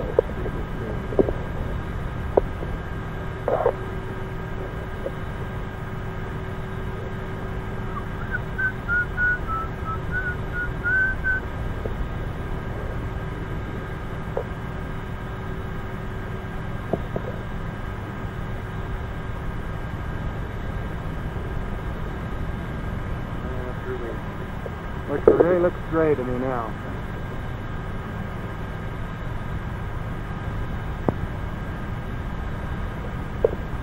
That was you?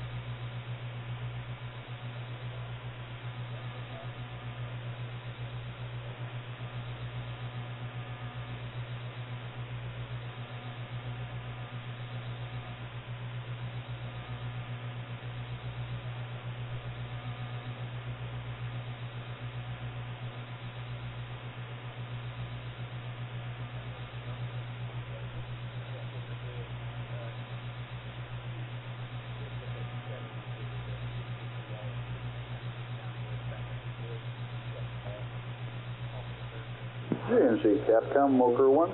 Go, Captain. Yeah, hey, your predecessor, I requested that we be allowed to see a plot of time versus pressure in GN2 Tank A and Tank B. Right. You got that?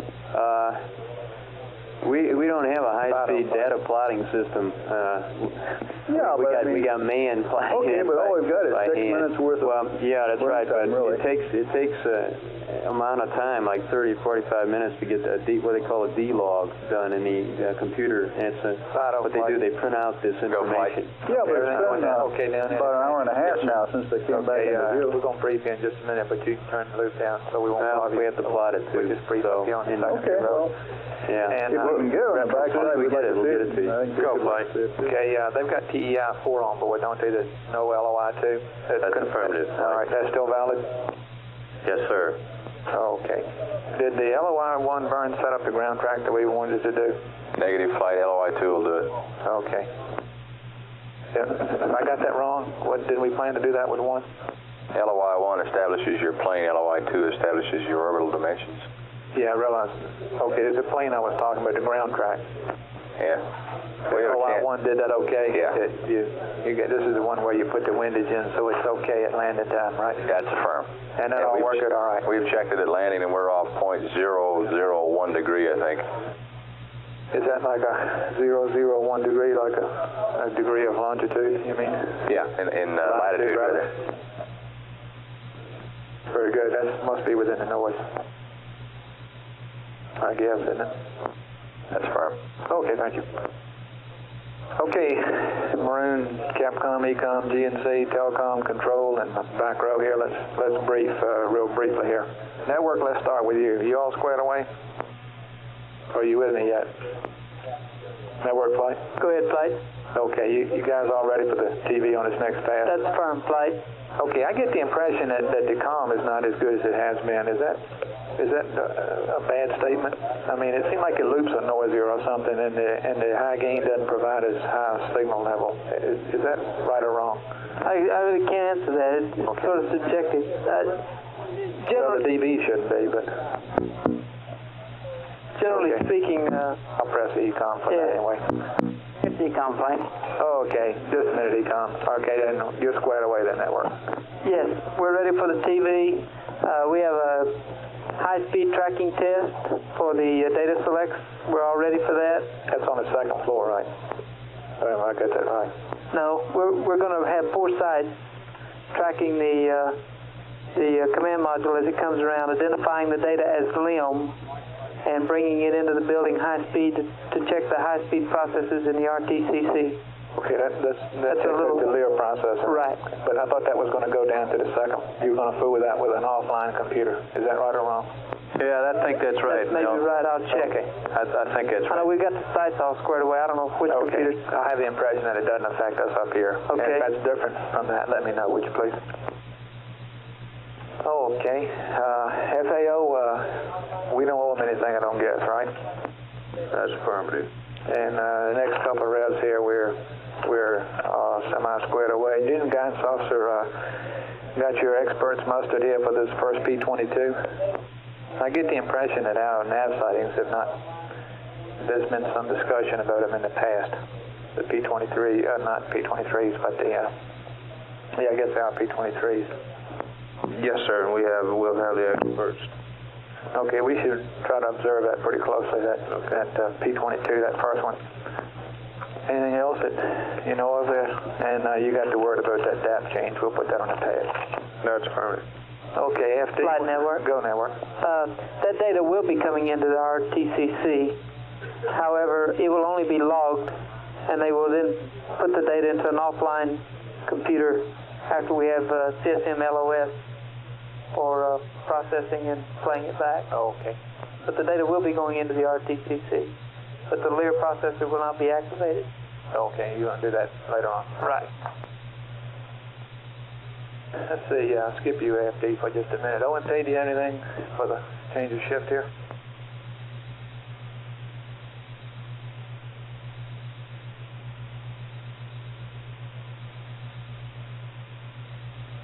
Okay. Give me a green then, ONT. Control, Telcom, I think you guys are ops normal, standing by for the limb egress here with no particular problems. Everything worked out okay yesterday, didn't it? That's firm. Control. Okay, nothing. Excuse me, go ahead, Telcom. Just getting anxious for some data. Okay, there was nothing abnormal at all about the entry into the limb yesterday or getting out of it and locking it up, was it? That's correct, Flight. Okay. GNC, I got you down here at Flight. Are you with me? Right, Flight. Okay, I got the ball valve problem. We're going to make this turn on Bank Alpha, single bank all the way. Affirm. And did you ever get any high bit rate data on that after that, about halfway through that last pass? Yes, we did. We had a couple of lists of the high bit rate, and the tank seems to be holding. In fact, it was increasing, pressure was increasing somewhat due to the heat soak back from that long burn. And it was leveling off around 2010. We expect that to decrease a little bit, but not too much. But it looks like the tank's holding constant. Looks like the transducer from that, looking at that, is doing all the right thing. So we at this time don't expect the transducer. Okay. Did you have a chance to the SPS? You looked at the playback data as far as the engine parameters are concerned. All that's okay? Yes, it is. The engine looks very fine. Okay. And now the other back to the N2 valve. Did you have a chance to plot the pressure leak rate? Did it stay a constant all the time? We feel it right now. It did, although we can't. We haven't got a plot really to confirm that flight. We don't have the my second data printout yet to be able to plot that the way we want to. How long will it be before you get that? I expect that it'll be another half hour, 45 minutes before we're able to get all that information gathered. Okay, shouldn't be any big hurry on that. And I think you guys ought to think about what that means to the CSM rescue and also the TEI. Do we go ahead and put on that bank if we? At what point do we do it? Assuming that we have to make multiple runs for the rescue, things like that. Also, I think you ought to get if you can, if it turns out the leak rate is constant, for example, you ought to come up with some kind of an estimate of how much of a burn time you can get out of that tank. Burn flight, I think there's plenty of time to do that. But after the thing's quiet down here, after a while, in fact, in the next 24 hours, I guess that ought to give Stan something to work on there. Right, they're working on this right now, flight. I think it's probably the main priority on their list. Oh, okay. They should have plenty of time to look into it, though. Okay. Anything else? Negative. That's it. Okay, and I think that we're something like about 30 or 40 pounds behind on our RCS. Yeah, we look very good there. Right. Okay. We've got very little usage from LOI1, and we expect we'll be real good shape when we come up on the descent line. Okay. Can you get me some numbers for our SPS Delta V capability with and without blowdown? Right, we're working on all that now. Okay. Okay, Ecom. Right, flight. Okay, real quickly here. Your cryo is okay. Have we got one tank capability now? That's see it here. 50 amps with greater than 200 hours. Okay. I got you on this little piece of paper. Next dump is 86 hours. We haven't scheduled it. That's when we'll be at 85%. You and the FAO might get together on that. You might want to do that a little earlier or something. Because they'll be asleep, I think, for 86 hours probably. All right. We might want to do that just prior to. Do we charge your battery sleep. along about in here somewhere? After LOI2. Okay, battery what? Alpha? Alpha. Okay. And the other thing, did you copy what I was saying to network about the comm? It doesn't seem to be as good this time as it has been. When you went to the high gain a little while ago, it didn't seem like it improved things just a whole lot. Right at that. Go, Econ. The reason it didn't is right at the edge. The edge of what? Of the scan limit? Yeah. Okay. And we were on wide beamwidth this time too. Oh, okay. All righty. Well, but as far as you know, the dBs and all that are normal. They're normal. Okay. And anything else you got, Econ? We'll want to balance the cryo sometime pretty soon. Probably during sleep. We'll come back to you later on that one. Okay, you should have a couple of reps here to get that squared away.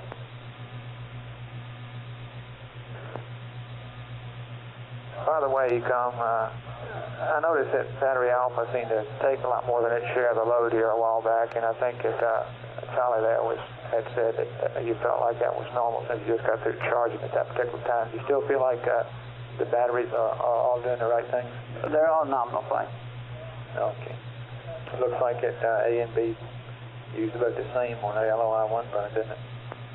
I haven't seen any numbers on that, but I'll check it. Well, I got the one here that says that both of them are about the same level, and they were both about the same going in, I think. I'm getting input now that they were equal. Okay, very fine. Okay, let's see. Surgeon, do you have anything here for the change of shift briefing, even though you may not be changing? Is there a surgeon? Surgeon flight? Go flight. Do you have any comments on the change of shift briefing here? Flight, I don't have any problems. The data we've had looks real good, and I have no problems with the crew. Okay. Alrighty. Capcom flight. Roger, I have no problem. Okay, when they come around the corner here, we'll hope for TV, and we'll decide about our state factor uplinks at that time.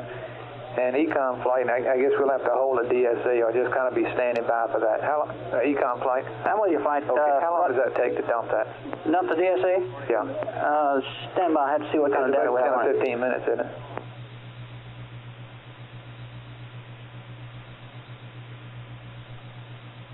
Be about 10 minutes on that flight. Okay, we probably won't get that in even if there's a delay in the TV, but you can go ahead and command, rewind, and all that good stuff, right? I'd like to go ahead and dump it flight somewhere along the way. We'll dump it before too long, but I'm saying is you might just have to stand by while we do the TV. Okay, that's affirmative on that. Then after the TV, we were planning on going ahead with the dump, yes. And then guidance would do his update. No, well, I think we'll do the update before we do the dump, while you're rewinding or while you're dumping or something like that. We'll have to coordinate that with guidance. Yeah, but we don't want to interfere with him. You can work your commands around him, surely. Okay. In fact, you can rewind it while we're playing the TV, can't you? That's affirmative. Okay. All right, so Capcom will kind of stand by on all that stuff, and the pad should be ready right after the TV, and we'll read all that up to him. And did you get the word when I was talking to the guidance and the GNC about that DAP data load? Negative. It's 7952 on the flight plan there. It talks about a R1 load, and we want to make that a smaller deadband, the GNC does. And we'd like to make that R1 20101. And they plan to put that 101 gives you a half a degree deadband instead of a 5 degree deadband. Right, yes, I think it's all right, GNC. That's firm. What's the reason for doing this? Well, we wanted the minimum deadband selected at ignition, and that's normal. It was an error in the flight plan. Roger, a copy. And that should be in the remarks on the LOI 2 pad. You might, if he asks you about it, that's what that's all about. Other than that, it looks like we just come around and watch the TV and give him those uplinks, Capcom, and we've told him about all we can tell him about his ball valve, I think. Probably won't know anything for several hours even when we get through really looking at the systems. I think it's sufficient to say that it's when it's off, it's holding. And that's about all we can say about that right now, and you've already said that, I think. Anything else that you can think of? Negative. Okay. Econ, GNC, everybody give me a green now, and we'll be ready for AOS here in 10, 11 minutes. FAO, AFD, ONP. AFD, I skipped you, and I was going to ask you at the end here. Do you have anything else that we overlooked here? No, except that we have somebody standing by to look at this P22 data that's coming up on the rev after that. Yes, the FAO and the guy who squared away to do that, I think. Okay.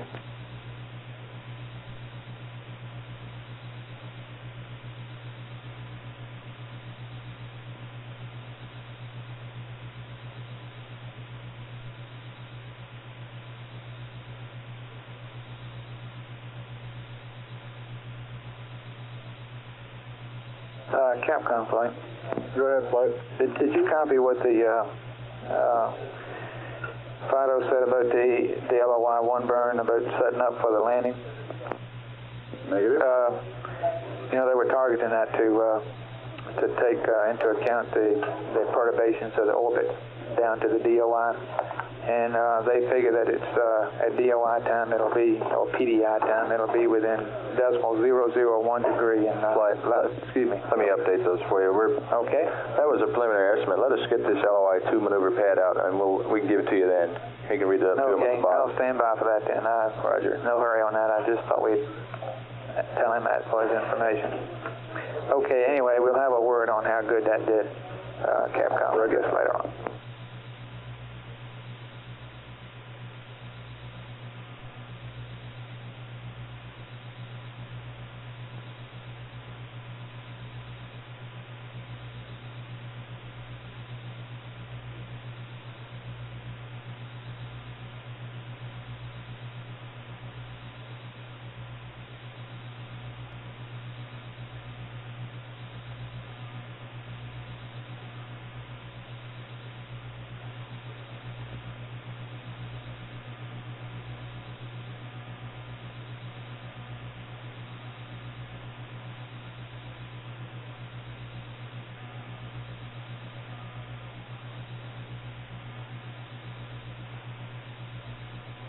Get in a plug.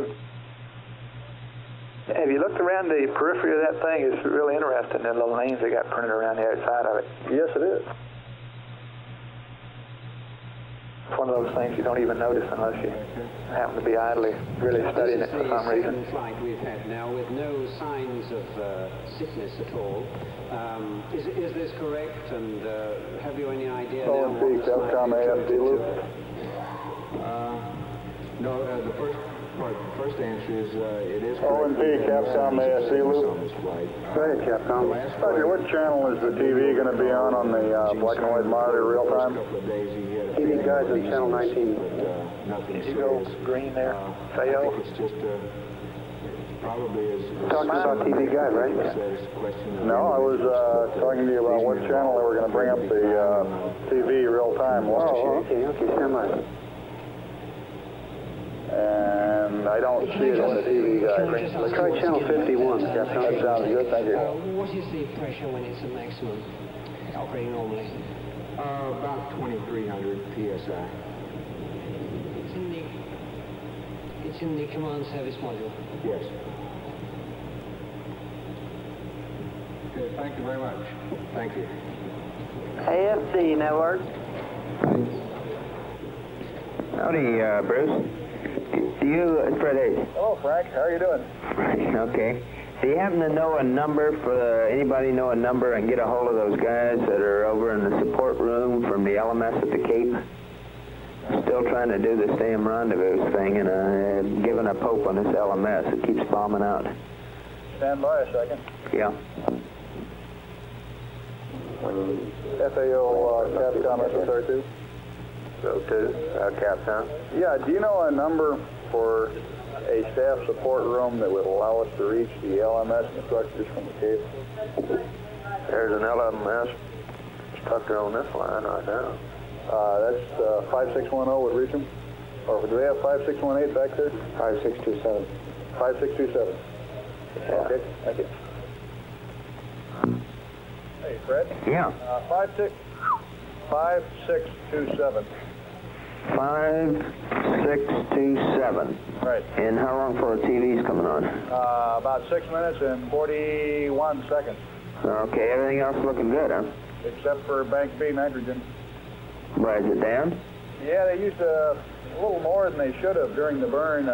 Holding steady, our current plans are to make all the rest of the burns except for TEI on bank A. Oh, okay. No sweat really yet. Yeah. Okay. Thank you. Roger, bud.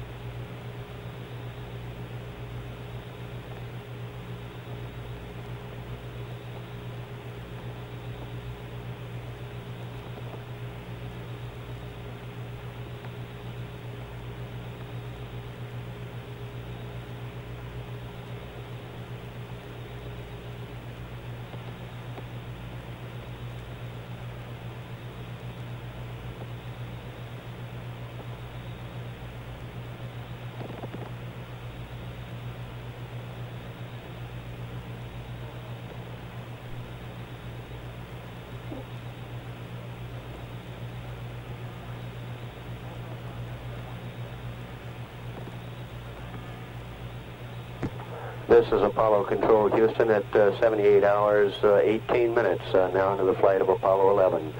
Apollo 11 still passing around the far side of the moon. We're less than 5 minutes now away from time of acquisition on the second revolution for Apollo 11. The station to acquire on this pass will be the Goldstone Wing Site, which will feed the television to Mission Control Center Houston and thence to all parts of the country. We would expect to come up with television perhaps several minutes after acquisition, since we must first lock up on the downlink and have the scan converter in full operation. So at 78 hours, 19 minutes, continuing to monitor, this is Apollo Control Houston.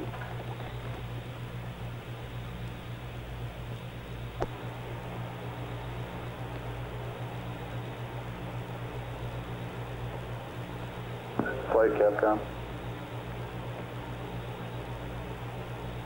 Go ahead, Capcom. Yeah, I have the LOI 2 pad, and I'll plan to hold that until after the TV. Okay. Should be getting some block data. Contact. For this. Roger, how are we coming? We all set for AOS and all that? Yes, sir. All ready to go as soon as we hear the announcement. I'll let you know. Roger.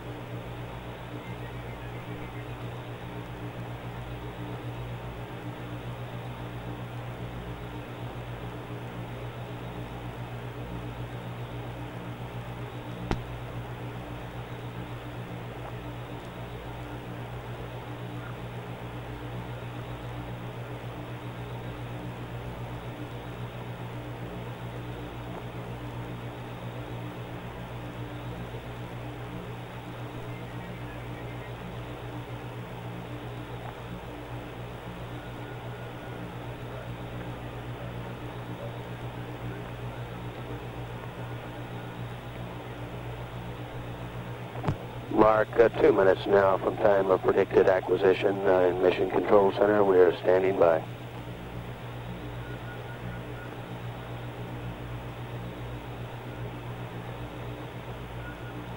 Flight Capcom, okay then.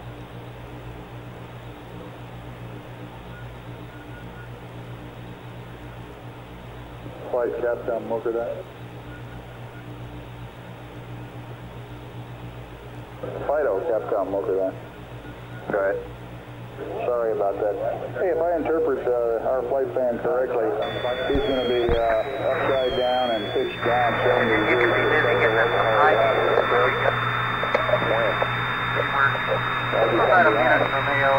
All right, let's get out of this. Let me get berth 62, okay, Mike? I really need these, Buzz. I really need these goddamn guys. Well, we're not going to have much of a TV unless we get high gain.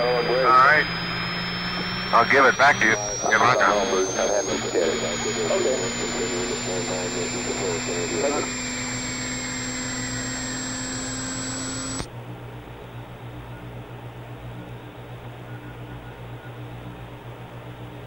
Capcom, flight. Go ahead, flight. As soon as you get a hold of them, you might ask them to go to poo. About like what you want. And we'll You got high gain, right? I mean, the angle's right. Save vector and a target loaded. Roger. And we're 23, we're 30 seconds from AOS, so those angles should be okay. You reading them? Minus 30 pitch and 150 yaw? Okay. That's not 150, it's 15. Isn't it? Just a second. Yeah, minus, I'm sorry, minus 31 and plus 15. Right. You got it? Yeah.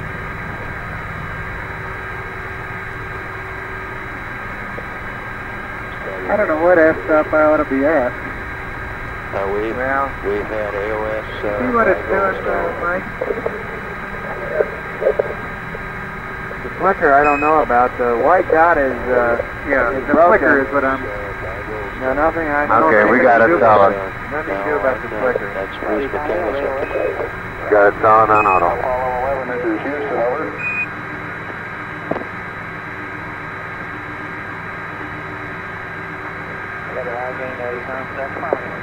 Houston, Apollo 11, are you picking up our signal? Okay. Houston, Apollo 11, are you picking up our signal? Okay. Apollo 11, this is Houston, affirmative. We're reading you loud and clear on voice. And we have a good, clear TV picture, a little break crater in the bottom of the picture. I guess that's the spot on the tube.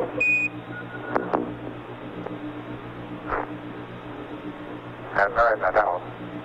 And if you could give us poo and accept, we'll uplink a new state vector and target load to you.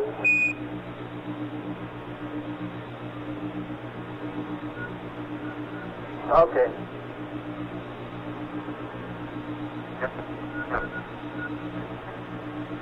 Whose question is that? Put Luke. Flag got it? Joe got it. We have two and accept. Are you ready for uplink? Raj, go ahead. Okay. Flight Fighter. Go. Okay, I promised you some numbers. Right now, they're going to miss the plane by 0.14 degrees. That's the latitude will be. It'll be north by 0.14 degrees. Okay. And What are our limits on that? Any? 2 degrees? Sure. At least 2. There are no real established. Houston, Apollo 11. One of the larger craters on the back side. See if it I noticed a small dark speck on the outer wall.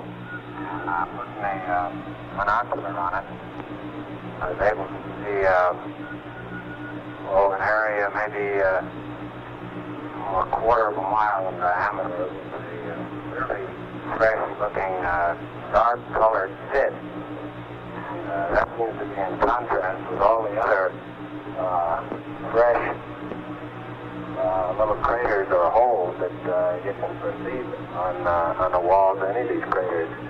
Around this particular one, there seems to be 2 or 3 of these, especially the one that caught my attention. It's quite remarkable. Roger, do you have a location on that one?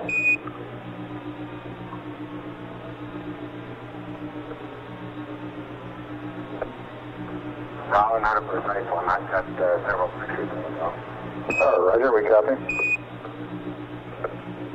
That was Buzz Aldrin making a report, geological report on the backside pass.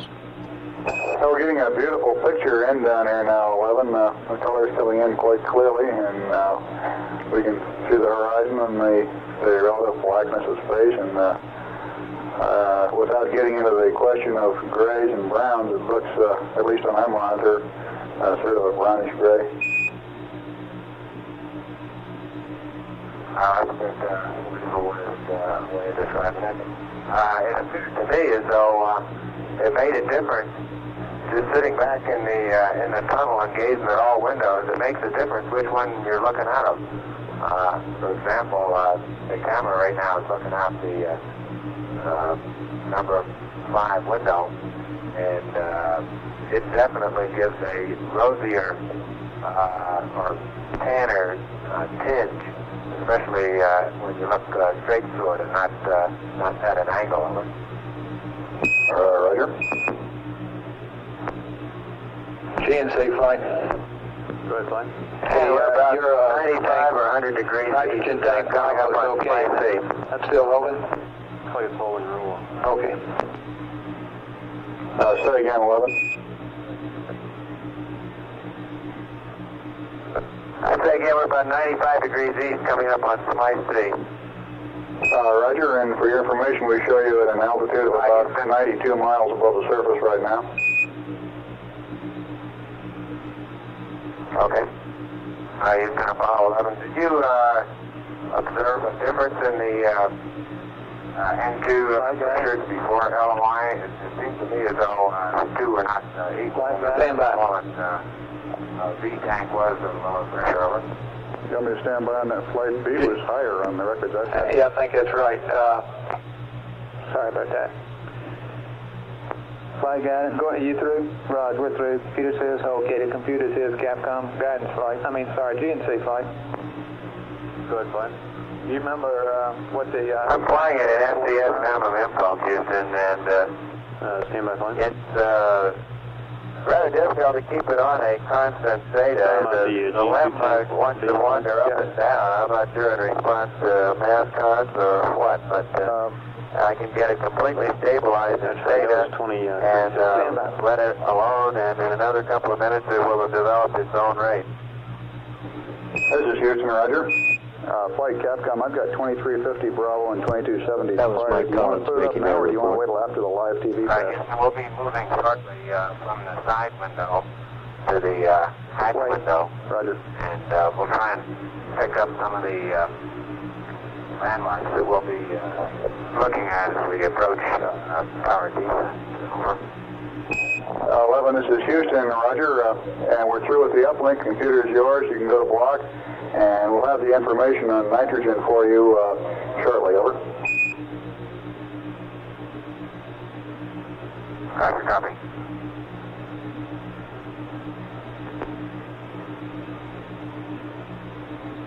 Okay, Houston, several minutes ago I was exactly steady on theta, and since then I have been moving toward the LEM pointed straight down towards the radius vector, and that's been despite a number of down minimum pitch impulses. Roger.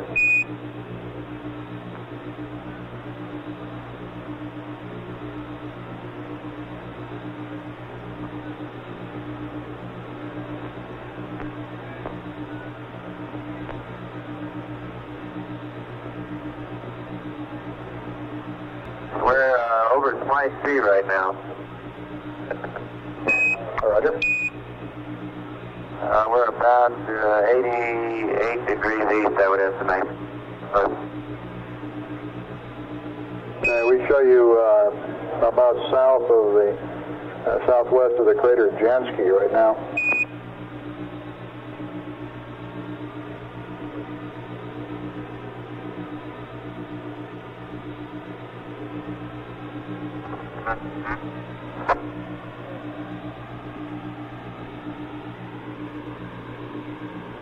My C doesn't look very much like a C. It's the area which is devoid of craters, and which is not very much, is sort of a hilly looking area. It's not like a Mare at all.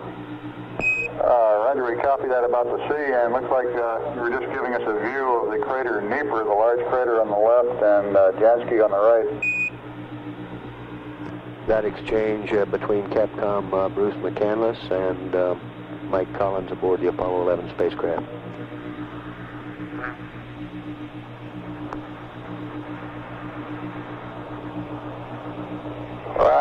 We think you're close, but no cigar.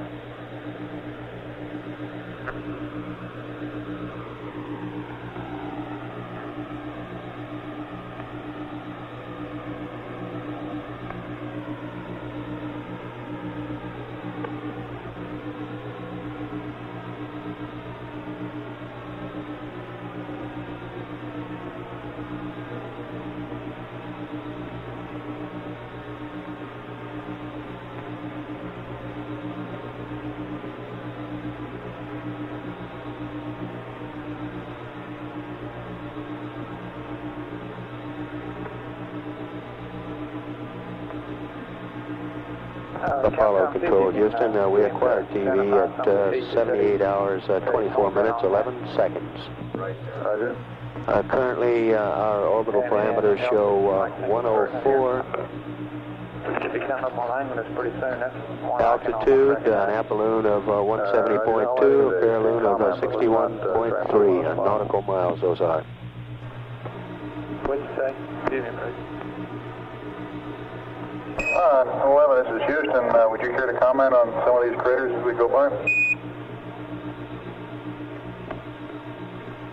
Roger, we're approaching the approach path to ignition. This is equivalent to 13 minutes before ignition, and we're at about 80 degrees east, I guess. 83 degrees east. Does that correspond to location you're holding in present time? Roger, we're showing your present position is about 76 degrees east, looking back towards the east.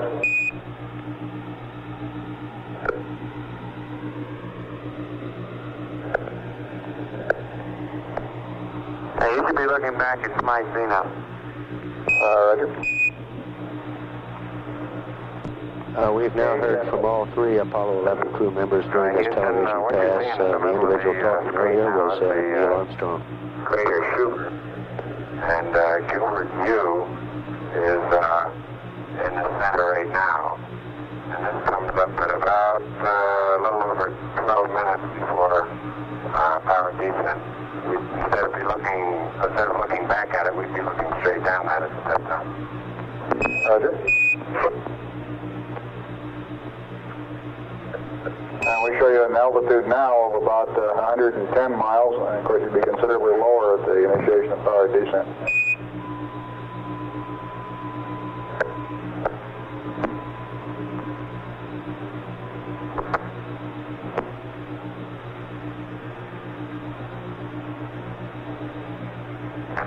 Okay, Houston, look at register 3 on the Disky theta.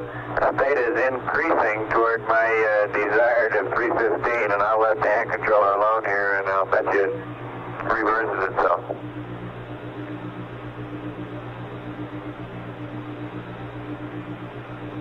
Econ flight. Go fine. All your systems look okay? Look good. Fuel cell, TCE's all right? Look good, fine. Okay, if you rewound the tape. Roger 11, we're watching the Disky now, and still coming in beautifully on the TV. We'll do it, fine. Okay. Okay, there's the right side of the screen at the present time, there's a triple crater with a small crater between the first and second, and the one at the bottom of the screen is Schubert Y.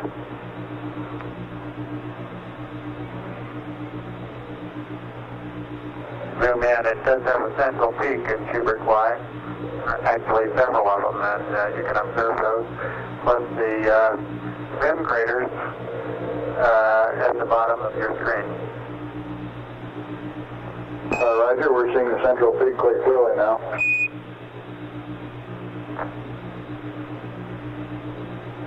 Flight, did we ever tell them, I guess we did, tell them the computer was here.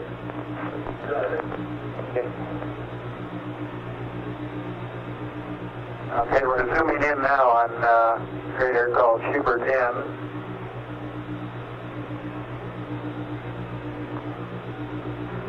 Schubert N, very conical inside wall, and the bottom appears to be nearly flat. Look at data on the Disky. It's stabilized and is holding steady now. Go, Flight. How you doing on your TEI? Roger. Looking out the window, I can see a number of small craters on the bottom of Schubert N.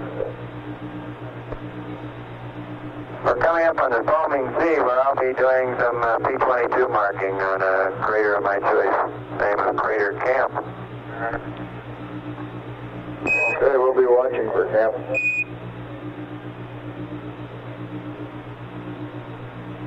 And notice register 3 has reversed itself and is heading back the other way now without any pitch thruster firing. Roger, Mike. We confirm that you've changed the direction of your pitch rate.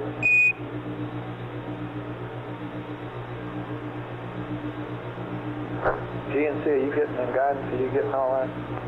Affirmative, Flight, just got it. Okay. You guys got any questions about any of that? Do you understand exactly what he's telling you? I'm not sure that I do, but I'm thinking about it, Clyde. Okay. I mean, I know. I'm not asking you if you know whys and whys. Generally speaking, the tendency seems to be to pull the LEM down toward the center of the moon, as in a gravity gradient experiment. Roger 11, we copy. It may have something to do with mass kinds, or it may... Roger, we've got him. It may have something to do with mass kinds, or it may just be the peculiarity of the DSKY display. Okay, we've observed the behavior of your DSKY, and I think we've got the data here to work on it. Let us grind around a little while on it, and we'll report back to you probably in a rev or two. Okay, well, in the meantime, I'm going to pitch down toward 315. Roger.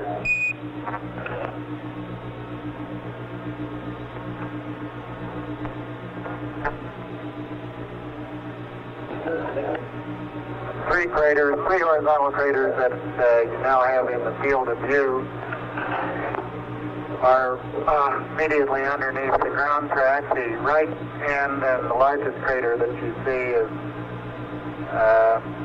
Dubiago T.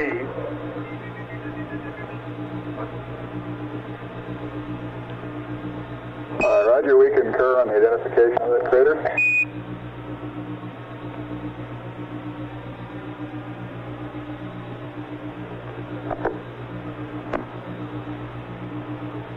And we show you coming up on landmark Alpha 1 here shortly.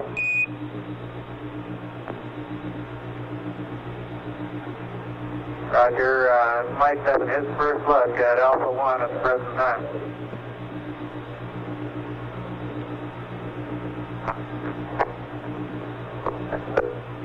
Yeah, there's a great bright crater. It's not a large one, but an extremely bright one. It looks like a very recent, and I would guess, impact crater with rays streaming out in all directions, which should make my correction of foaming sea easy to see coming up on it. Now, Crater Camp is one of the smaller ones out on the floor of the foaming sea.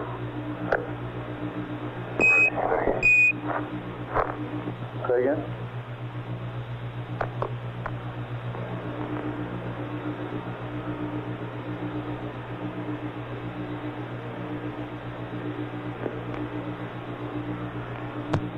We've been some 17 minutes now into this television pass, standing by, continuing to monitor.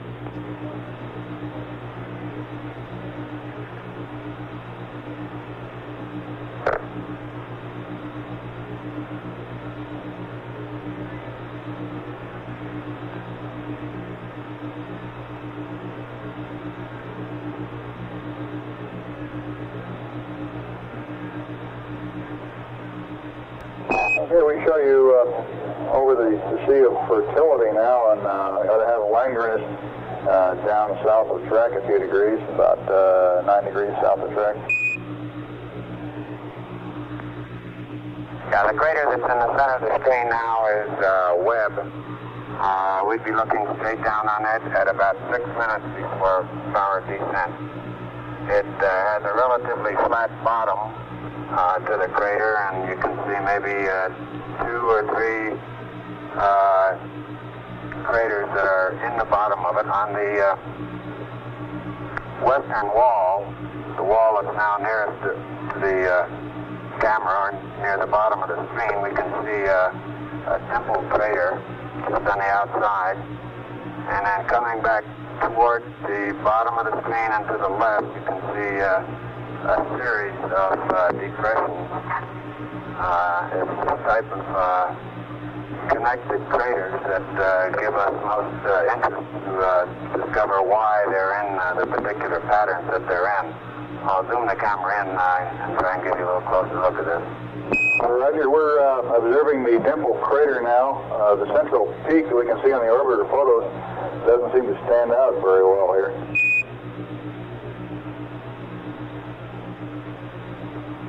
Well, they're not central peaks, they're depressions in the center. Roger. Guidance flight. And you'll notice on the pitch thruster activity, I put in a dozen minimum impulses and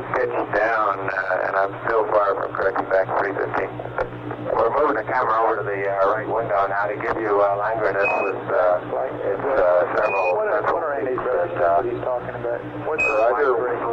We got Langrenus in our screen now. What are in the registers that he's talking about? What's his verb? That is angle between that's his angle above the local horizontal. And with the angle between the x-axis and the local horizontal. It's measured positive, forward, pitching up. And it's 295.68. Is that what it is? That's fine. Okay. Okay, 11, this is Houston. We're getting a beautiful picture of Langrenus now with its rather conspicuous central peak.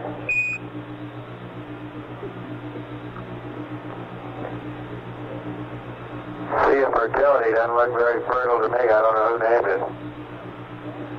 Well, it may have been named by the gentleman whom this crater was named after, Langrenus. Langrenus was a cartographer to the King of Spain and made one of the early reasonably accurate maps of those notes.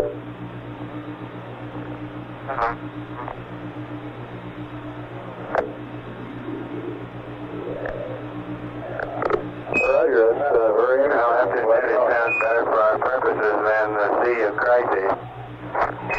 Amen to that. Okay, it looks like you're coming inside now on the camera. FAO flight, when will we get the Terminator?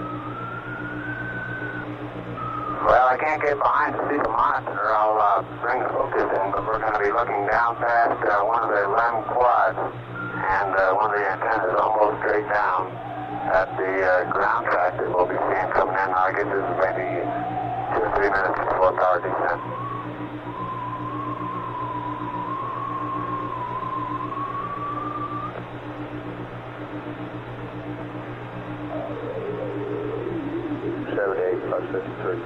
Okay. Capcom flight. Go ahead, flight. I think we ought to tell him that we have those 2 pads ready to terminate at 7853. We can wait until then if he wishes, or we can go ahead and terminate the TV now and pass on with the pads. Roger, I copy. How long after the Terminator to LOS? We've got quite a while, but he's got to do a P-52 and get into the LOI-2 attitude. Roger. He's probably got plenty of time, but I think we ought to at least make Crater him aware. Tech key is out my window now, window number 2.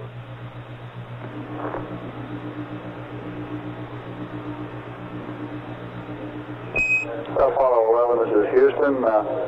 We show you coming up on the Terminator at 7853, about 7 minutes from now.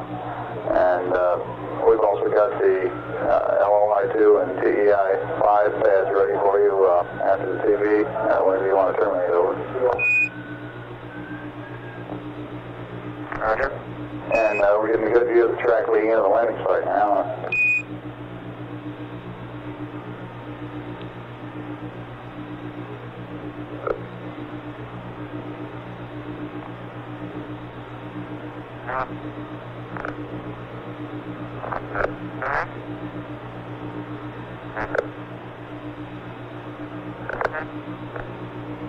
Okay, it looks like we had Seki K arrive about 10 seconds ago, coming up on Apollo Ridge.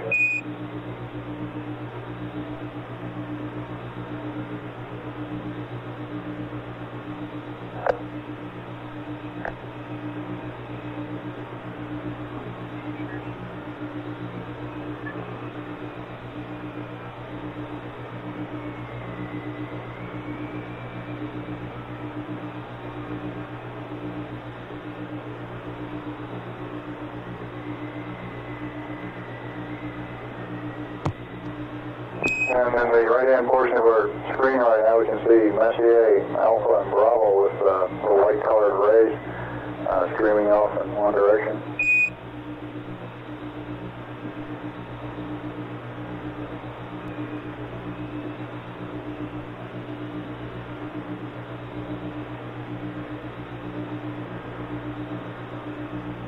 I don't know if you can make out, but in the Sea of Fertility, there are a number of craters that are just barely discernible. Old craters whose outlines are just barely able to be seen.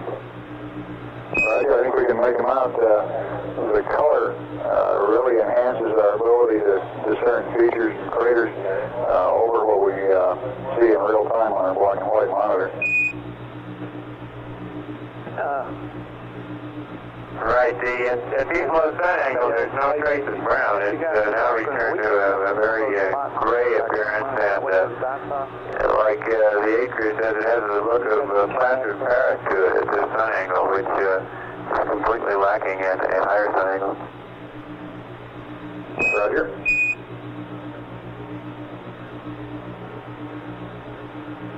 We're now some 25 minutes into our television pass.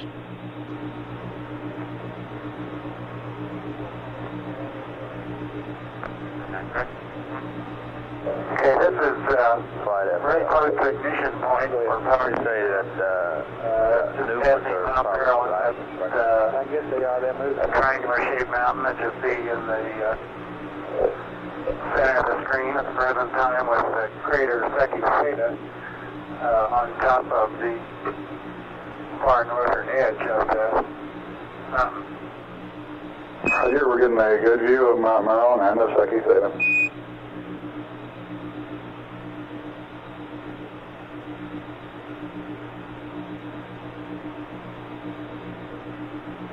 And now we're looking at what we call Boot Hill. Occurs 20 seconds into the descent.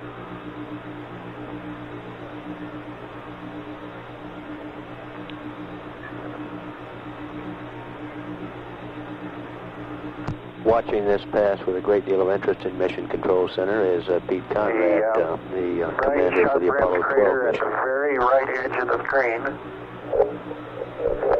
Censorinus T.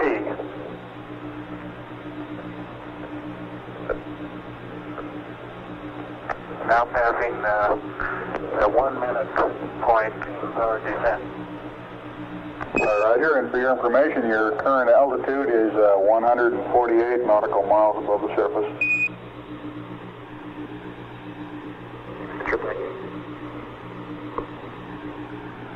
I'm unable to determine altitude at all looking out the window. I couldn't tell whether we're down at 60 or up at 170. I'll bet you could tell if you were down at 50,000 feet. I wouldn't be surprised.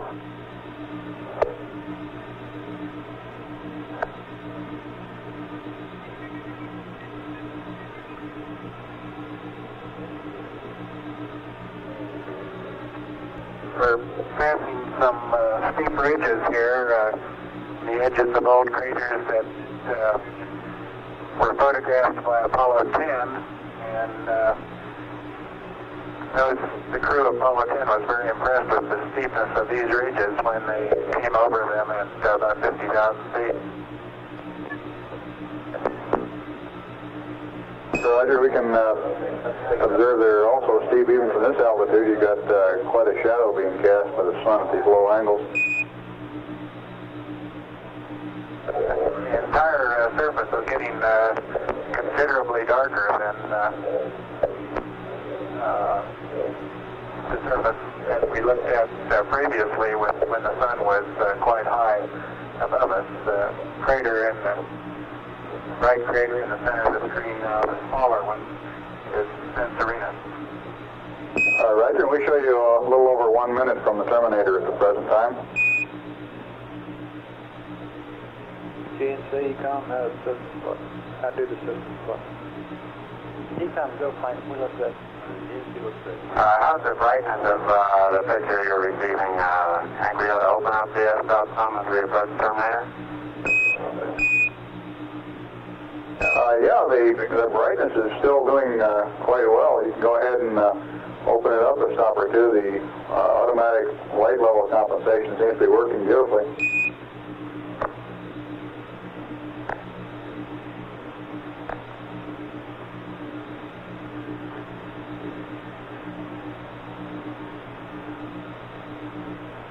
That's a good picture of Boot Hill.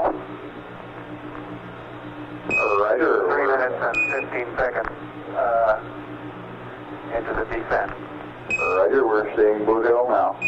The next crater coming into the bottom, that's Duke Island right there, and to the left, the crater, the largest of the crater near the center of the picture right now is Maskelyne W. This is a position check during descent at about 3 minutes and 39 seconds, and it's our downrange position check and cross-range position check prior to going over face up to acquire the landing radar. Past this point, we would be unable to see the surface below us until getting very near the landing area. Roger, I imagine you get a real good look at that tomorrow afternoon.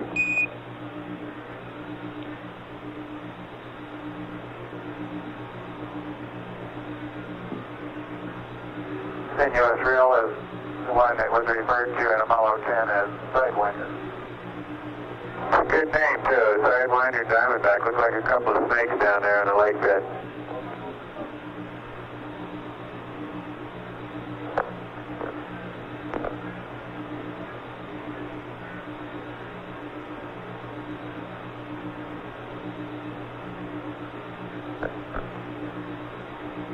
And we're approaching the Terminator now.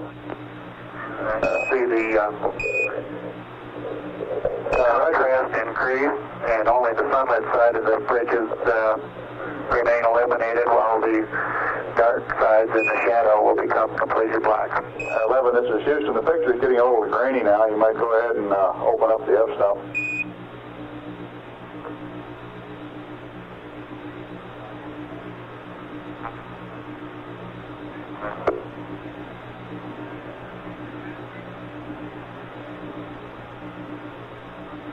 Landing point is just barely into darkness. That one crater, the upper part of which you see, lower part completely in darkness. A small, well-defined crater is Mulkey, which is about a beam of the landing site.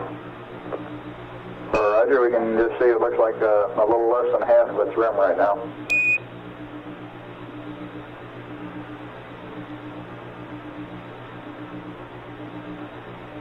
And we can make out just barely some features on the surface, maybe from Earthshine.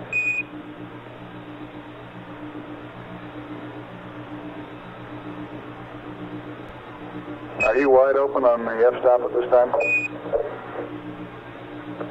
There we are. Yeah, and it looks like we're just about to get the sun coming into the lens, so we'll have to move the camera away. Roger. We can't see any Earthshine or any surface features at all in Earthshine now due to the fact that the limb is very bright and is causing our pupils to contract.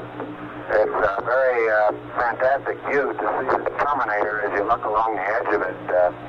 I think you'll agree that some of these craters that you're seeing in the picture now are really accentuated by the lengthening of the shadows as they approach the Terminator. Yes, it's a very beautiful and rugged sight that we've got on the screen now.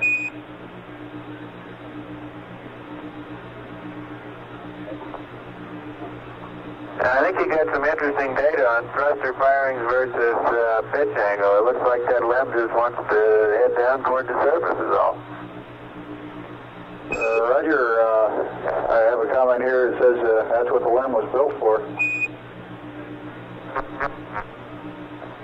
I believe.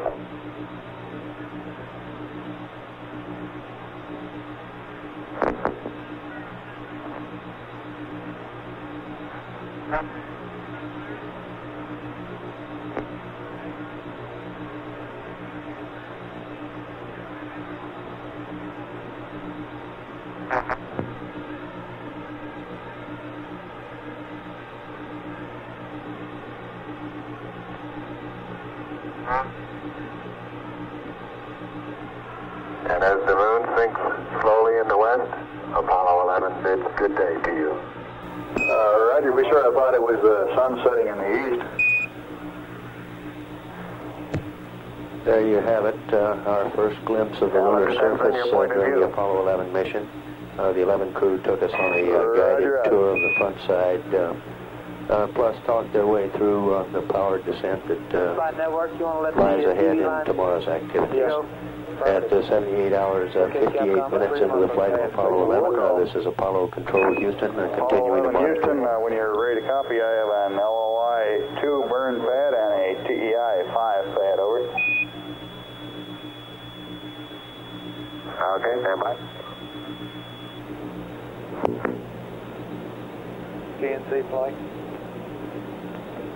Okay, I want to give some words here about the SPS based on your FM chart, or maybe that. I guess I'm passing 182 inertial. I'm going inertial now. Well, flight tentatively. Ready to copy LOI 2, Pat. A leak, linear leak. Roger, on inertial, and here we go on the LOI 2 bed. This data, we had trouble getting our hands on the LOI 2, SPS GNN 38320 plus 166 minus 081 TIG 08011 3603 down 81 minus 01408 minus all balls minus 00743 roll all balls 196 359er 00657 plus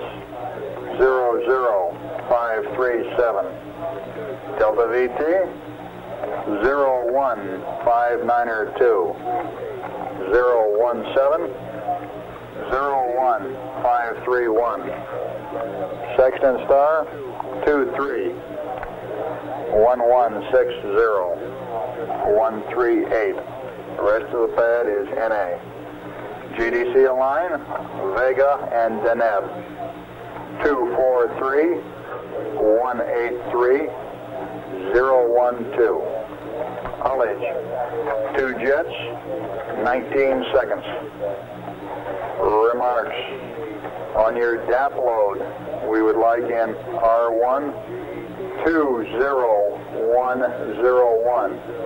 vice the value which appears in the flight plan. In making the sextant star check, this must be done between GET of 79er3010, at which time the star comes above the horizon, and 79er5210, which is your local sunrise, due to the fact that this star is relatively close to the sun. Your burn orientation is heads down, retrograde, pitched up 28 degrees with respect to local horizontal. The calculated values for noun 42 are HA 65.6 and HP 54.6, both of those being plus. Read back over.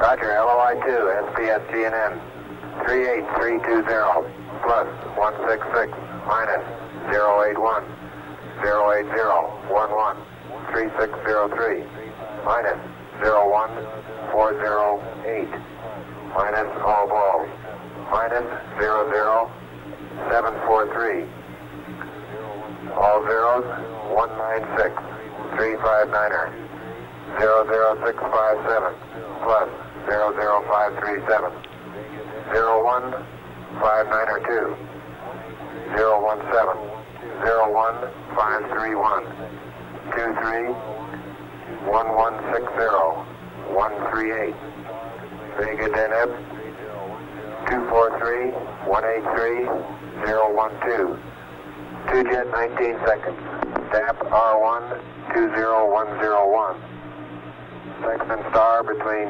793010 and 795210. Attitude is heads down, retrograde, pitched up 28 degrees. HA, after the burn, was that now 42 for HA and 64.6 and HP 54.6, over. Roger, on the noun 42 values, the last stuff you gave, HA is 65.6 HP is 54.6. Otherwise, read back correct, and I'm standing by with your TEI 5 pad. Over. Roger, HA 65.6 for 942. And ready to copy. 11, this is Houston, TEI 5, SPS GNN 37201 minus 060 plus 047 TIG 086 09er 3666 down 81 plus 33521 plus 03441 minus 01458. Roll NA. Pitch 032. The rest of the pad is NA. LH. 2 jets, 16 seconds. Undocked. Over.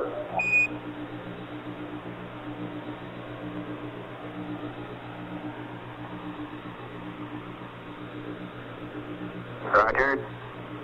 TEI 5, SPS GNN 37201 minus 060 plus 047 086 09er 3666 plus 33521 plus 03441 minus 0145458 NA 032. The rest is NA 2 jet 16 seconds undocked. Over. Apollo 11, this is Houston. Read back correct. Out. Okay, telemetry command is normal vice reset. Are you having trouble with the DSE playback or something? We're having trouble getting command, and we think he may be in the reset position. Okay. So it should be normal vice reset? That's affirmative. Capcom play. Apollo 11, this is Houston, you want to check on down voice backup? Over. That's affirmative, fine. Apollo 11, this is Houston. That's affirmative on the down voice backup. We'd like you to confirm your up telemetry switch in the normal position. Over.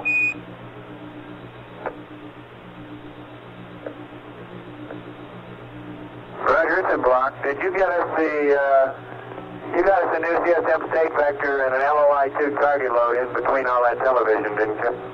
That's affirmative. He gave us the wrong switch. And what I'm asking for is the switch over telemetry switch is in normal. Over. Roger, out. Copy that, Tom. Copy, fine.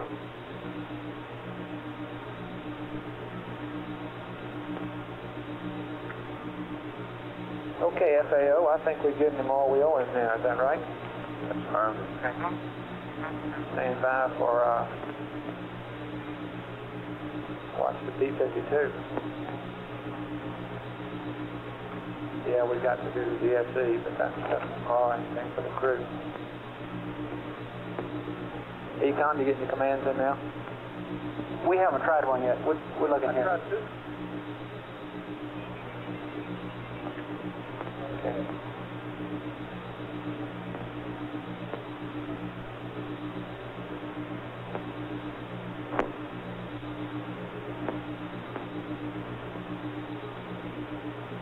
Flight Econ, we're go now.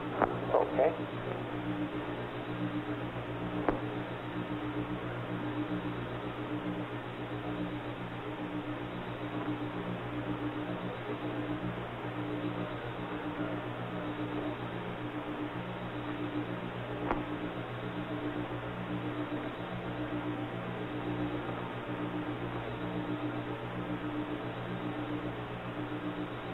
GNC flight.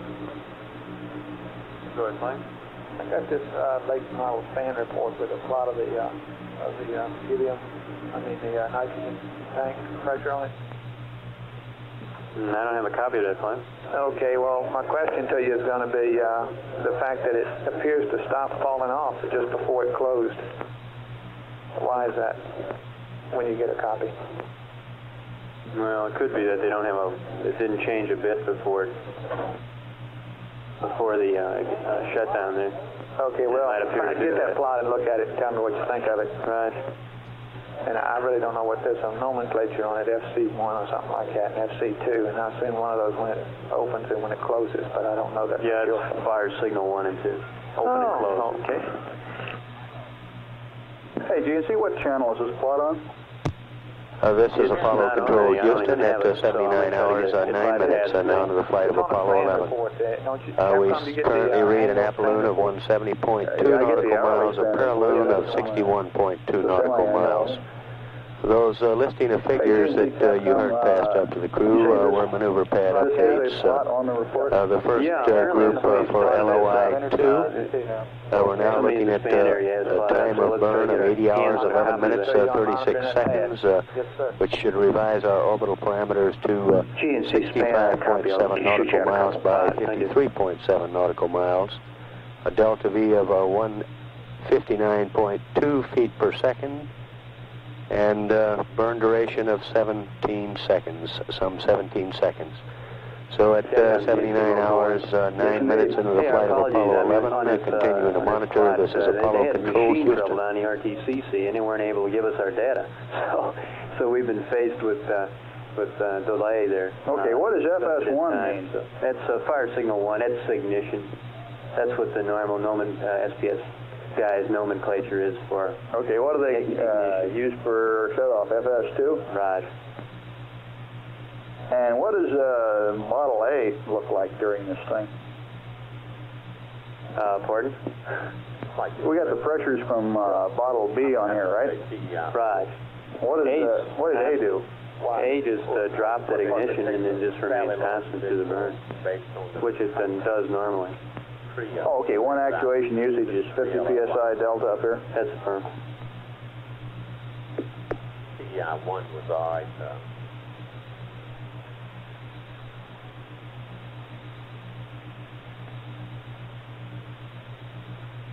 The TI4 is the one that's next pad, two has.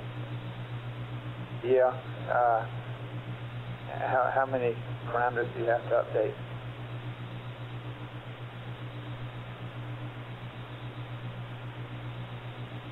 Let's see, I have to update trim angles, weight.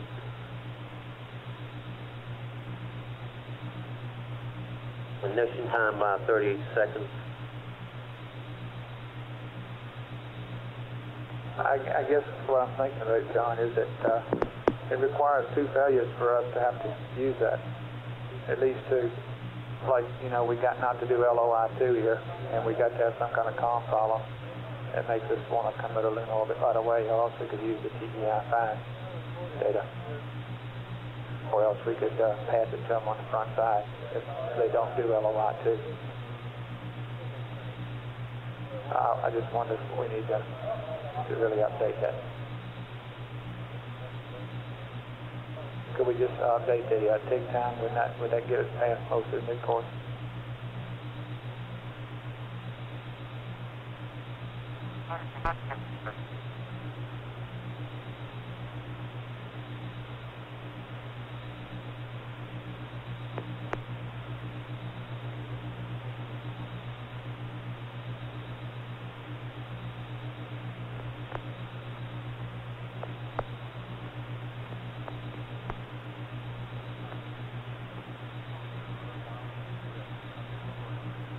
Well, one thing your point is correct. He would not do LOI-2. We could update him on this path. Now, I'll go along with that. But it's the mid-course I'm looking for is what I can do right now without going into some study is a fairly large one at EI minus and TEI plus 15. Okay. Now, all I'm saying is if we never heard of him from him again after this time with a compact pass failure on that train, it's not a safe TEI.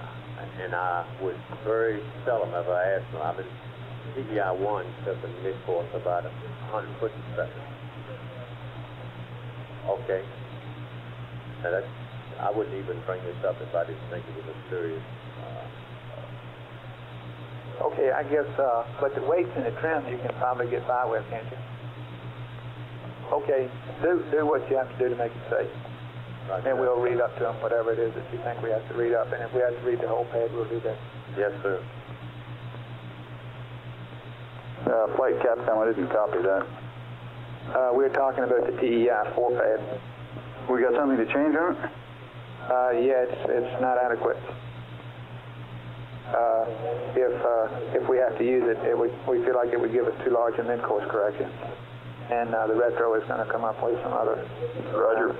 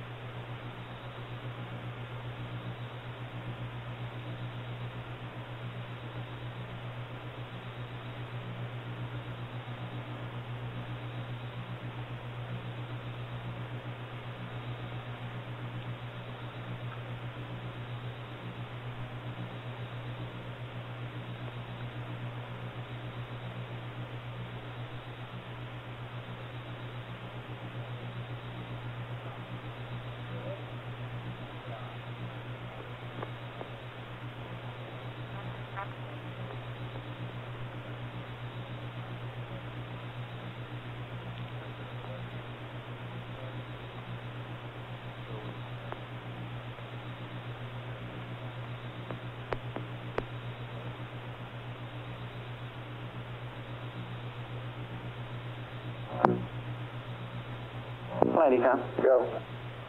Just one word here on the radiators. They peaked out about 60 degrees, a little lower than we had anticipated, and looked real good. Okay. And the TCE is ops normal, is that right? That's affirmative.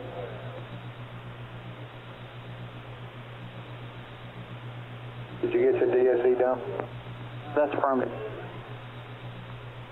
Okay, as far as you're concerned, you're squared away for LOI2. That's right. And he's going to battery charge Alpha here before we see him again, right after LOI2. That's what we want. That's right. Okay.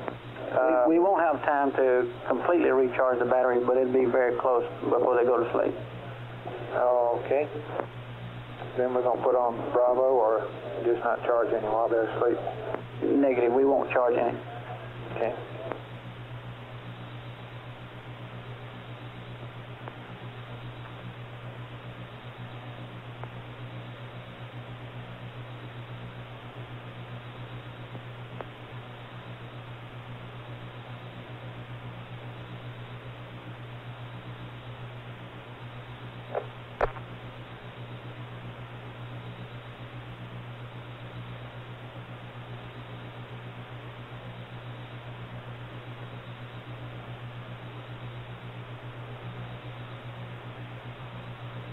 GNC flight. Go ahead, Flight. Hey, have you got that plot yet? I think they're trying there earnestly to get it to me, but I have yet to receive it, Flight. Okay, why don't you look at my copy here for me? Roger.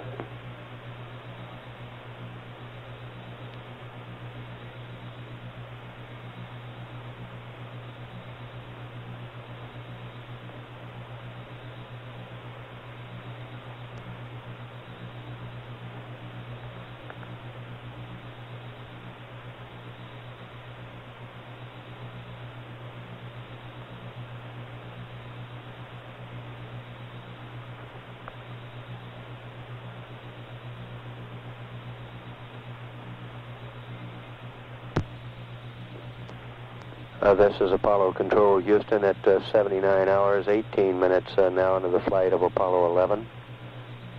A quiet period at this time as the Apollo 11 spacecraft continues its pass around the front side of the moon.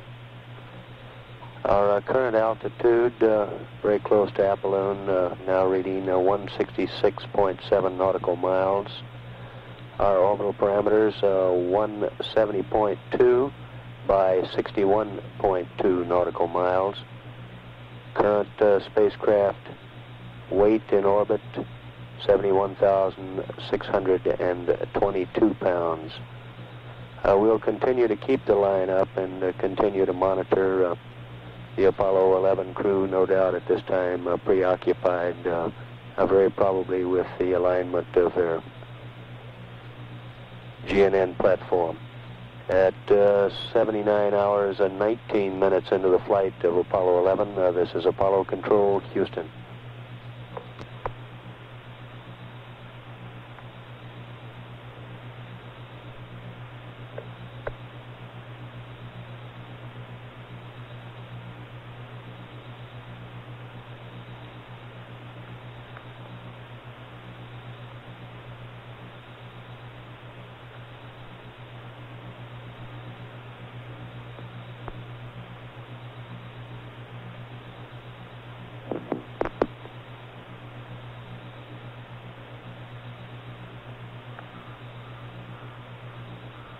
Guidance flight. Go flight. At that P-52, Lord. Looks okay, flight. Okay. For better story, you can go to GNC flight. Has to have what, you know, what possible drift number, something like that. Hey, did you look at it?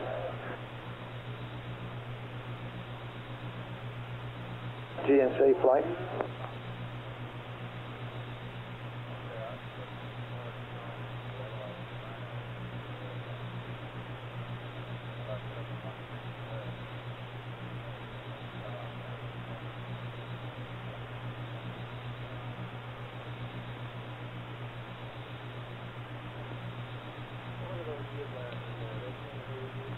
GNC flight. Flight GNC. Were you happy with that P-52 they just did? Raj flight looked real good. No drift? What was it? No appreciable drift flight. We need to correct that. We're go.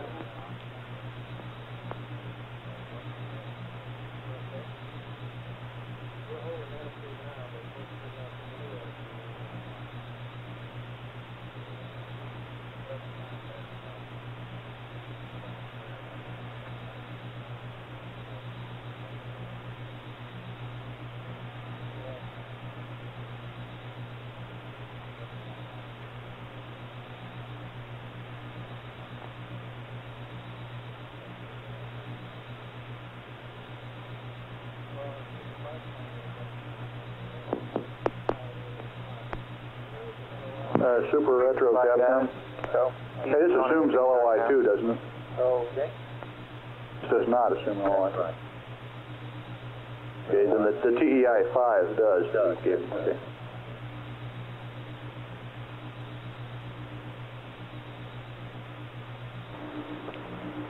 Okay, GNC and ECOM, want you to look over your systems real good here for Apollo 11, this is Houston, over. Right, ECOM, pal.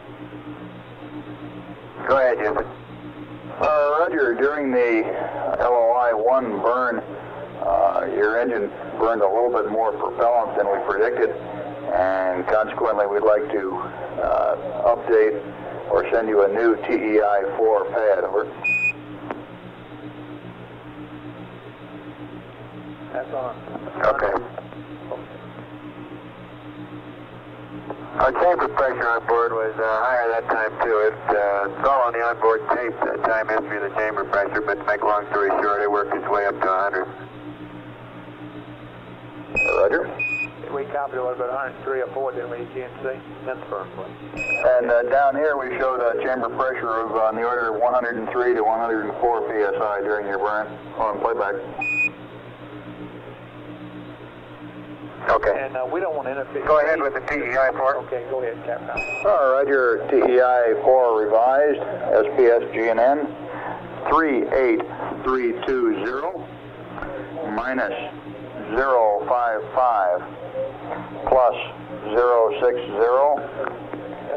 084 30 2749er. We supposed to transfer something to the crew? Plus 31380 plus 03475 minus 01032.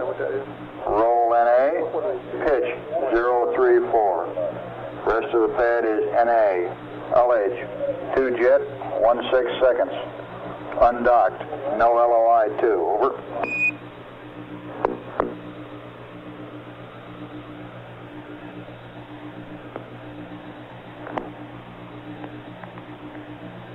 Understand, PEI 4, SPS GNN 38320, minus 055, plus 060, 084, 302749er, plus 31380, plus 03475, minus 01032. NA 034. All the rest pads NA. 2 jets, 16 seconds. Undocked, no LOI 2. 11, this is Houston. Read back correct. Out.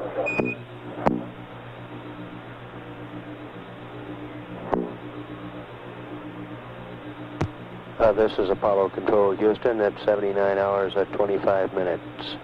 That maneuver pad that was transmitted to the crew, that was TEI for trans-earth injection. Burn for the 4th revolution is a contingency pad only to assure that it is properly on board the spacecraft if in the unlikely event it should become necessary to return. And FAO? At the present time, we read an altitude of 157.7 nautical miles descending from Apolloon at this time. Okay.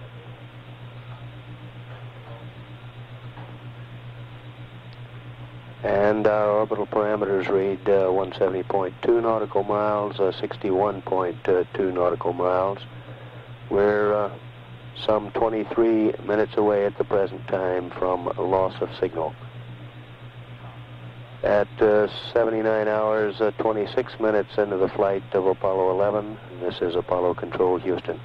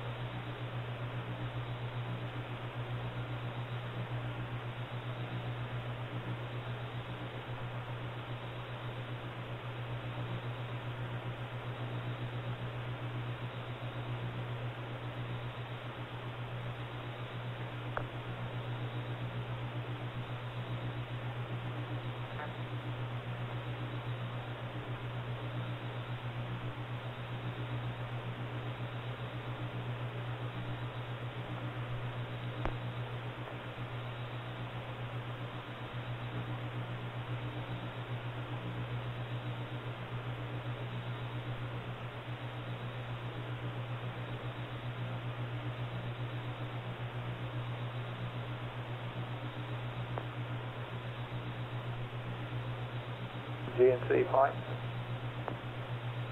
Flight GNC. Okay, we're getting last check on your engine and your systems. You okay for the LOI 2? We're go. Okay, and we've told them to use Bank Alpha and not turn on Bravo, and presumably I think that's all we did tell them, and we don't think that there's any checklist changes that are required that they can handle all that, if there should even be any. That's correct, Mike. Okay. Econ, are you squared away now? That's affirmative, flight. We saw an MCNW indication here a minute ago with no apparent reason. GNC, you got any reason for that? Negative, flight. Didn't see it. Couldn't see no cause for it.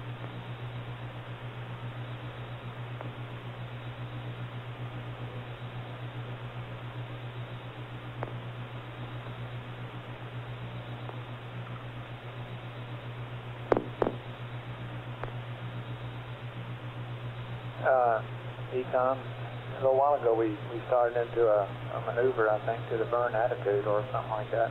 We should have. With that, I've been reading where apparently one of the cryo tanks has been stratified or not stratified or whatever the right word is, and it apparently a little bit of jostling makes that BMW light come on in that tank. Is that right? Well, I'm not sure if that's exactly right. We're in a heater cycle now, so I wouldn't think that would have been the case here. That's stirring, you're saying? Okay. They're not stirring fine. Can the heaters come on without the fans? That's affirmative. The heaters are auto and fans are off. Okay, but if the fans aren't on, then it can still stratify, can it? It can stratify, that's right. Okay, I just read a couple of times, it seems like where the cryo tank gave up MCW, and it was blamed on stratification. We do get those sometimes. Just about every time we cycle the fans on, we do get that. Okay. Be nothing to cause that, and it's gone away, I guess. Is that right? That's fine.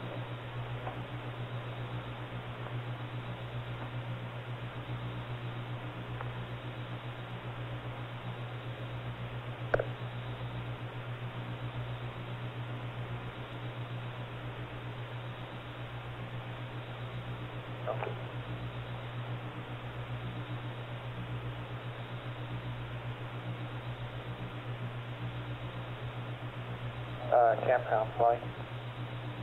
Yes, indeedy. Okay, 2 or 3 things here. Number one, his systems all look good for the LOI-2 maneuver, and his engine, we looked at the playback there on his engine, it all looks fine. We're happy with all that, and we certainly didn't mean to imply, you don't have to say this to him, but we didn't mean to imply by that burning a little more propellant that there was anything wrong with his SPS engine, because it all looks fine. I think that's more of a ground system type problem than anything else. I mean, just in the way it's calculated.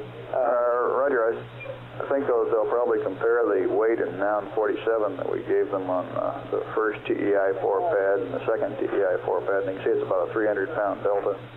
Okay, I'd be surprised if that by itself made much difference. Okay, but the point is that we didn't want to get him alarmed about his engine at all, because we think it's all working very nicely. And for our planning purposes tomorrow, we would like to know if he has any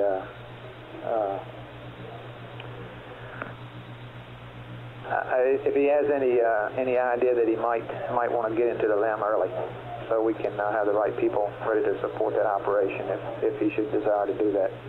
Okay, you want me to give him a go for LOI-2 then? Affirmative. And why don't I remind him about Bank Alpha? That'd be fine. And we need an answer because we want to muster the people at the right time, and they're getting ready to leave now. So okay, and I show them preparing for LEM ingress nominally at 8130. No, I don't mean that one. I'm talking about the one before the PDI. That's the one at 95 or 6 hours or whatever it is. Roger.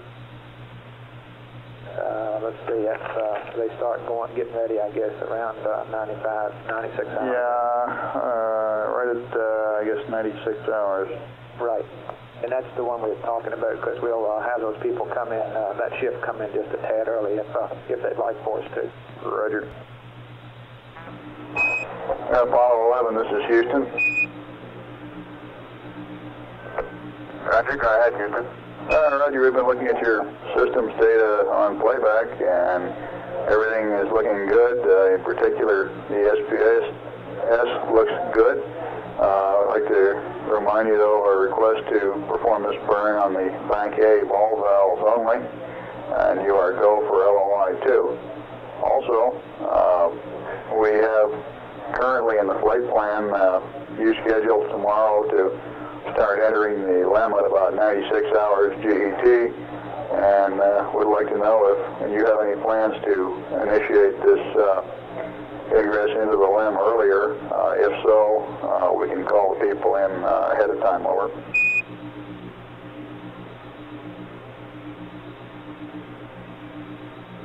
Well, we didn't have any plans to, no. We just wanted to be ready at that time. Roger, we just wanted to make sure that we were ready when you were ready, over. Okay, and to get the section star in LOI-2, that's roll 0, is that a problem? Yes. Roger, flight roll 0. Okay. That's affirmative, roll 0.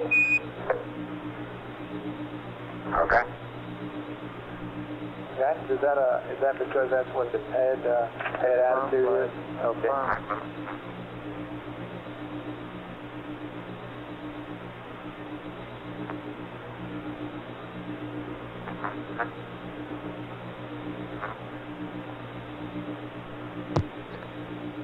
This is Apollo Control, Houston. We're some 14 minutes away now from a loss of signal with the command and service module of Apollo 11. At 79 hours, 34 minutes, this is Apollo Control, Houston, standing by.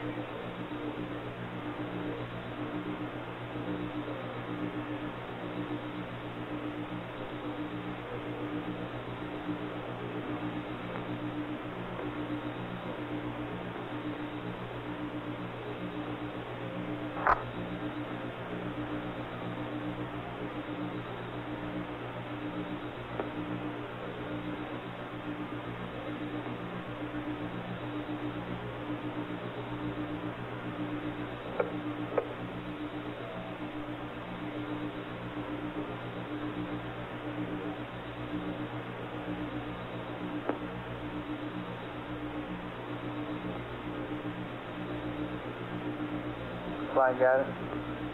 Go. Okay, he's gone through P30. Everything's loaded properly. The NAM 42 data are exactly as on the pad, and he's begun his attitude maneuver towards the burn orientation. First time, thank you.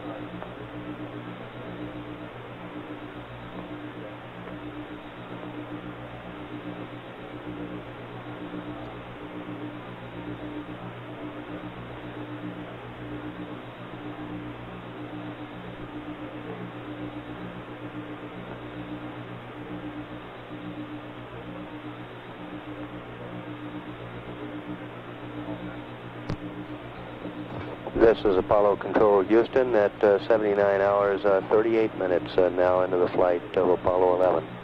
Apollo 11 now 130.4 nautical miles in altitude, current velocity reading 5,131 feet per second. Orbital parameters, apoloon 170.2 nautical miles with a paraloon reading 61.3 nautical miles. Apollo 11 at this time has completed its platform alignment and is maneuvering the spacecraft to its burn attitude. We're some 33 minutes away now from time of ignition for the lunar orbit insertion number 2 burn. And we're 9 minutes 40 seconds away from loss of signal with the Apollo 11 spacecraft.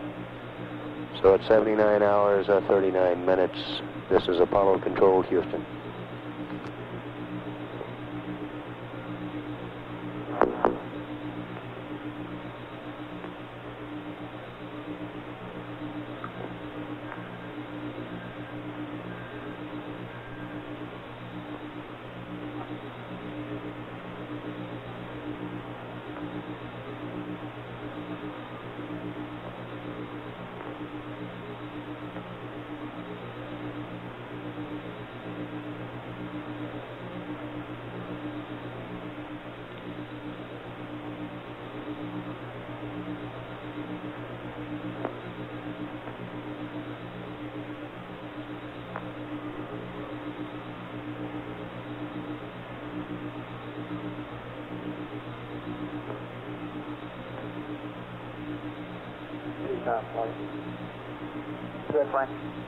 I was in here a couple of days ago. There was some discussion about the CO2 partial pressure. I think we put in a lithium hydroxide canister and it hasn't gone to zero right away like it normal. That's affirmative flight. It looks like that it reacts about the same way as it did on 10. It has seems to be a lag in it, and it doesn't seem to go down like it normally would. Seldom ever goes below about 2. Okay.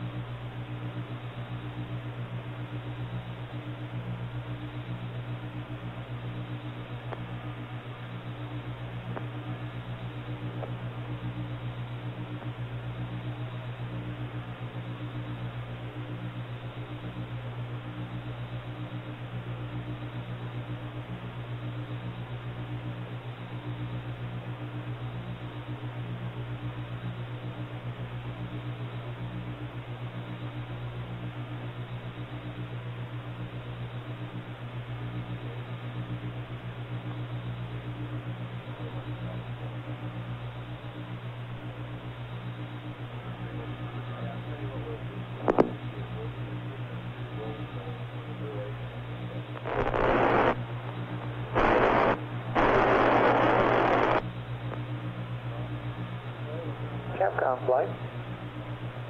Flight, Capcom. You know, he asked us about his pre-burn values for Alpha and Bravo on his GN2. Did we ever tell him those? Negative, we didn't. We were on live network TV. You want me to send them right. Sometime here when you're making the LOS call and all that.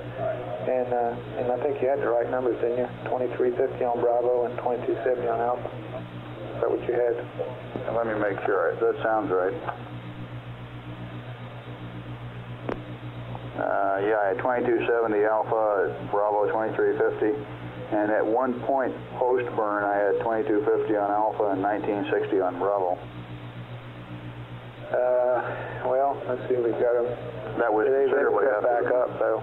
Yeah, I know they have. I copied 1883 on Bravo right about the time of shutdown on tape playback, but I didn't get a value for Alpha at that time. No, I didn't either. I don't guess I need it. Do you want to get that number? DNC could give it to you. Do you think it'd be a good idea? Not particularly. I don't think they Okay, well, I'll call them very much, at 5 minutes for LOS and give them the pressure value at the same time. Okay.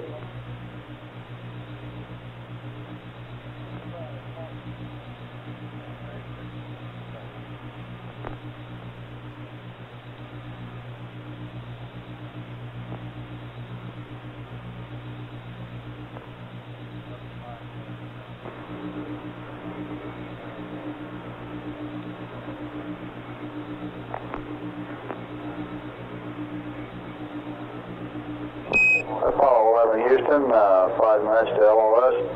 And with respect to your request for the nitrogen bottle pressures pre-burn, just before the burn, we were showing 2270 pounds per square inch on bottle alpha and 2350 on bottle Bravo. Over.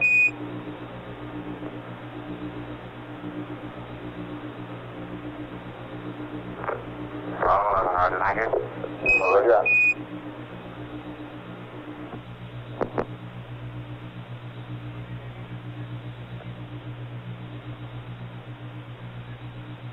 Flight guidance. Go. Okay, he's maneuvering pretty slow. I can't tell you any more other than he's got the DAP loaded correctly. I have not seen T40 yet, but everything I see with the CMC looks go. Go, okay. He doesn't have far to go though, does he? He's got about 57 more degrees to go, Flight. Okay, pitching yaw. Okay, though, aren't they just about? Just about, yes.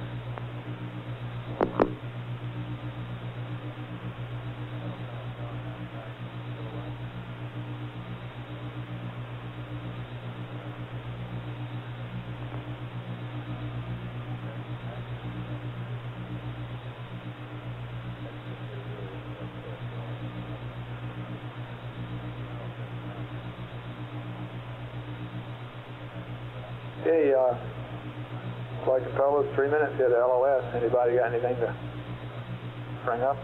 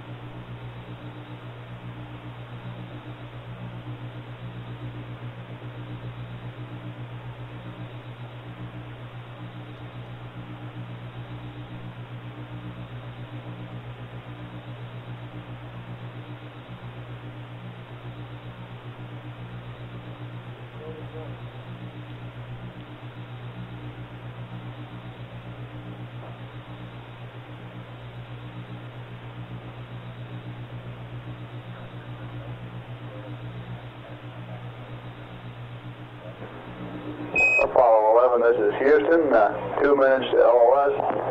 Your ALS on the other side is 803321, and the friendly white team will see you when you come out from behind the moon. That's negative. 11, Roger. Make that your friendly white team Capcom will see you when you come out from behind the moon. I think it's basically the maroon team here, and we greenies are leaving. Okay, I'm waiting.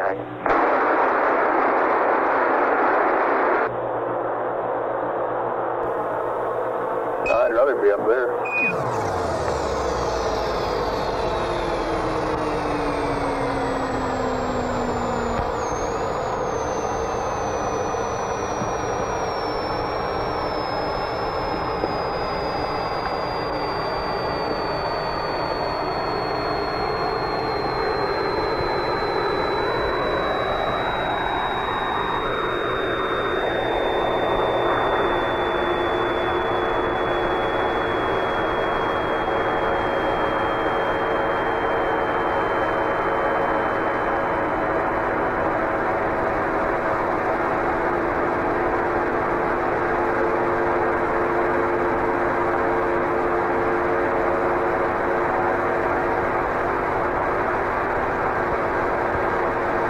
Mark, 30 minutes, 30 seconds now. 5 minutes, Neil, babe. Loss of signal, standing by.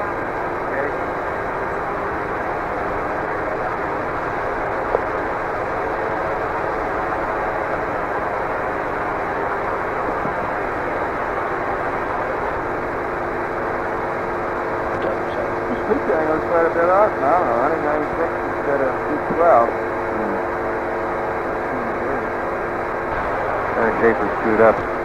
Apollo 11 should now be Got to get his eccentric orbit.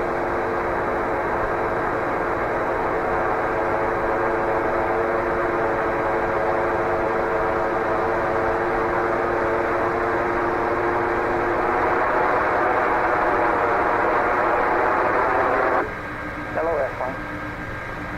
LOS, Captain. Okay. We don't have any problems working here. Network seemed like the comm was better this time than it has been. I guess it really wasn't bad before. They told me it was at a scan limit or something like that. So, but this pass seems to be real good. Roger that. As soon as the Capcom gets himself pulled together here, we'll run over briefly the LEM activation checklist here. I guess the trench will change colors. Where's that?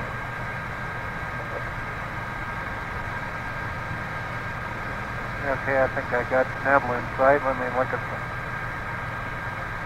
Sure enough, I do.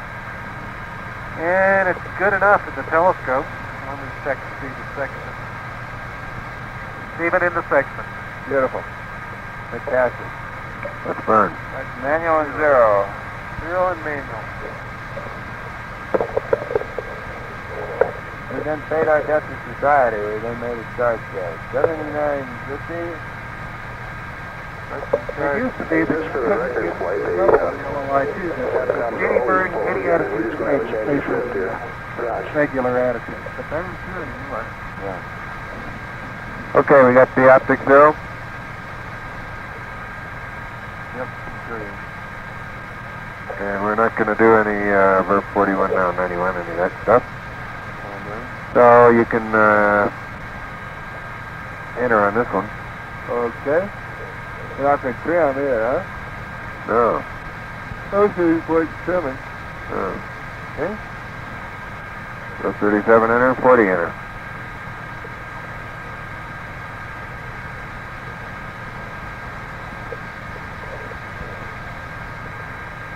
How's that look? Looks beautiful. The enter on it, huh? No, leave it there. Okay. Align spacecraft and roll. GDC align.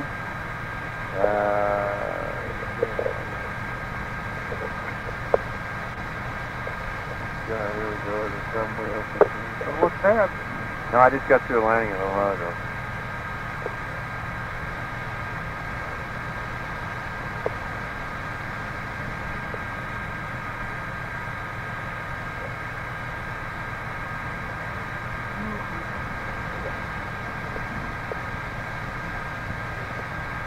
This is Apollo Control Houston at 79 hours, 51 minutes, and now into the flight of Apollo 11.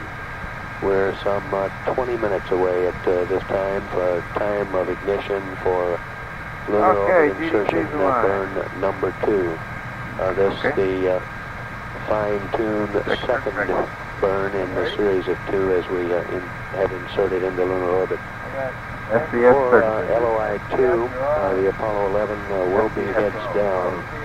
The burn will be initiated near parallel as the spacecraft passes over the far side of the moon. Retrograde like LOI-1, but unlike Apollos 8 and 10, the burn will not be targeted to place a spacecraft into a precise circular orbit. Taking what we've learned on Apollo 10, this LOI-2 burn is designed to take into account predicted perturbations and gradually circularize itself.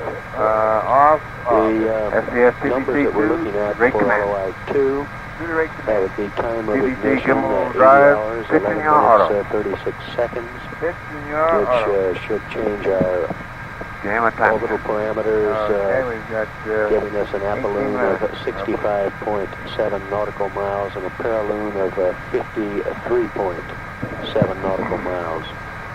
The delta V intended for this burn, 159.2 feet per second. The burn duration anticipated 17 seconds. That's a burn of short duration, but certainly important in that it establishes the proper orbital parameters for the events that lie ahead. As you heard in earlier conversation between capsule communicator Bruce McCandless and crew members aboard the spacecraft, we're go for 19 seconds to all of you. 2 jets. This burn, we'll utilize only the bank A ball valve. The bank referred to here, which there are 2 mechanisms that drive the ball valves open and shut, causing fuel and oxidizer to mix for ignition. At the present time in Mission Control Center, what did you get out of P30 as far as HA and heard from our capsule communicator reflects that they, on their own peculiar shift schedule, are having a change of shift. Astronaut Charles Duke has arrived on the scene, and we can assume we'll take over the responsibilities of the conversational flow with the Apollo 11 spacecraft once we reacquire. At 79 hours, 55 minutes into the flight of Apollo 11, this is Apollo Control, Houston.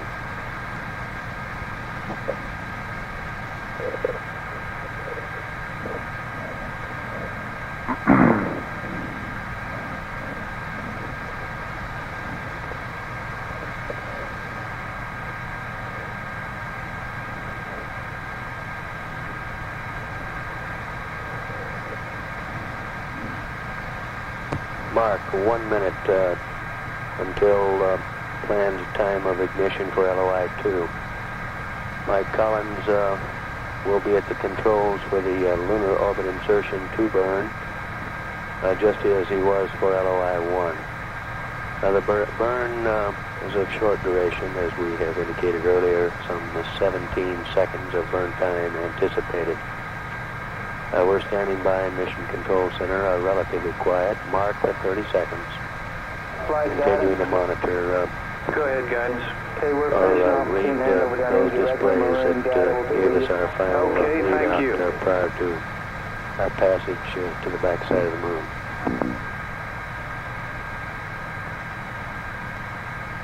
Mark 10 seconds. Mark 5 seconds. We won't know for sure how the burn comes out until we reacquire. Mark planned time for ignition. At 80 hours, 12 minutes now to the flight of Apollo 11. This is Apollo Control, Houston. Now let's see if we can take across the 16-millimeter magazines and the 70-millimeter magazines.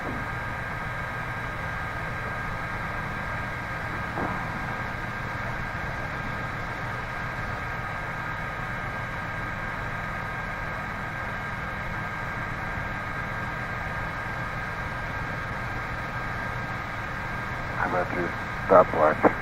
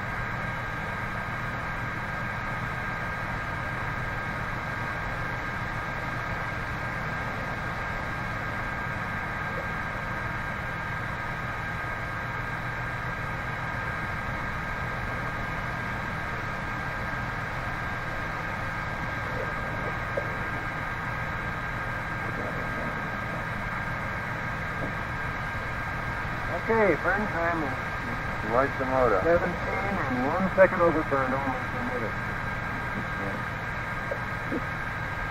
See it right here.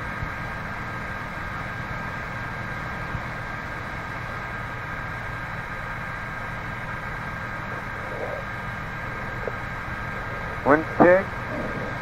1180, 1136.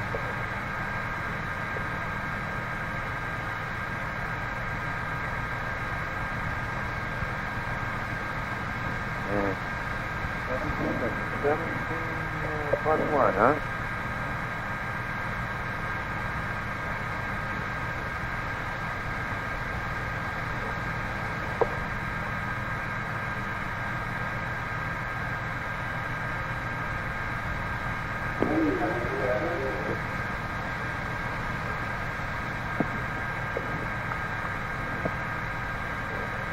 Those little fluorescent things on there must be an easy transfer. Yeah. On the command module? No. On the left? I don't know, the command module's got a bunch of these. Little fluorescent circles? Half marble. But there's coming a lot of failures. The only thing of all the engineering that went into those damn things, too, there's a lot of time and money down the pipe. I mean, this big monstrosity out here has failed. Hey, we're coming up. I can see it. All right.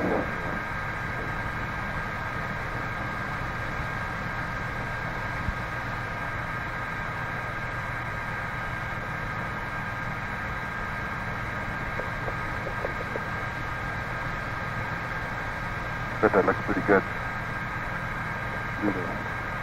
Negative, seeing the sun come up. Like that.